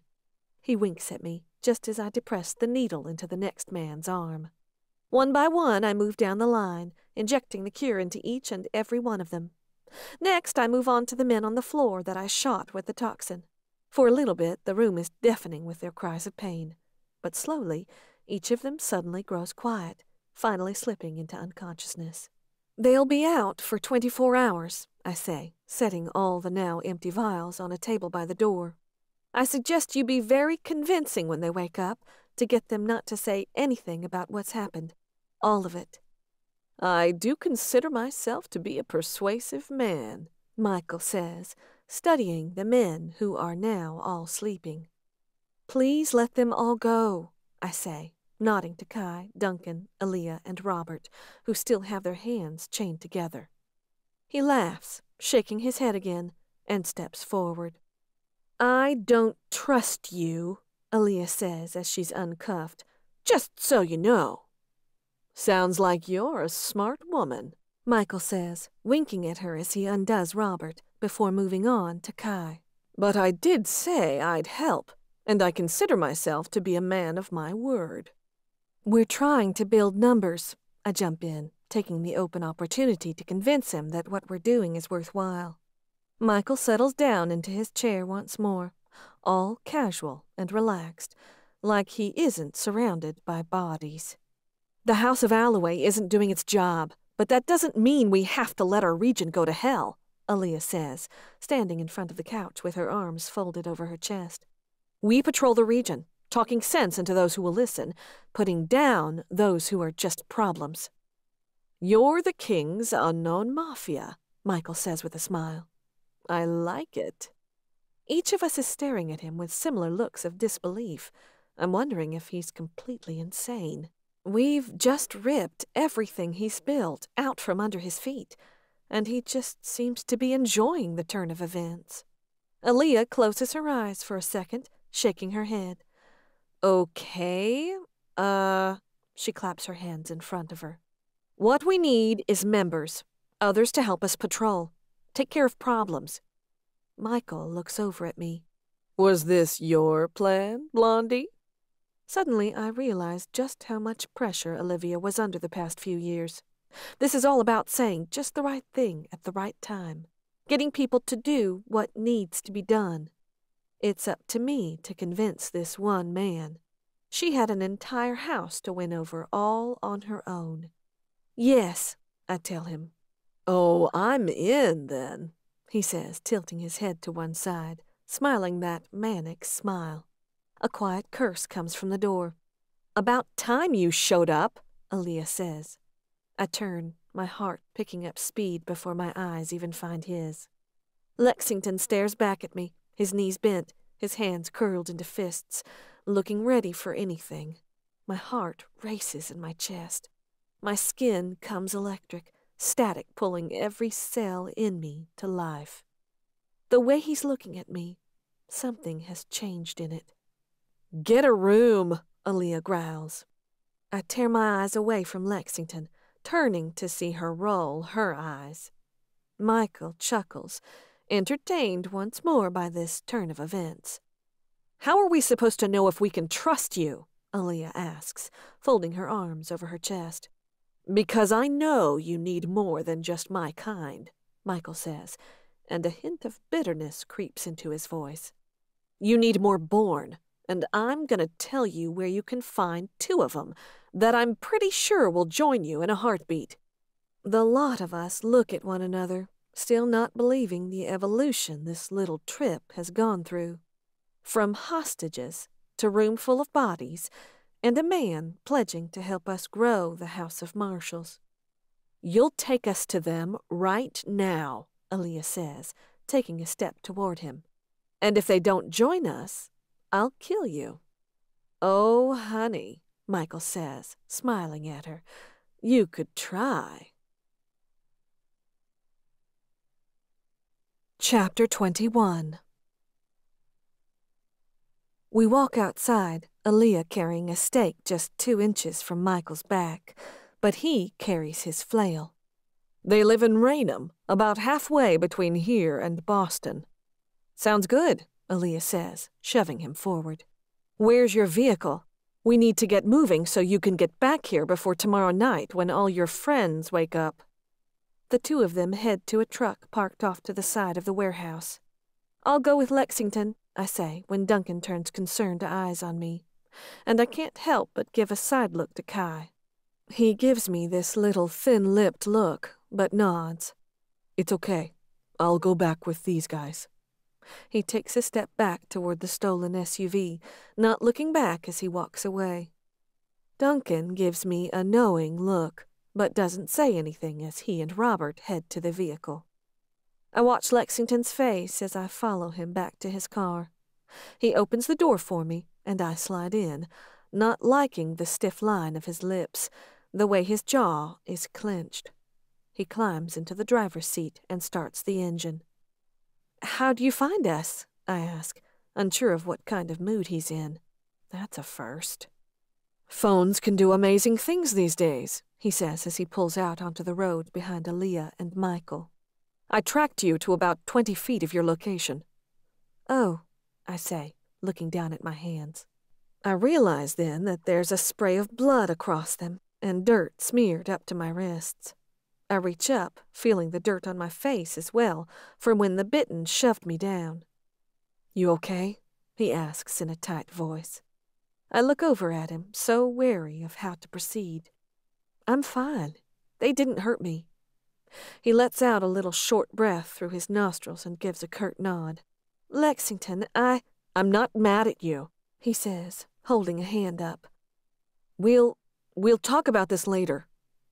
I look at him again, my brows furrowing. I'm so confused right now. In the past month and a half that we've been with each other, he's never once been mad. And despite him saying he's not, he sure seems it. Everything about his mood is rocked right now. Instead of digging, I sit in my seat in silence and turn to watch the pitch-black night pass by outside. An hour later, we roll to a stop outside a single-wide trailer in the middle of nowhere.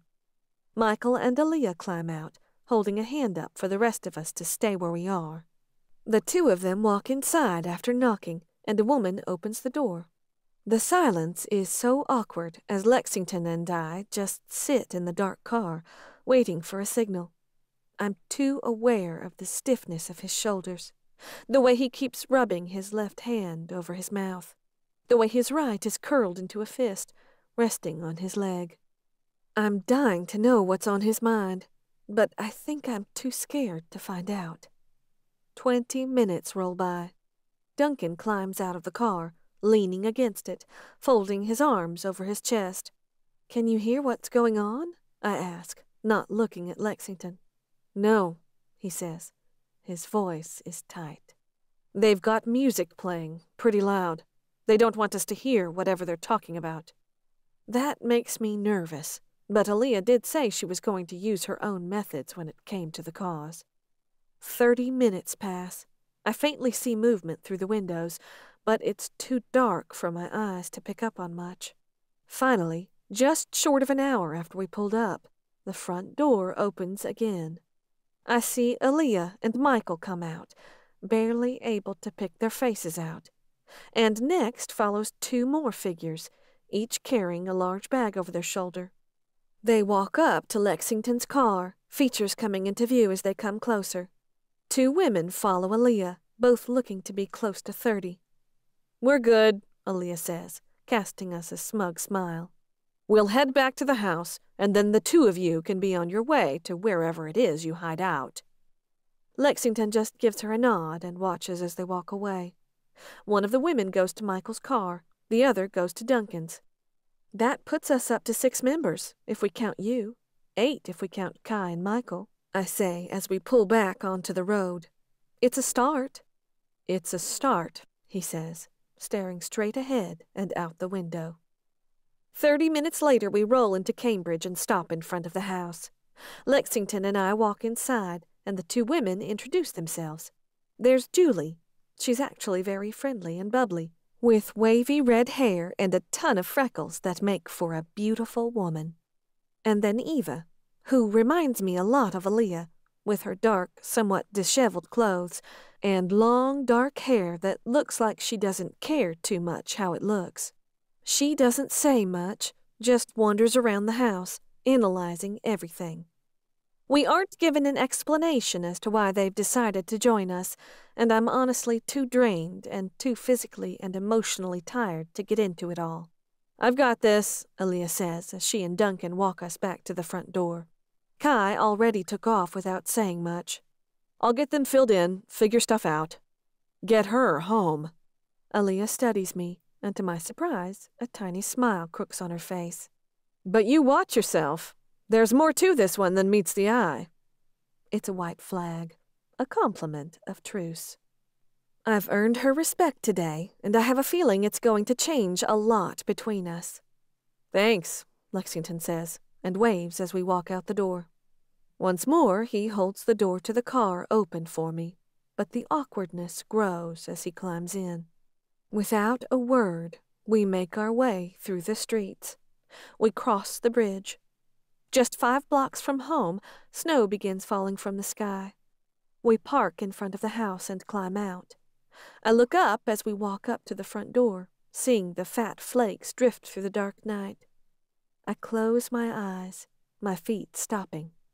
Just standing there for a moment. My life is never, ever going to be normal, no matter how far away I live from Silent Bend. No matter how hard I try to stay out of the affairs of the vampires. I'm not one of them. I never will be. But I'm ever a part of their world. Elle? I open my eyes and find Lexington watching me from the front door. Taking a deep breath and letting it out, I finish the trip. Shrugging my coat off and hanging it in the closet, I flip the gas fireplace on. And try as hard as I can to look anywhere but at him. My eyes lock on him as he too takes his coat off. He stands there, in jeans and boots and a dark blue V-neck t-shirt, his hands on his hips, his lips thin, and his expression grim. He stares at the floor.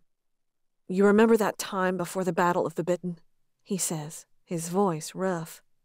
When everything was so crazy, and they had us surrounded, and Markov was pretty mangled, and got his leg broken, and he was so roughed up.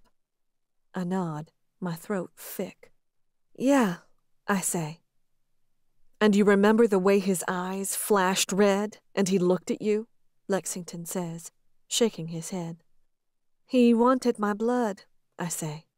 And I hauled you out of there, and we sat in your room for the rest of the night. He shifts from one foot to the other, rubbing a hand over the back of his neck. I just kept waiting for him to haul up those stairs and bust down your door. I half thought I was going to have to kill him that night so he wouldn't drain you. My brows furrow. I remember the night well, but I have no idea why he's bringing this up now. We didn't say much that night, but I think it kind of made an impact, he says, sniffing, and he still won't look at me. He paces a few steps, back and forth. See, it was the first time I really made a choice to help someone in Liv's house. Not just because Cyrus told me I needed to be loyal or he'd kill me. It didn't have to be me that stood guard over you. It could have been Cameron or Christian or Lillian. My heart starts beating faster. I want him to hurry and get to the point because I'm getting more confused by the minute. And that changed something for me. Made me realize that I didn't just have to bear everything after the trade, he continues. I could choose to make this new situation be a good thing. He shakes his head back and forth. But that night, I think my image, my impression of you, locked in on that one act. The girl I chose to help, the fragile one that needed my help. and I chose to take it. He turns his back to me, bracing his hands on the wall, sagging his head between his arms. When Ian asked me to come here and keep an eye on you, I was back at that night, choosing to help that same fragile girl. I'm just one in a house that is pushing 30, and I was needed. He brings his head up and he shakes it. His breathing is deep, rough. But after the past few weeks, after tonight, he's suddenly very still, standing with his back to me. I want to see his face, to read him. Elle, you don't need me. You don't need anyone. Your brother may think you're helpless, but he's never really seen the true Elle Ward. Something swells in my chest at his words. Truth. My entire life, everyone has underestimated me, tried to protect and shelter me. I always knew I could take care of myself, but I let them think what they needed to about me. But here, Lexington has just stripped it all away. I know 100% you'll be just fine without me here, Elle, he says as he lets his hands fall away from the wall. His arms sag at his side, his shoulders slumped. A swarm of garden butterflies unleash in my stomach. But I want you here. Lexington is very still for a moment, frozen by my words. Slowly, he stands up straight. Slowly, he turns to look at me as my own truth finally breaks free from my lips. His eyes connect with mine, so very bright, dancing in the light of the Christmas tree. You're right, I say, taking one step forward. I don't need you here.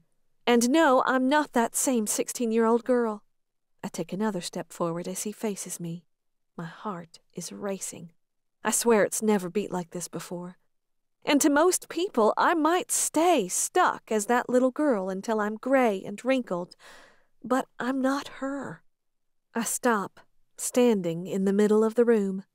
My chest rises and falls, yet it feels like there isn't near enough oxygen in the room.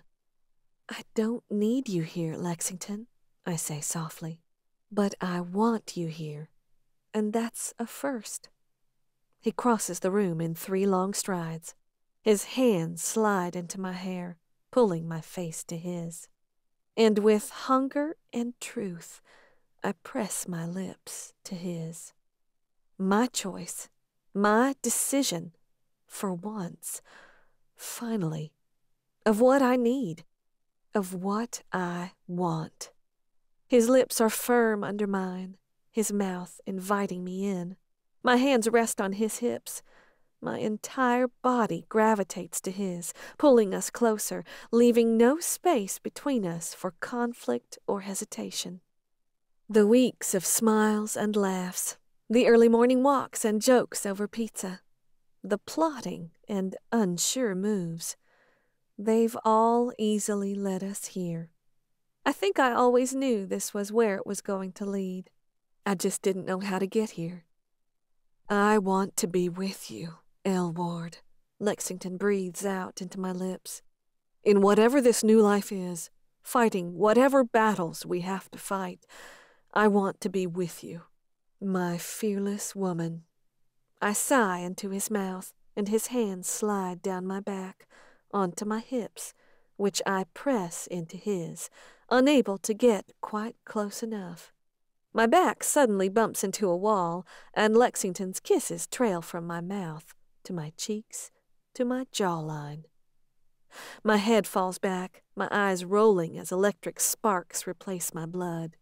My hands slide down Lexington's arms, feeling every rise and fall, every definition of every muscle there.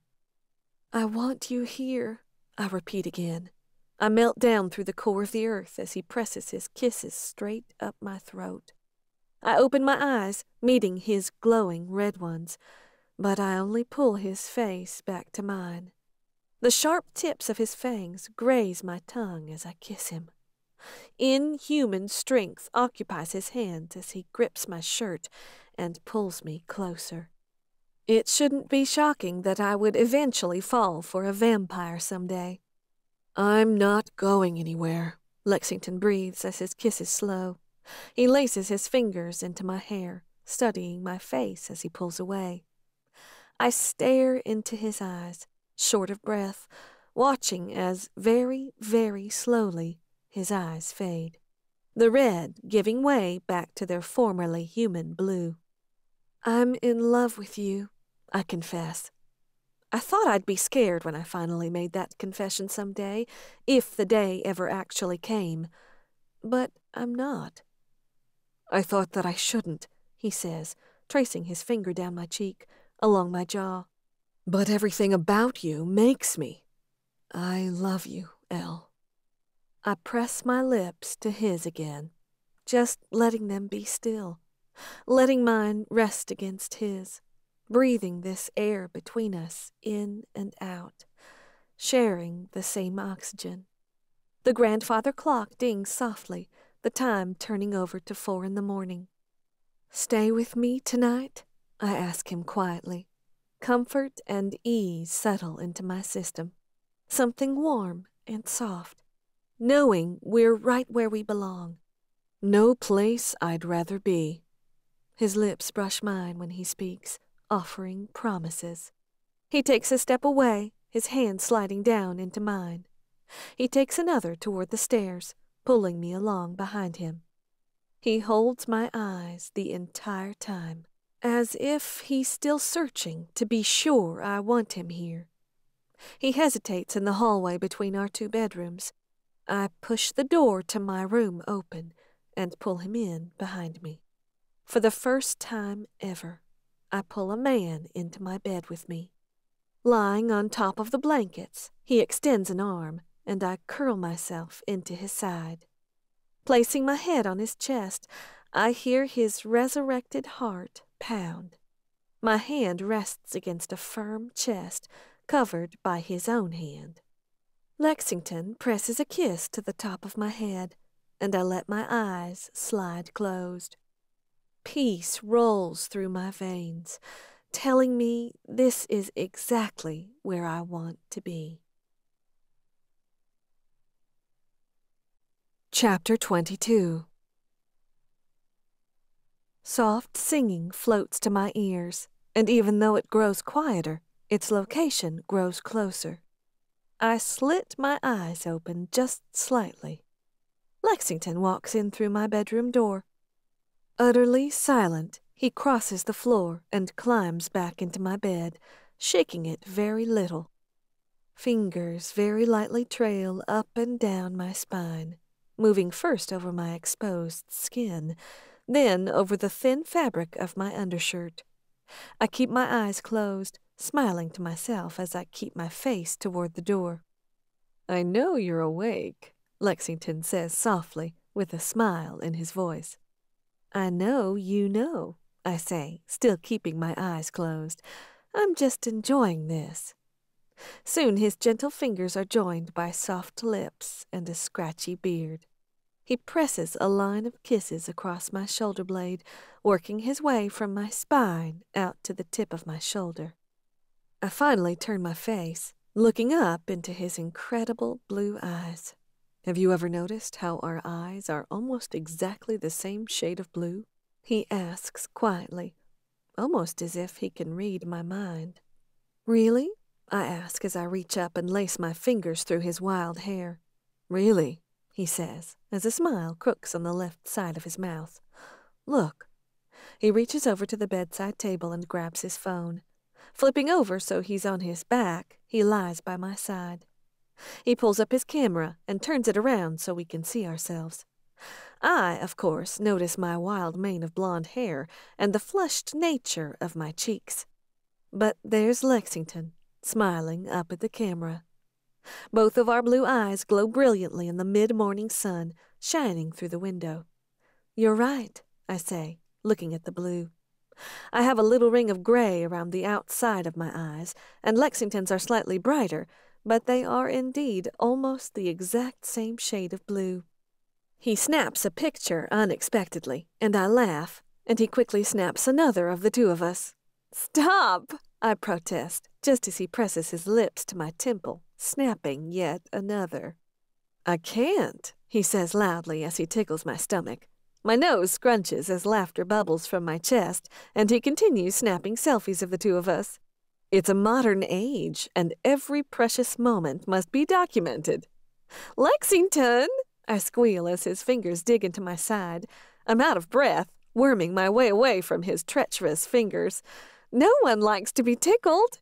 But it produces the most adorable crinkles on your nose, he says as I straddle him, my knees resting on either side of the bed on both sides of his hips. He grabs my wrists, smiling up at me. I lean forward, balancing all of my weight into his hands. Slowly, I bring my nose to his. My hair cascades down around us, casting us in our own cocoon. The smile on his face grows more serious, and I see his eyes drift around my face, slowly sinking down, taking all of me in. The undershirt I wear is thin, exposing the excitement he brings out in me. The jeans I fell asleep in last night are tight, low cut. My belly button is exposed, my top pulled up in our wrestling match. He studies me, so I study him in return. The rise and fall of his chest muscles, the V-neck of his shirt dipping low, giving me a preview of the beauty I know is there. The sharp jawline, the scruff on his face, the tossed state of his hair. This is real, I whisper as I bring my lips to his cheek. Softly, I brush them over his skin, letting that reality sink in. Right here, right now. This is real. He turns his face, bringing my lips to his. Gentle, soft, understanding. Somehow I don't doubt that he knows exactly what I'm meaning right now. "Can I have you?" he whispers into my lips. I meet his eyes, and suddenly I see everything. The mornings, the days, the evenings, and the nights together. We've been each other's for weeks already. I tell him the truth as I lean forward, capturing our hands between our chests as I let myself sink into his lips. Lexington rolls us, propping himself up on an elbow, looking down into my face. "This is different," he says as he brushes a hair behind my ear. "I just need you to know that. Everything with anyone before was always difficult.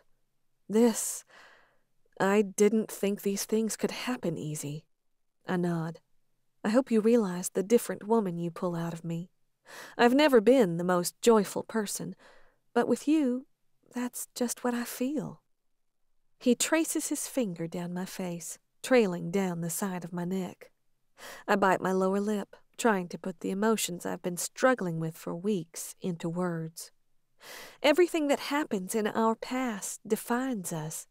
All those big and insignificant events. They make you who you are.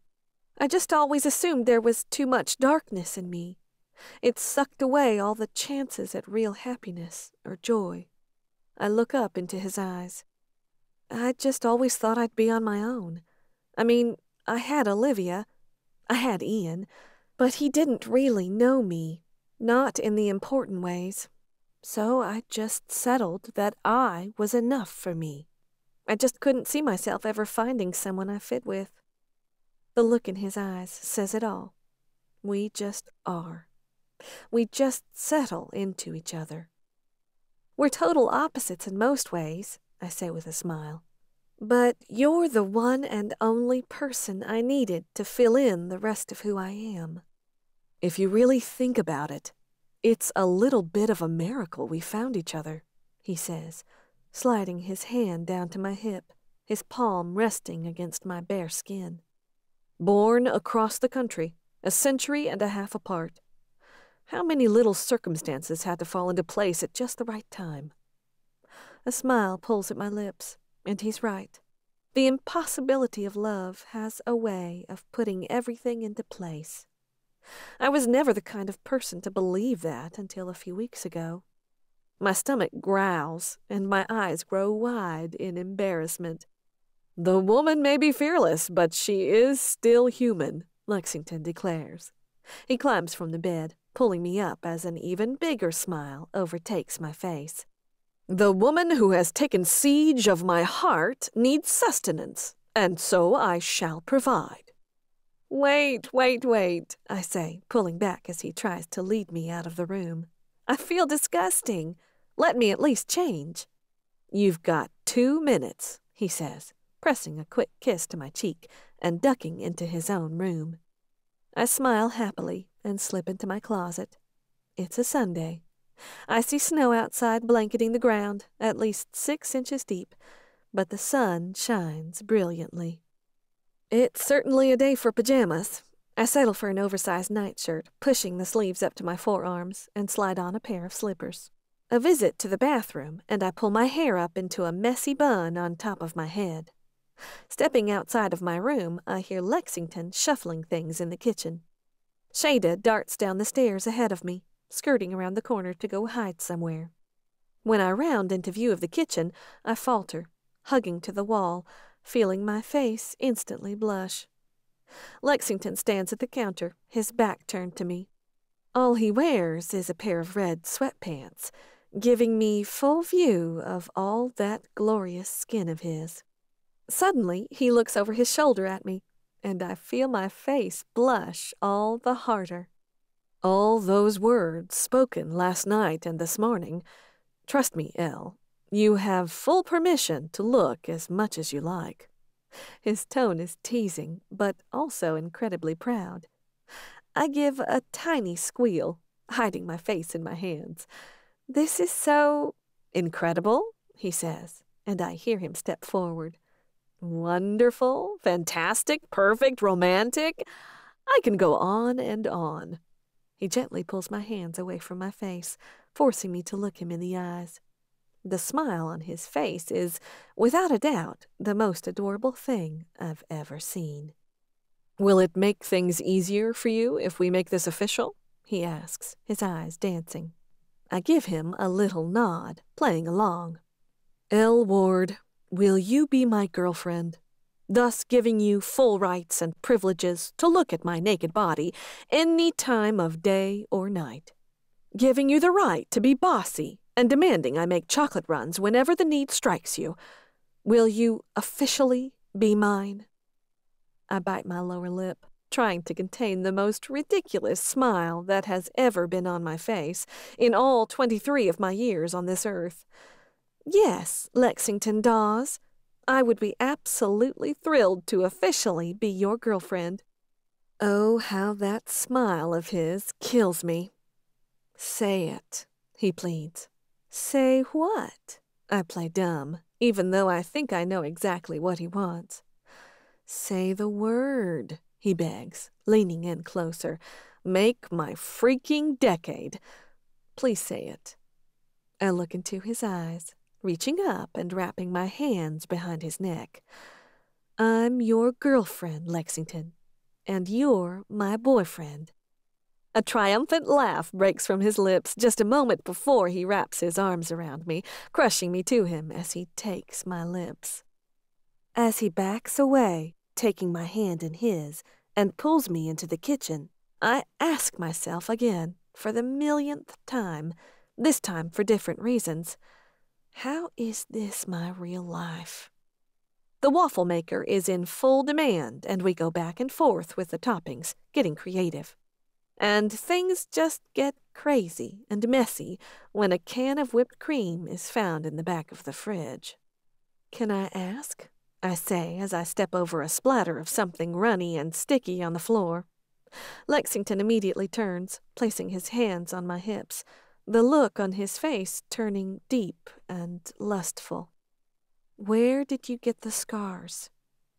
I raise one of my hands to touch the one on his chest, lightly brushing my fingers over it. My other hand slides to his back, running over the raised scar there. You know not everyone made it out of that fight with the Bitten, he says quietly, as his eyes study my face. I just about didn't walk off that field. Tightness grips my chest, choking the air from my lungs. I bite my lower lip to hold in the sorrow that sweeps over me. I didn't know it then, but on the worst day of my life, I almost lost the man I would come to love someday.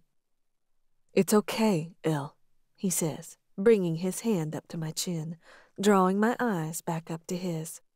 "I'm still here, and I like to think stronger for it." I put on a little smile and nod. "What about the tattoos?" I ask, trying to move on from such a dark memory. Lexington turns slightly, looking over his shoulder toward the 3 tattoos that occupy his shoulder blade. "They're the years my siblings were born. I kind of started feeling like I was forgetting them. It was such a long time ago. Now I carry them around with me always." "That's beautiful," I say quietly, leaning in and pressing my lips to his.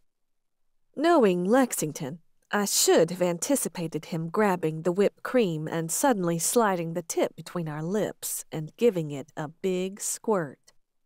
20 minutes later, licking a glob of peanut butter from the back of my hand, I go to the fridge for some milk.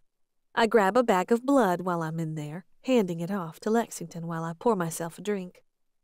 "I know this sounds absolutely disgusting to you," he says as he opens it, "but mixing this blood into the batter sounds amazing right now." And for a second, the thought does turn my stomach. But with a smile, I take the bag from him and pour half of the O positive into the batter. I hold his eyes with a tiny smile as I mix it in. "And I'm absolutely done for," Lexington says, wrapping his arms around my middle and burying his face into my neck.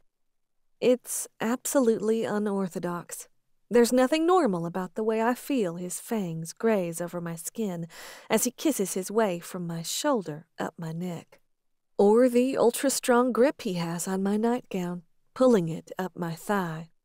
Nothing natural about the blood waffles I make for the one and only boyfriend I've ever had. Nothing casual about this house we live in with 24 poisonous plants buried beneath the snow on the roof. But it's my version of absolute perfection. Chapter 23. "Come on, come on, come on!" Lexington coaxes the car as we attempt to make it up the slight hill to the house. It snowed again last night, bringing another 4 inches. It's nearly a foot deep at this point. "It's been hours since they plowed," I say, looking down at the road. It's covered in a thick sheet of snow and ice. Everyone is at home with their families.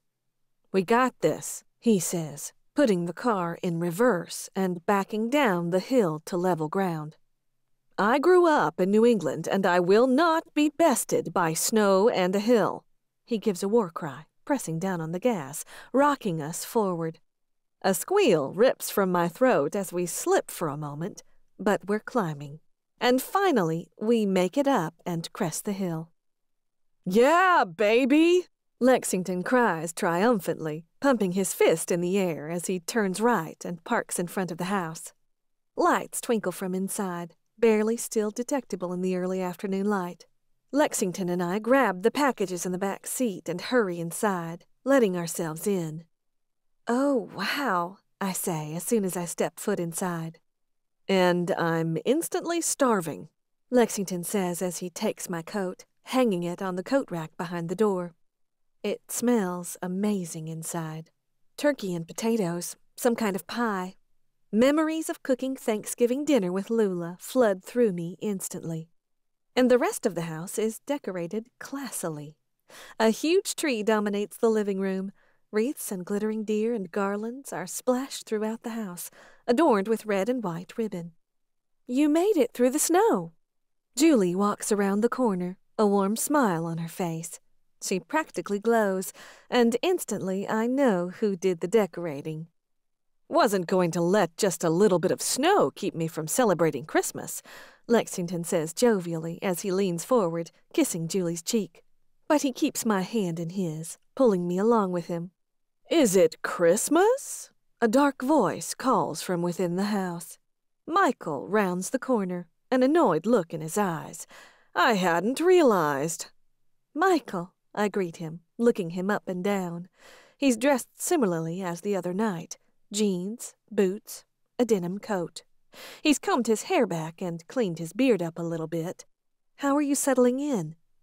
His expression darkens and he looks around, taking in the festive decorations.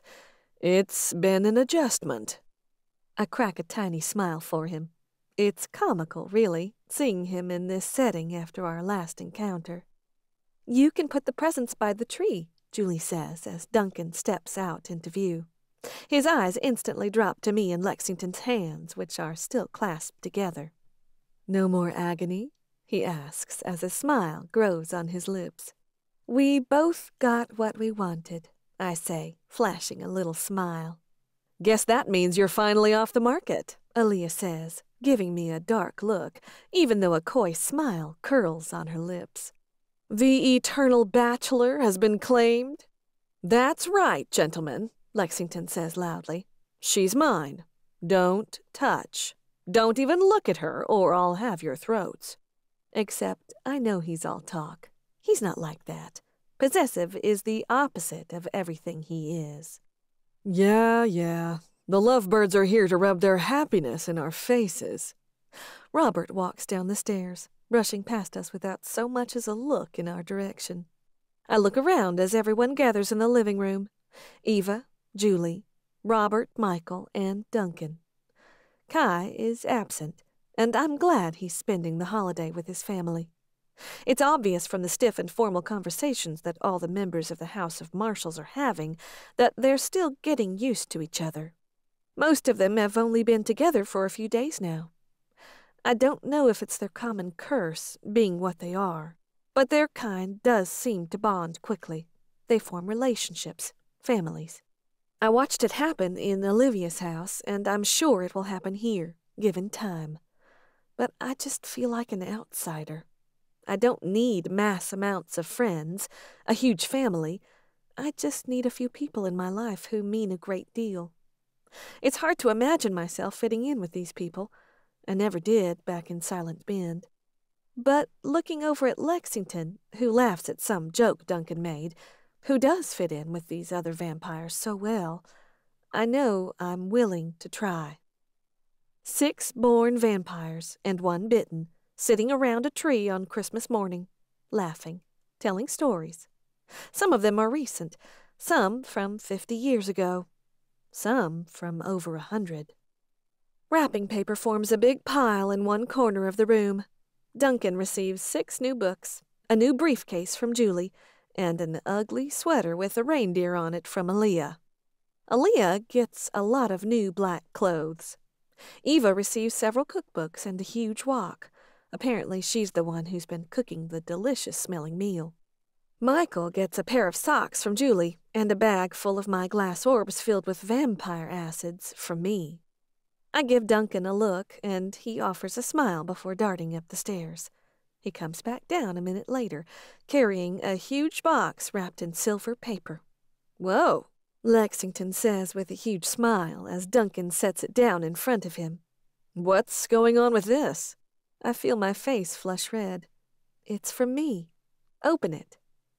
All eyes turn to Lexington as he gets this little boy smile on his face, clearly thrilled to be receiving anything. He rips the paper, pulling open the box.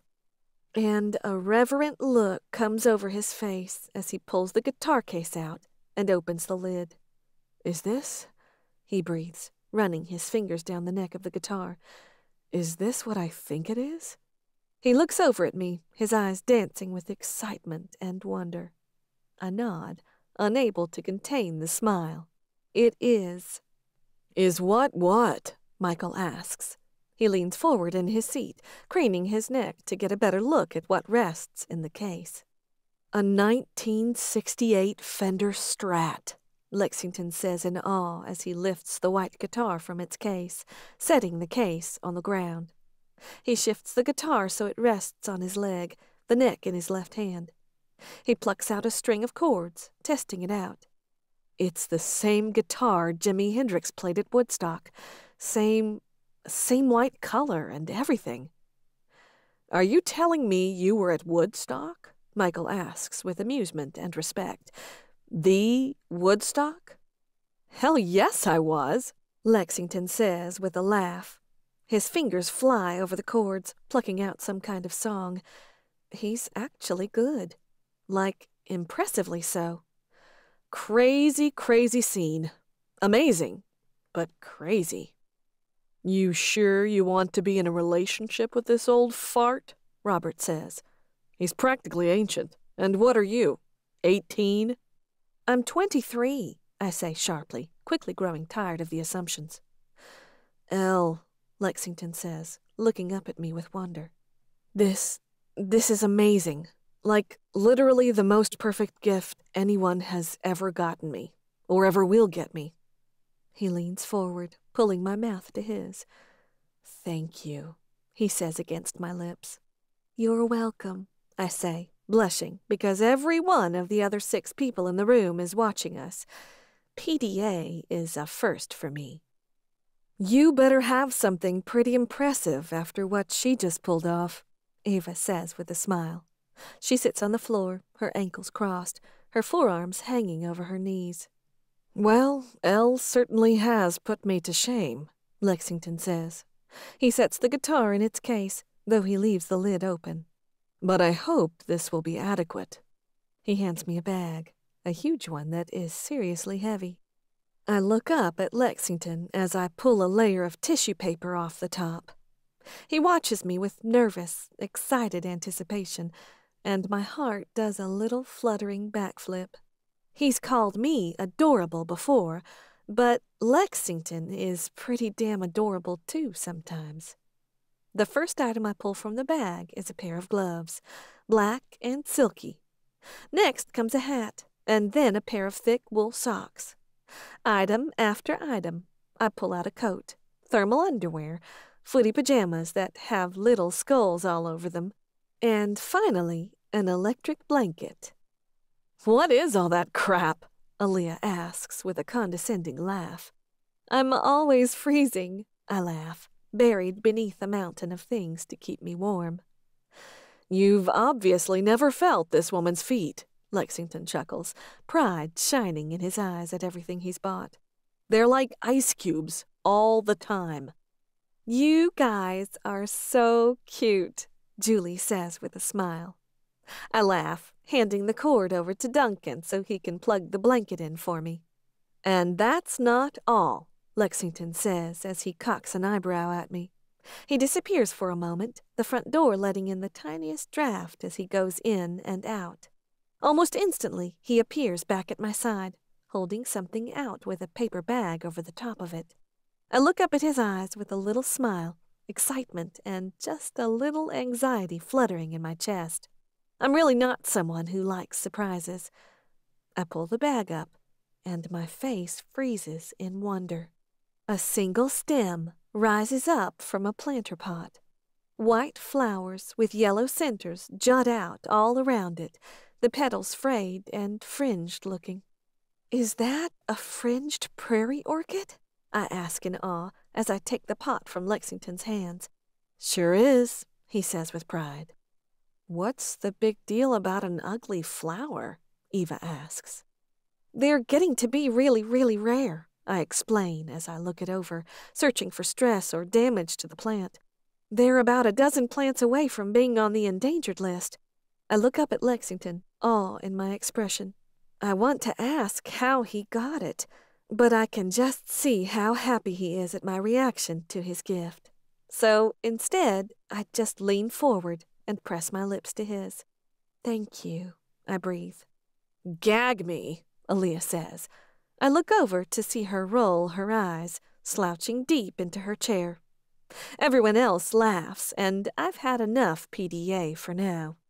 Dinner is ready, Eva says, providing a thankful distraction. Let's eat, Michael says as he jumps to his feet. I'm starved. The presents now all opened, the clock reading noon, everyone files into the dining room. A long table dominates the room, a dozen chairs set up around it. Everyone pitches in, taking the food from the ovens and refrigerator to the table. Julie smiles admiringly at the beautiful table setting she's laid out. And for just a moment, as everyone dishes up their Christmas dinner feast, I forget that these people are anything but that. Until Robert breaks out the enormous pitcher full of thick red liquid. One by one, he makes his way around the table, filling the wine glasses with blood. Until he reaches me, giving me a wink and skipping over me to fill Lexington's cup. "This is wonderful, Eva," I say as I near the end of my plate. "Did you go to cooking school?" She nods from the end of the table, next to Aaliyah. "I was in New York, just 2 weeks away from finishing it up." "What happened?" I ask as I take a sip of my cranberry juice. 9/11, she says. "I was right under the building when the towers came down. I was pulled from the rubble 2 days later and woke up in a refrigerated box 2 days after that." "That's terrible," I say, my brows furrowing. "Did you know before?" She shakes her head. "So many like her never knew what they were before they died and resurrected." "What about you, Julie?" I ask. "You could say my mother was obsessed with vampires," she says with a laugh. "She always loved folklore, scary tales. So when she learned vampires were real, she hunted one down, slept with him, much to the threat of her physical safety. 9 months later, I was born. 27 years after that, she convinced me to take my own life and see what would happen." "Wow," I say. "Her mother doesn't sound much better than mine." "How did the two of you meet?" I ask, looking from Julie to Eva. "I just smelled her," Eva says. "I know it sounds weird, and you probably can't understand as a human, but we can tell." Each of the other vampires nods. "We were both in Baltimore at the time. Neither of us had met another vampire." "We've been keeping an eye on each other ever since," Julie says, offering a little smile to Eva. "It's hard to imagine the two of them being friends naturally. But when they thought they were the only ones, what other choice did they have? They needed someone who understood what the other was going through. And somehow, along the way, they met Michael. I understand now why they joined the house so readily. The promise of others like them, with the possibility of meeting many more, it must have sounded incredible. Eva has just started cutting up pie when there's a knock on the door. I climb to my feet to get it, but Duncan jumps up. I follow him toward the front door. "A package for Miss Elle Ward." Shock and dread jolt my system like I've just stuck my finger in an outlet. The voice behind Duncan is shaky, full of fear. Duncan steps to the side slightly, and I gain line of sight. A man in his mid-30s stands on the front porch. His entire body trembles in fear, and on the right side of his neck are 2 puncture wounds with trails of blood leaking from them. "There's no one here by that name. Sorry," Duncan says, furrowing his brows in confusion. Lexington suddenly darts to the door. "I'll take that," he says.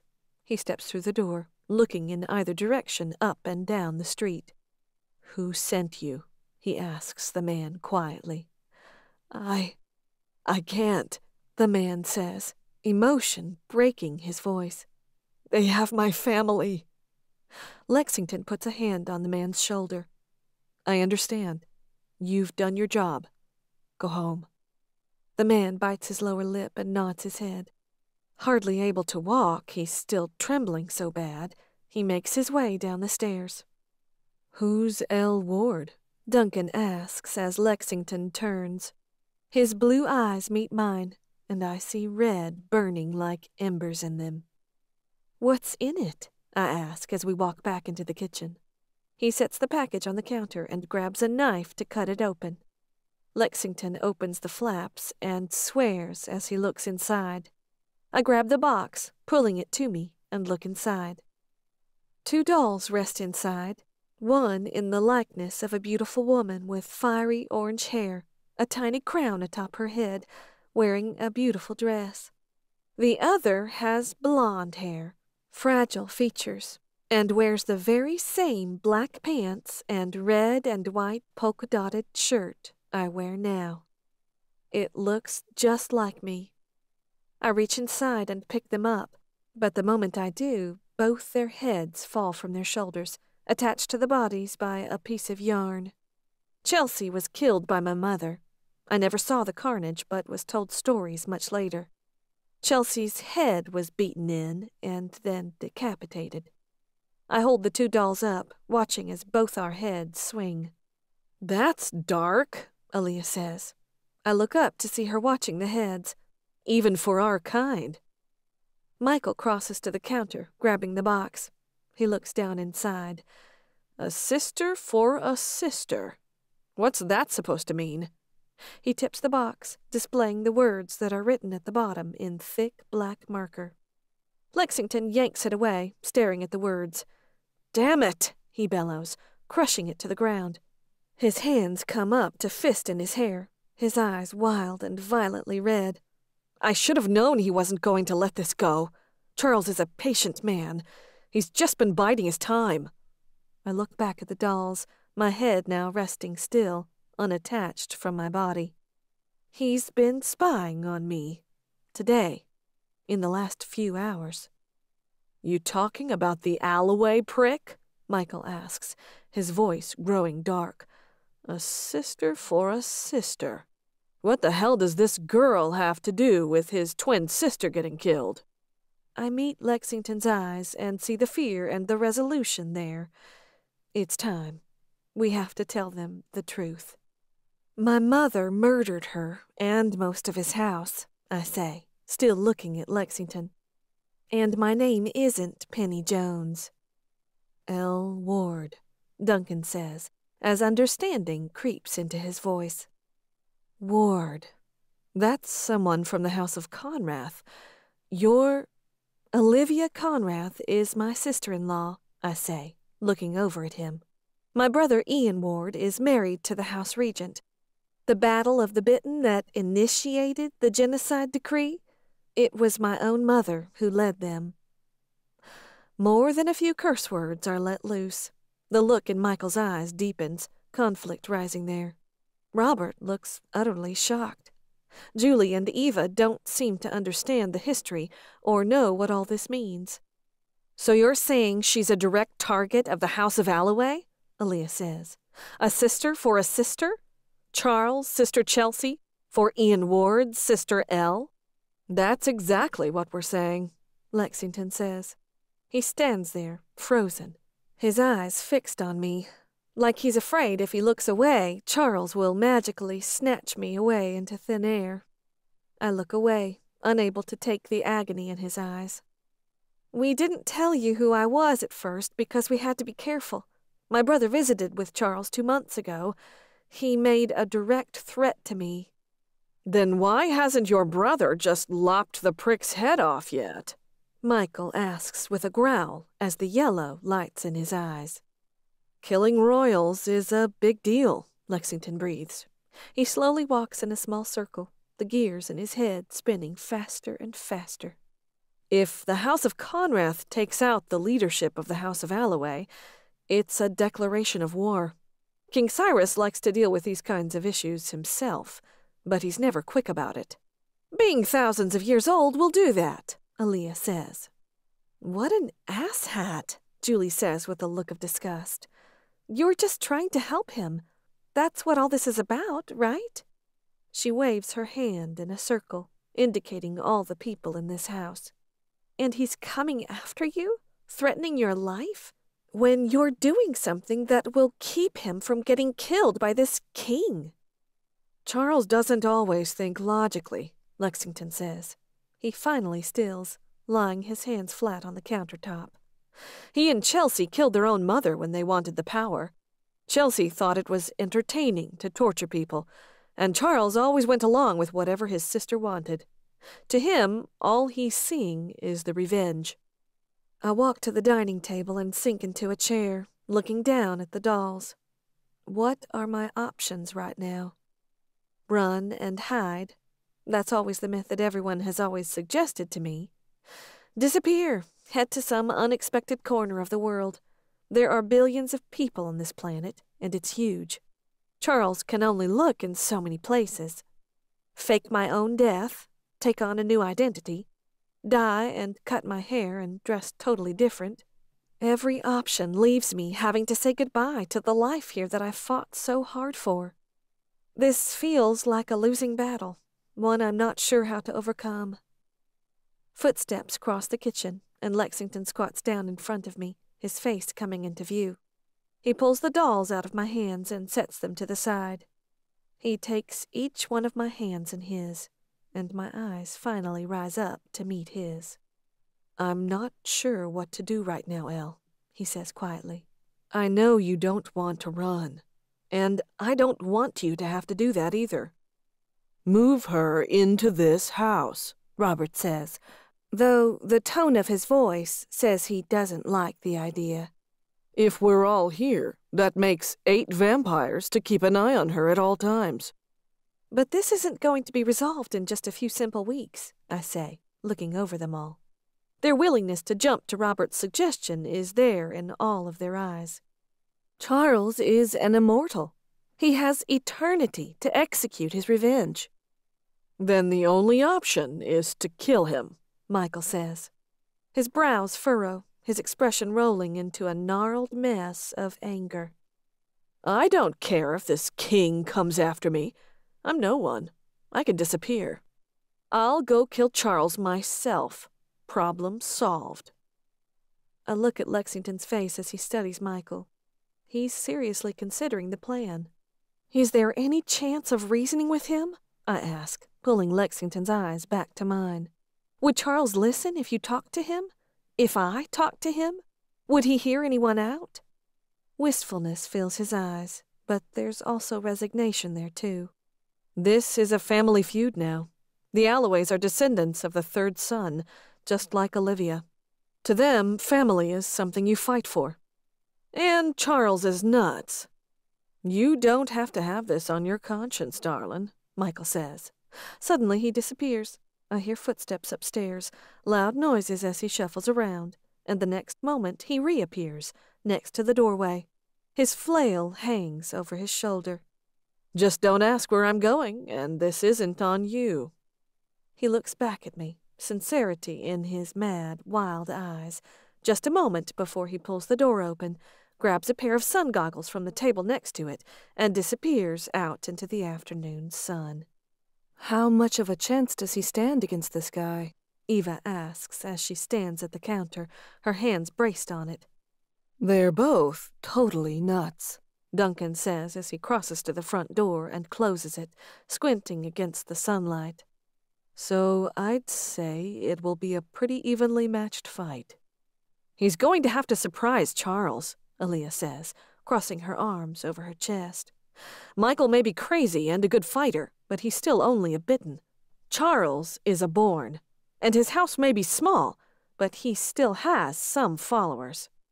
I swallow, my eyes falling to the floor. I've only known Michael for a few days, but already I've found myself feeling very fond of him.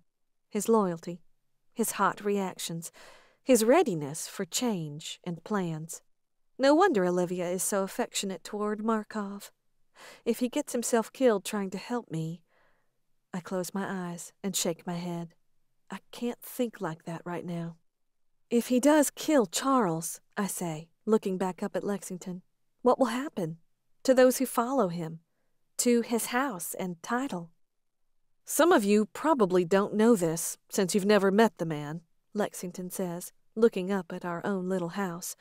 But Charles is gay. I've watched him run through a parade of lovers over the past 30 years. He's never produced an heir. Neither did Chelsea before she resurrected. They're the end of the Allaway line. Lexington stands, crossing his arms over his chest. If Charles dies, King Cyrus is going to have to instate a new family to rule over our region. Who? I ask, shaking my head. Lexington shrugs. I don't know. Isn't everyone who lives back at court in Rote Himmel a royal? Maybe someone from there would be willing. I nod. In my time in Rote Himmel, I learned a lot. Located in Austria, it's a town full of vampires and humans alike. Each of the vampires is a direct descendant of the third or seventh son, and thus royal. But they don't rule houses there. They're just ordinary citizens, though considered members of the court. Their motivation for living there is that they don't have to hide what they are. They have an agreement with the humans. They feed as needed on the human population and take care of them financially in exchange. It's a peaceful town, and they don't have to hide their basic nature. Maybe, I say, my head is spinning. If a new royal family is instated, it means King Cyrus will likely come to the northeast. It means more of his twisted games. Well, I guess we better buckle up for a rocky ride, Aaliyah says, stabbing a fork into the pumpkin pie on the counter. And until we get word from Michael that Charles is dead, I think Robert is right. You need to stay here, Julie says, resting a supportive hand on my arm. Defeat sinks in my chest. Okay, I nod. But when Lexington looks into my eyes, he knows the truth of what I'm feeling. I haven't had to hide in 4.5 years. Haven't had to have vampires protect me against other vampires. I've been able to protect myself for this long. And here I am again, back to what it was like when I was 16. When I was 2 years old, the fragile human threatened by a set of fangs. We'll get through this, Lexington says softly as he reaches out and takes my hand in his. Just give it time, and I promise you'll get your normal life back. Chapter 24. We don't even dare let anyone run back to my house to get any of my things. If Charles tracked me down to the house, how likely is it he won't figure out where my home is? So I'm stranded at the house without any of my things, without my cat, without my garden, none of my clothes, nothing familiar or comforting. The holiday weekend rolls by, no word from Michael. On Tuesday, Lexington, Robert, Eva, and Aaliyah accompany me to Oleander Apothecary. Charles already knows where that is.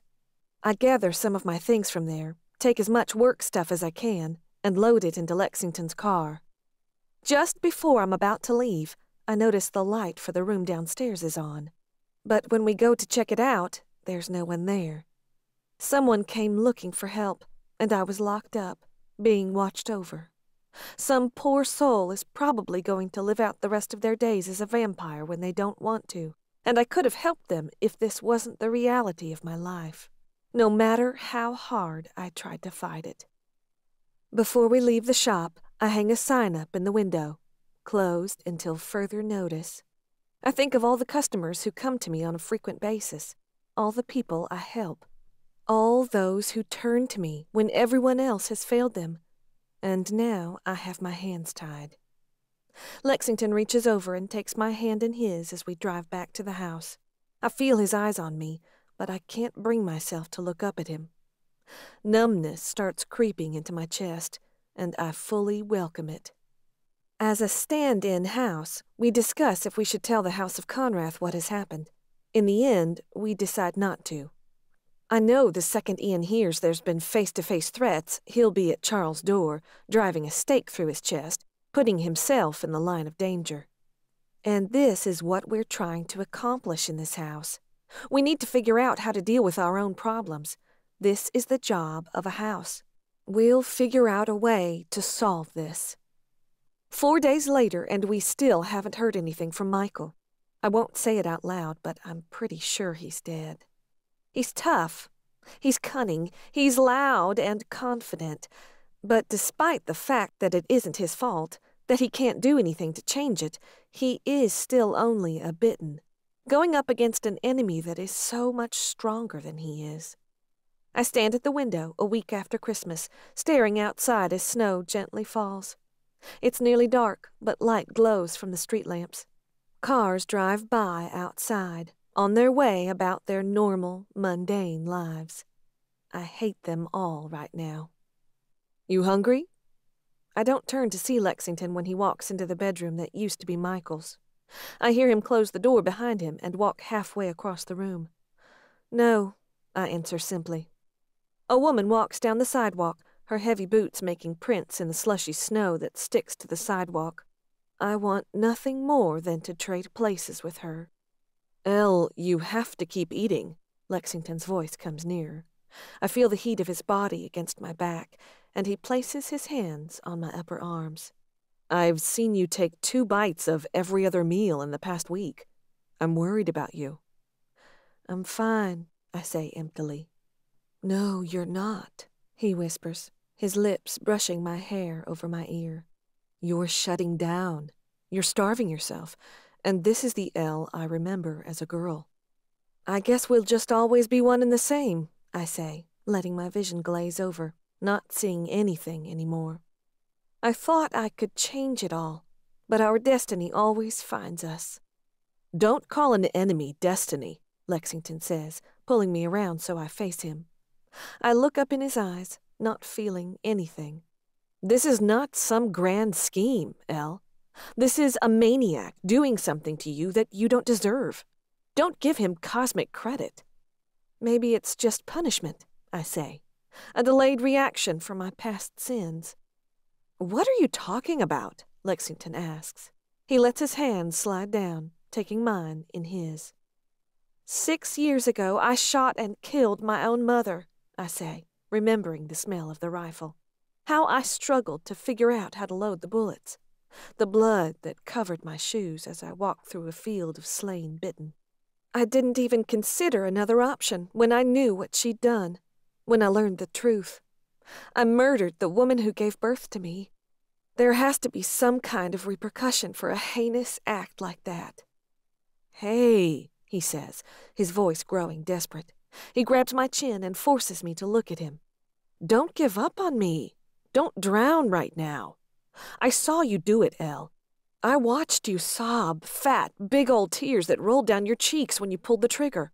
You're still a human being, Elle. Don't let that go. But I want to. Emotions are simply too draining for someone like me. I'd rather empty out. Please look at me, Lexington begs. And maybe I'm not empty enough, because the emotion in his voice compels me to do so. We're going to make it through this. You've lived through a lot of other shit, and you're going to make it through this too. And when it's all over, we're going to go back to meandering walks through this city, eating at random pizza places, laughing about the stupid things I did back in the 60s. Something in my chest tries to put a smile on my face, but it doesn't quite have enough energy. Don't give up, he says, his eyes brimming with desperation. I need you, Elle.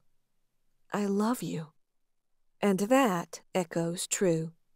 That reaches down in my soul, grabbing onto the drowning woman who's already slipped under the surface, taking hold of the 2 fingers that are still barely above the water. I love you too, I say, and my voice cracks. And then my chest cracks. All of me fractures. I let myself fall into Lexington's arms and shatter to pieces. Chapter 25. Pretty sure that's the second time he's looped our block, Eva says as she peers out the curtains. I work at the kitchen island, pouring the last of the toxins into the vials.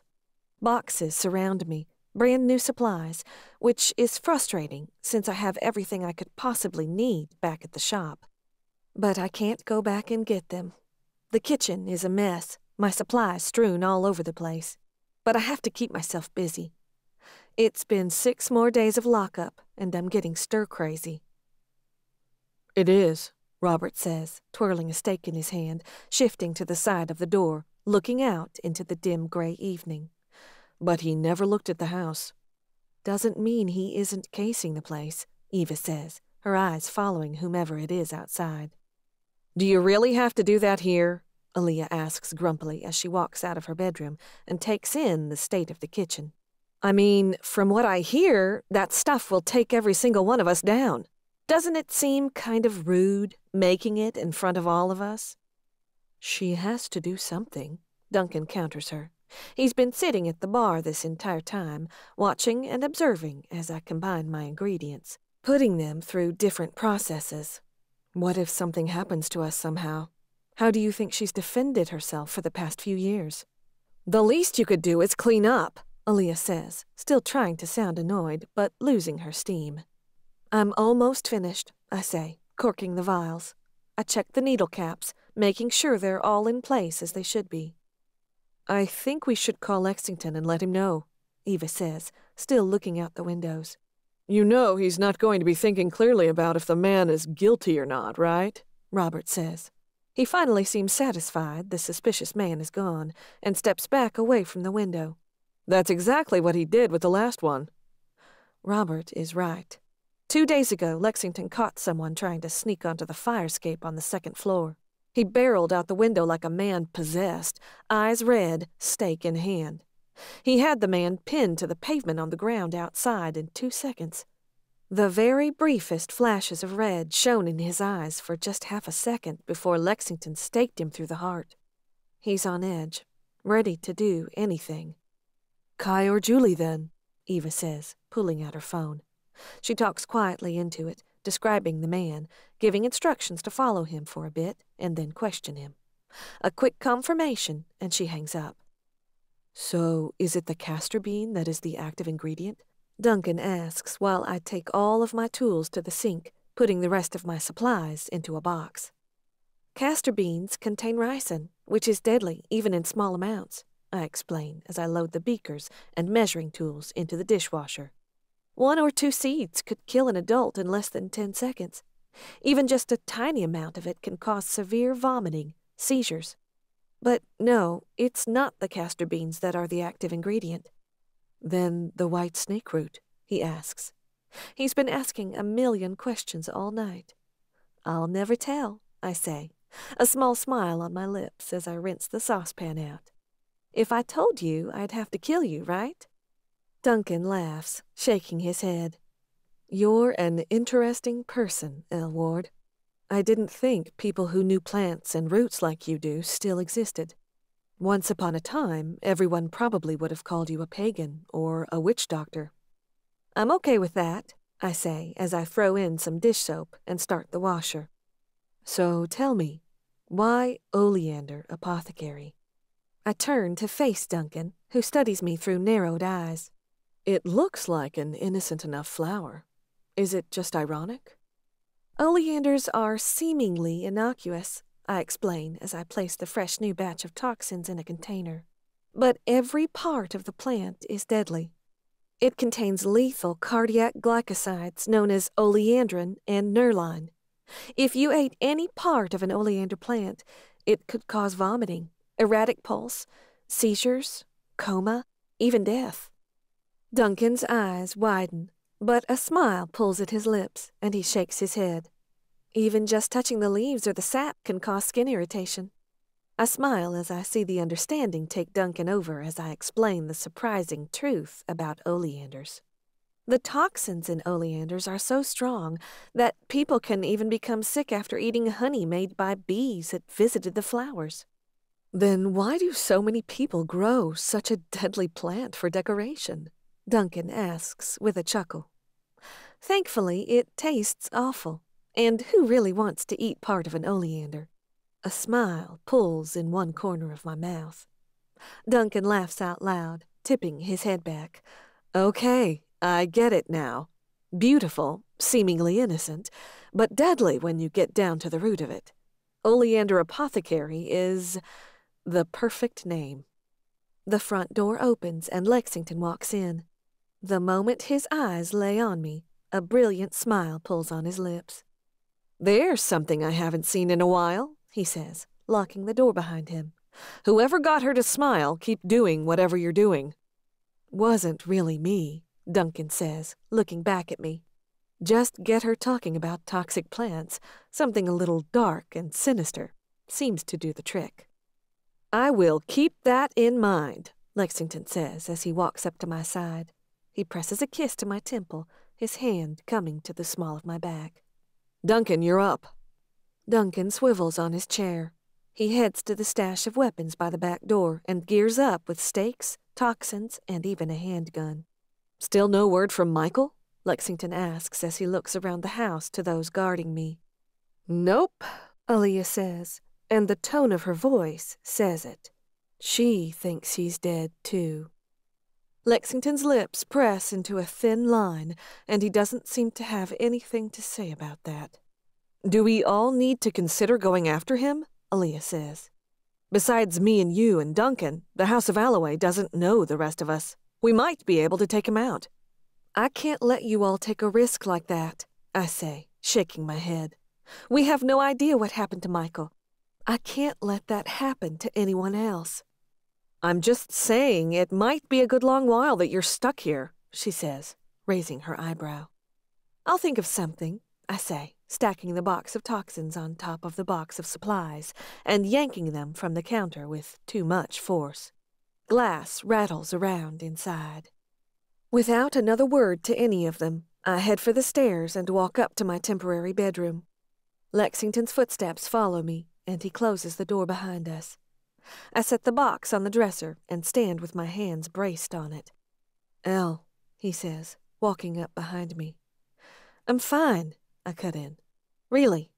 I'm sick of being here, sick of not knowing anything, but I'm okay.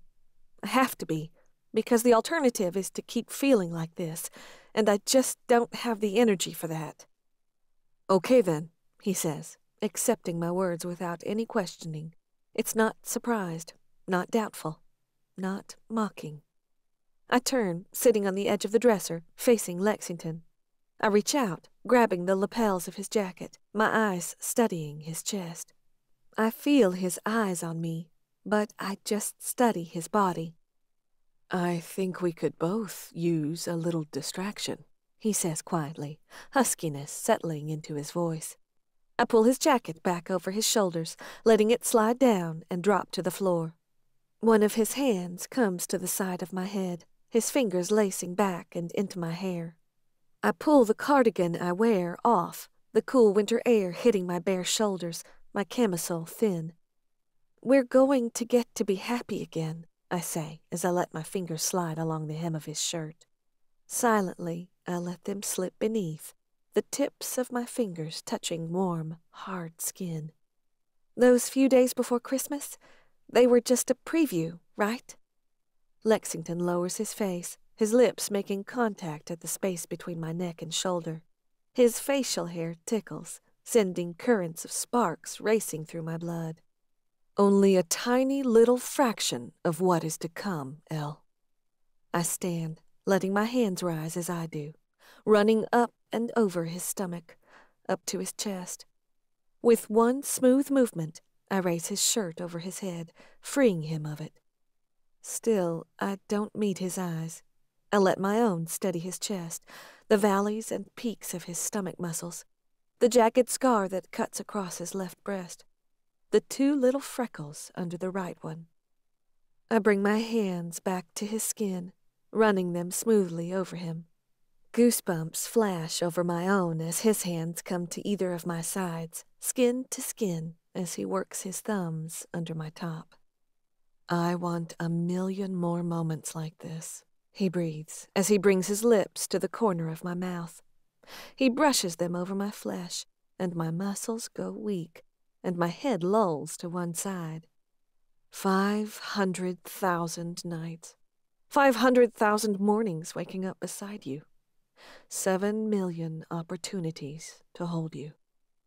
My eyes slide open, finally searching out his. They're brilliant in intensity, showing me the truth of every confession. My hands slide up from his chest to either side of his neck. Slowly, studying his every feature the entire time, I pull his face down to mine. Slowly, I breathe the air he breathes. When our lips meet, they're warm and soft.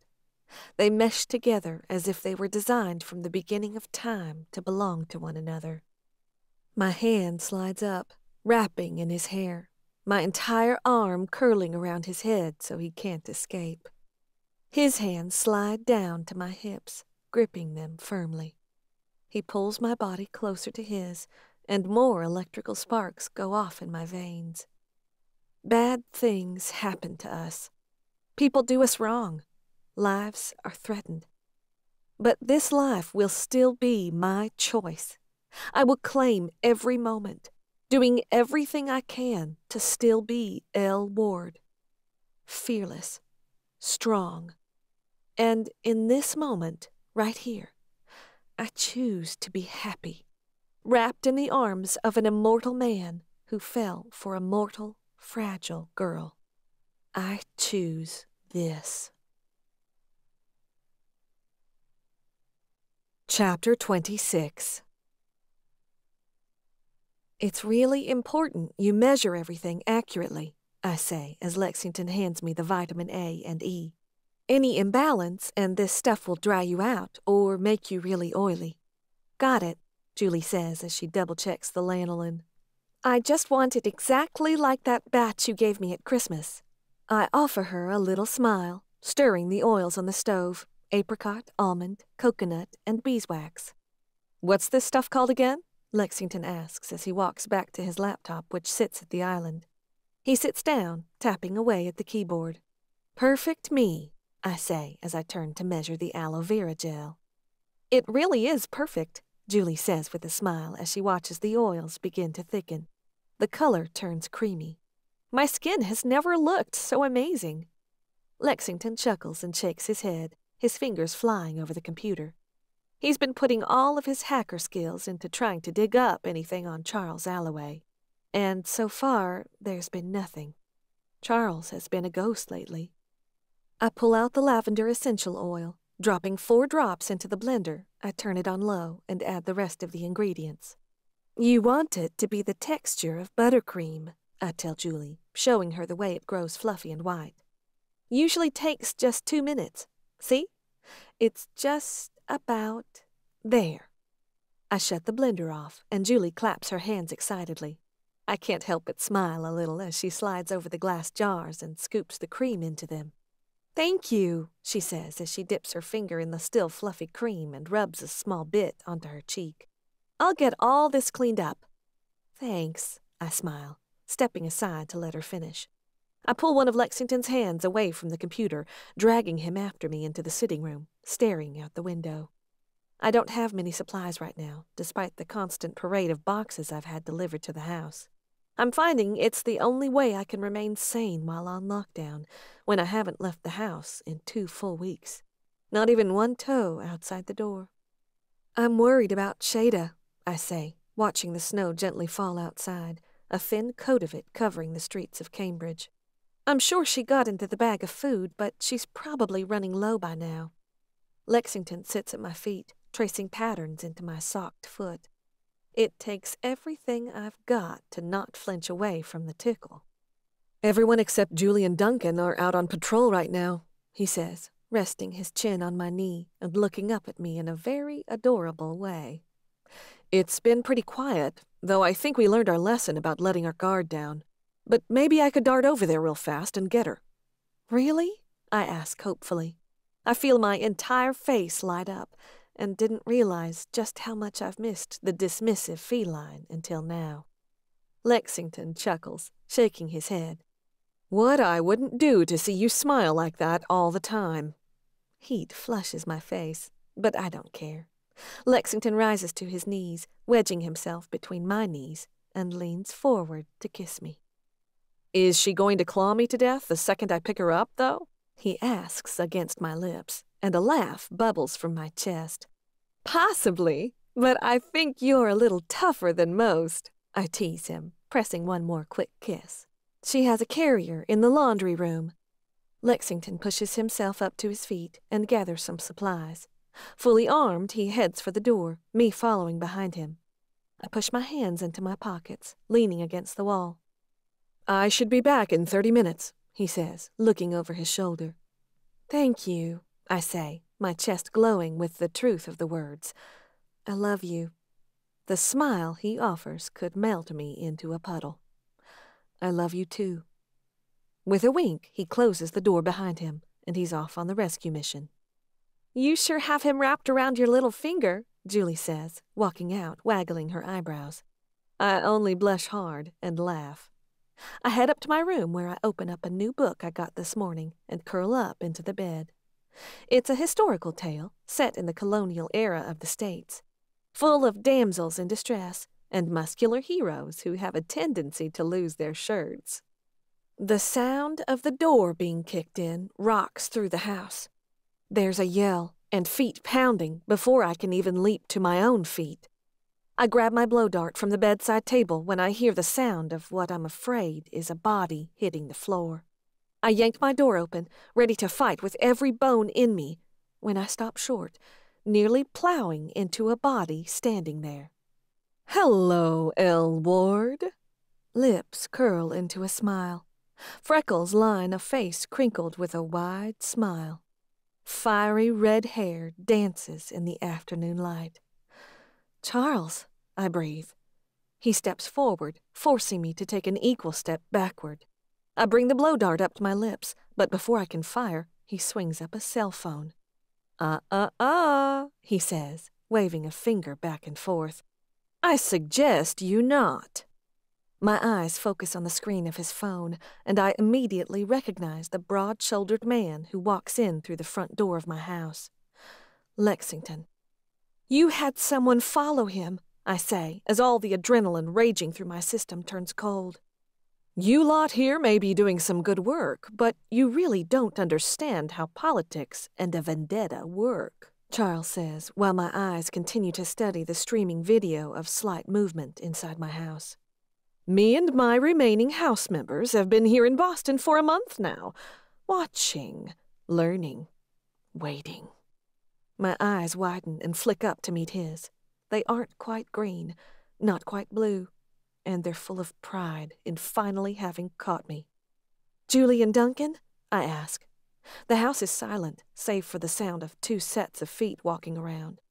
They're in quite a lot of pain right now, I do believe, Charles says, and one side of his face curls up in a smile. You have quite the interesting selection in that little shop of yours. Some very sinister creations coming from one so fragile. My eyes darken, and my fingers roll into fists. What do you want, Charles? If you're here to kill me, leave Lexington out of this and give it a try. Charles laughs, a barking and startling thing.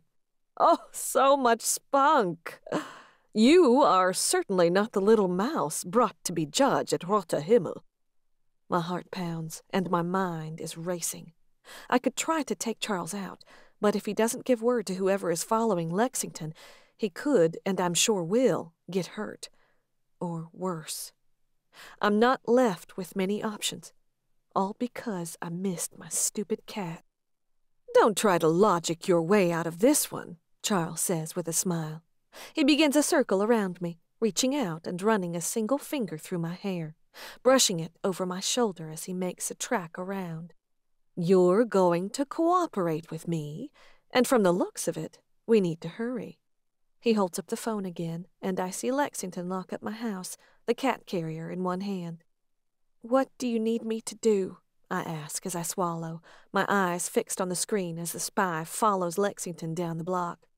You'll follow me out to the vehicle waiting in front of this house, and you'll not cause a problem on the little drive ahead of us. Charles stops in front of me again, looking very smug and satisfied.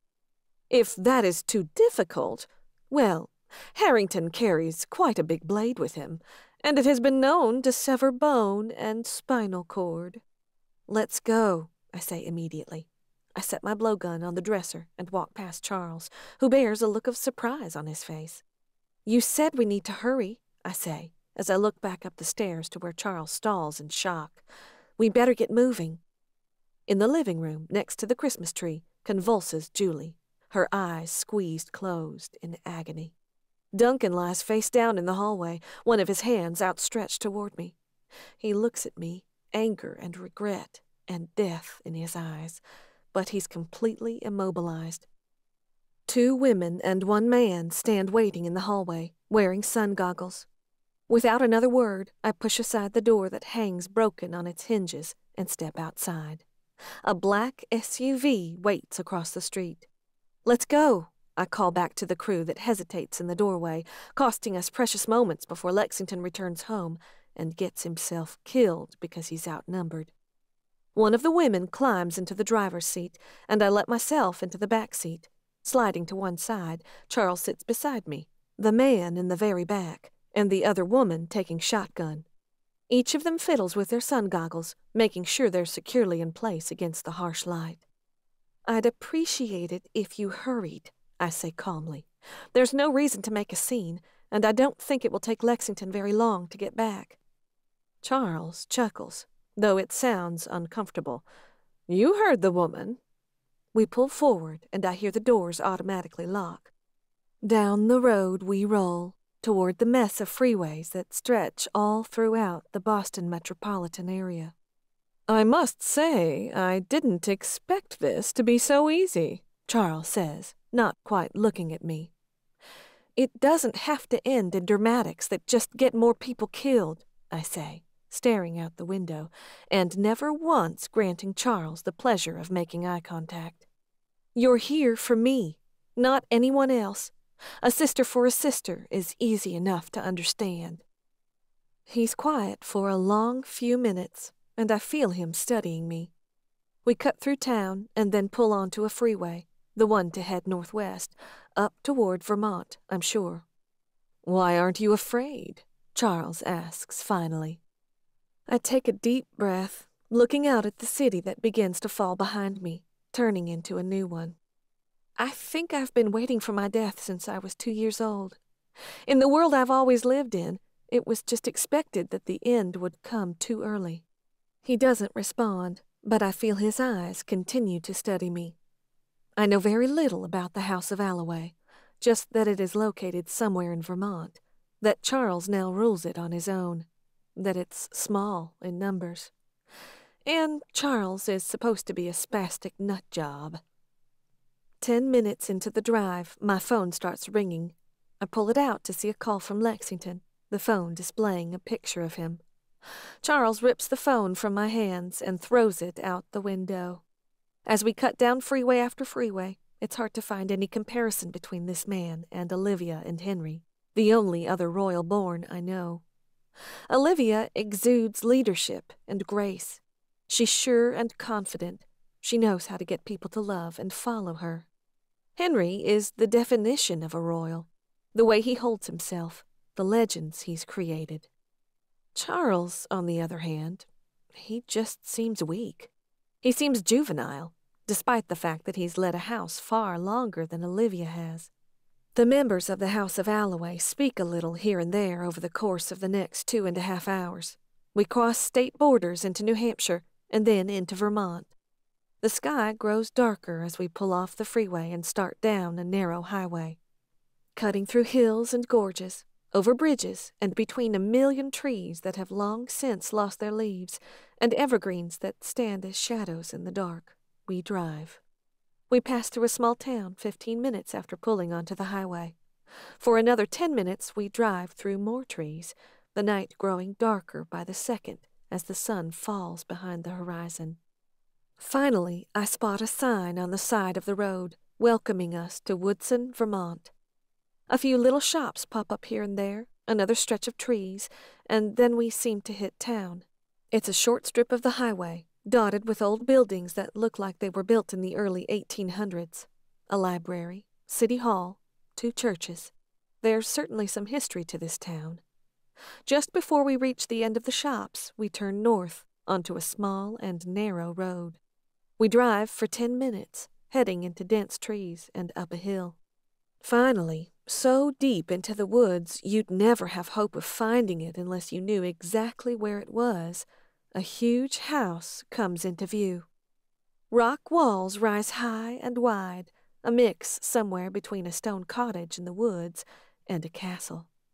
Our vehicle pulls to the left and rounds into a garage. "Come," Charles says, offering a hand to assist me. Everything in me recoils as I take it, stepping out of the vehicle. He leads us through the garage and to a door that opens inside. When we step through, we enter a mudroom, which cuts into a kitchen that's beautiful and grand, but still reasonable. From there I can see a dining room. Charles cuts to the right, and the woman behind me shoves me forward. I follow behind him, and we enter into a great room. A huge fireplace dominates one wall, and comfortable, overstuffed furniture is spread throughout the large space. Big windows are scattered along the wall to my left, though it's pitch black outside, and I can't see a thing out there. The house certainly is nice and comfortable, big and well taken care of. But it's not what I pictured when I imagined the House of Allaway. "You'd better hurry and get killing me over with," I say as I look around. Everything seems too new, too unused. Because this is the very first place Lexington is going to come looking for me. I wouldn't call this a good hiding place.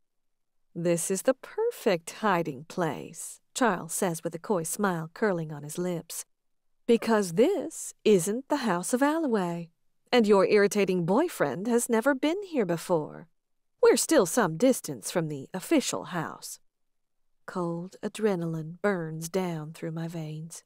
I didn't see that one coming. And the smug smile on Charles' face tells me it's obvious on my face. Throughout the years, many of the houses have established secret secondary houses in case they ever needed escape from the official residence.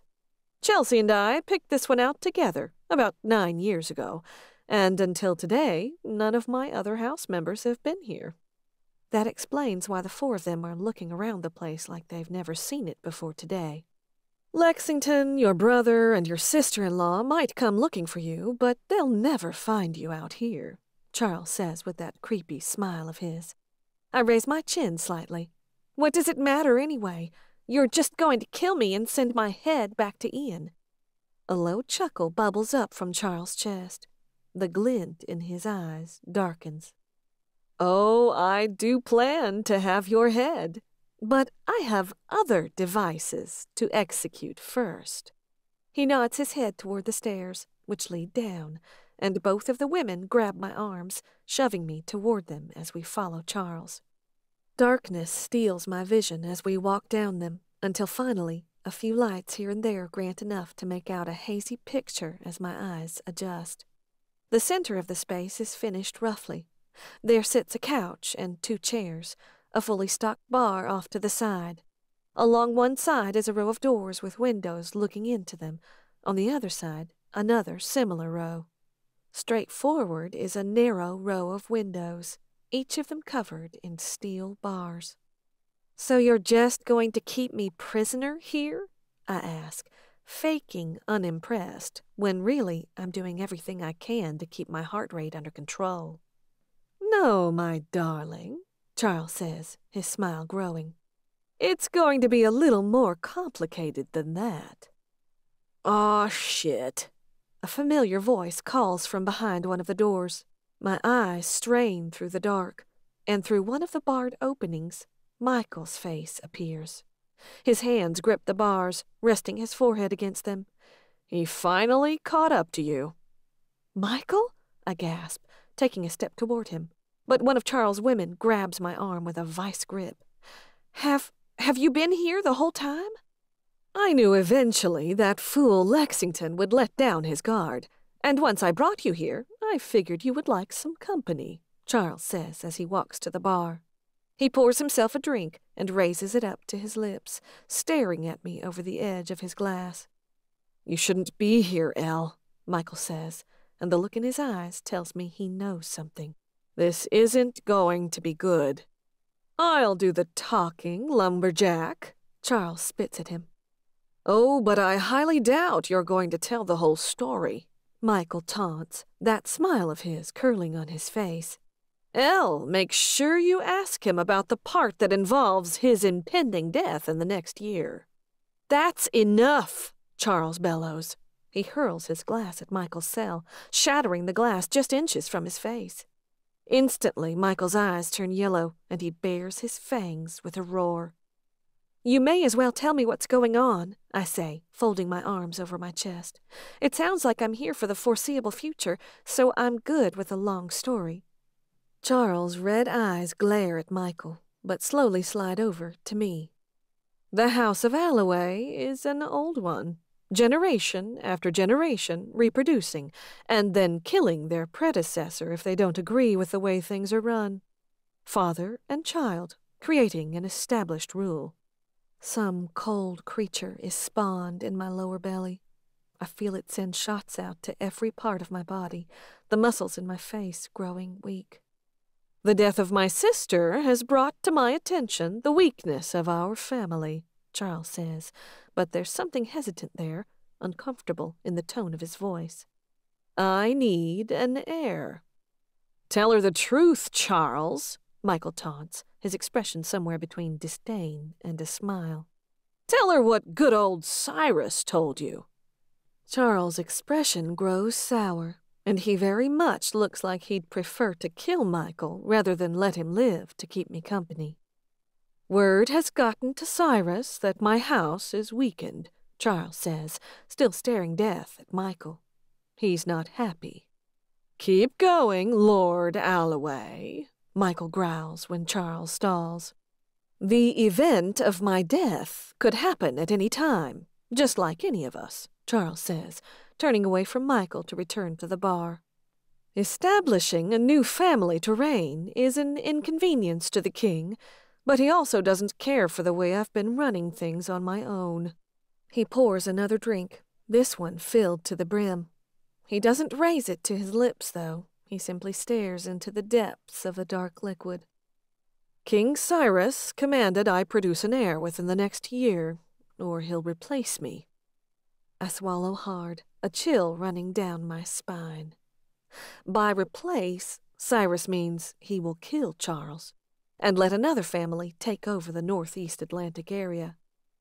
If I produce an heir, he'll let me live until the child is old enough to take over, and perhaps give me a chance to redeem myself in his sight. Charles brings the glass to his lips and tips his head back, downing all of the contents. He growls, smacking his lips and dragging the back of his sleeve over his mouth. I think most of the world is aware of my preferences when it comes to partners in my bed, he says with a little chuckle. He finally turns, and he seems to grow as whatever plan he's come up with sits just under the surface, waiting to be revealed. Producing an heir is a more complicated matter for the likes of me. The cold in my body spreads to my hands as they go numb. I feel my eyes widen. Dread begins clawing its way up my stomach. But thankfully, modern medical practices make this a much more pleasant experience for me, rather than having to go against my nature. The smile curls on his lips. A door opens behind me, and a man steps out, wearing a lab coat, a grim expression on his face. I told you this was gonna be bad, Elle, Michael says in a low voice, looking at me with so much regret in his voice. I swallow again, but my mouth is dry. My hands begin to tremble just slightly. What are you saying, Charles? The smile on his face can only be described as evil. He crosses his hands in front of him, his stance wide and cocky. I'm saying, with the help of Dr. Jethro here, we're going to conceive an heir. My entire body feels numb. I can't move, can't breathe.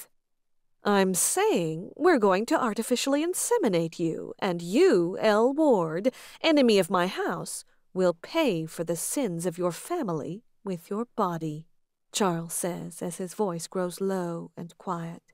You are going to carry and give birth to my heir. And when the child is born, I will cut off your head and have it delivered to the front steps of the House of Conrath. A small sound slips past my lips, a squeak or a cry, but I'm absolutely frozen. Damn you, Charles, Michael hisses, his eyes glowing brilliantly through the dim space. You sick, twisted bastard. May you burn in hell for this. Perhaps, Charles says with an amused smile as he looks back over his shoulder at him. Little is known about the afterlife for vampires. Hell, heaven, limbo, nothing at all. Thankfully, my kind gets a very, very long life before we have to worry about it. My hands flutter to my stomach, and I look down at it. This is a nightmare. This can't be real. Dr. Jethro, Charles says, how about we get started? Time is of the essence. The two women grab me roughly once more and drag me toward the room the doctor stepped from. Suddenly, the breath rips in and out of my chest in harsh gasps. My eyes wildly search for an escape route, for any way to fight back. Elle, Michael yells, reaching through the bars toward me. I'm sorry. I'm pushed over the threshold into the room. In horror, I look around. A stainless steel table sits in the middle of the room. Leather straps are affixed to the sides of it. Restraints. Around the room are countertops with various equipment on them, needles and microscopes. It's a fully stocked lab. No, I breathe, shaking my head as my eyes go wide. No, please. A sister for a sister, Charles chuckles as he follows us inside. The two women bruise my arms as they shove me onto the table, pressing my head back as the doctor straps me down. But first, you shall help ensure my immortality. Please, I beg as the first tears spring into my eyes and break free. Don't do this! But the door closes, and Charles locks us all inside. This has been Garden of Thorns, House of Royals, Book 6.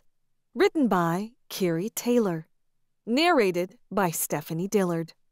Copyright 2017 by Keary Taylor. Production copyright 2017 by Keary Taylor.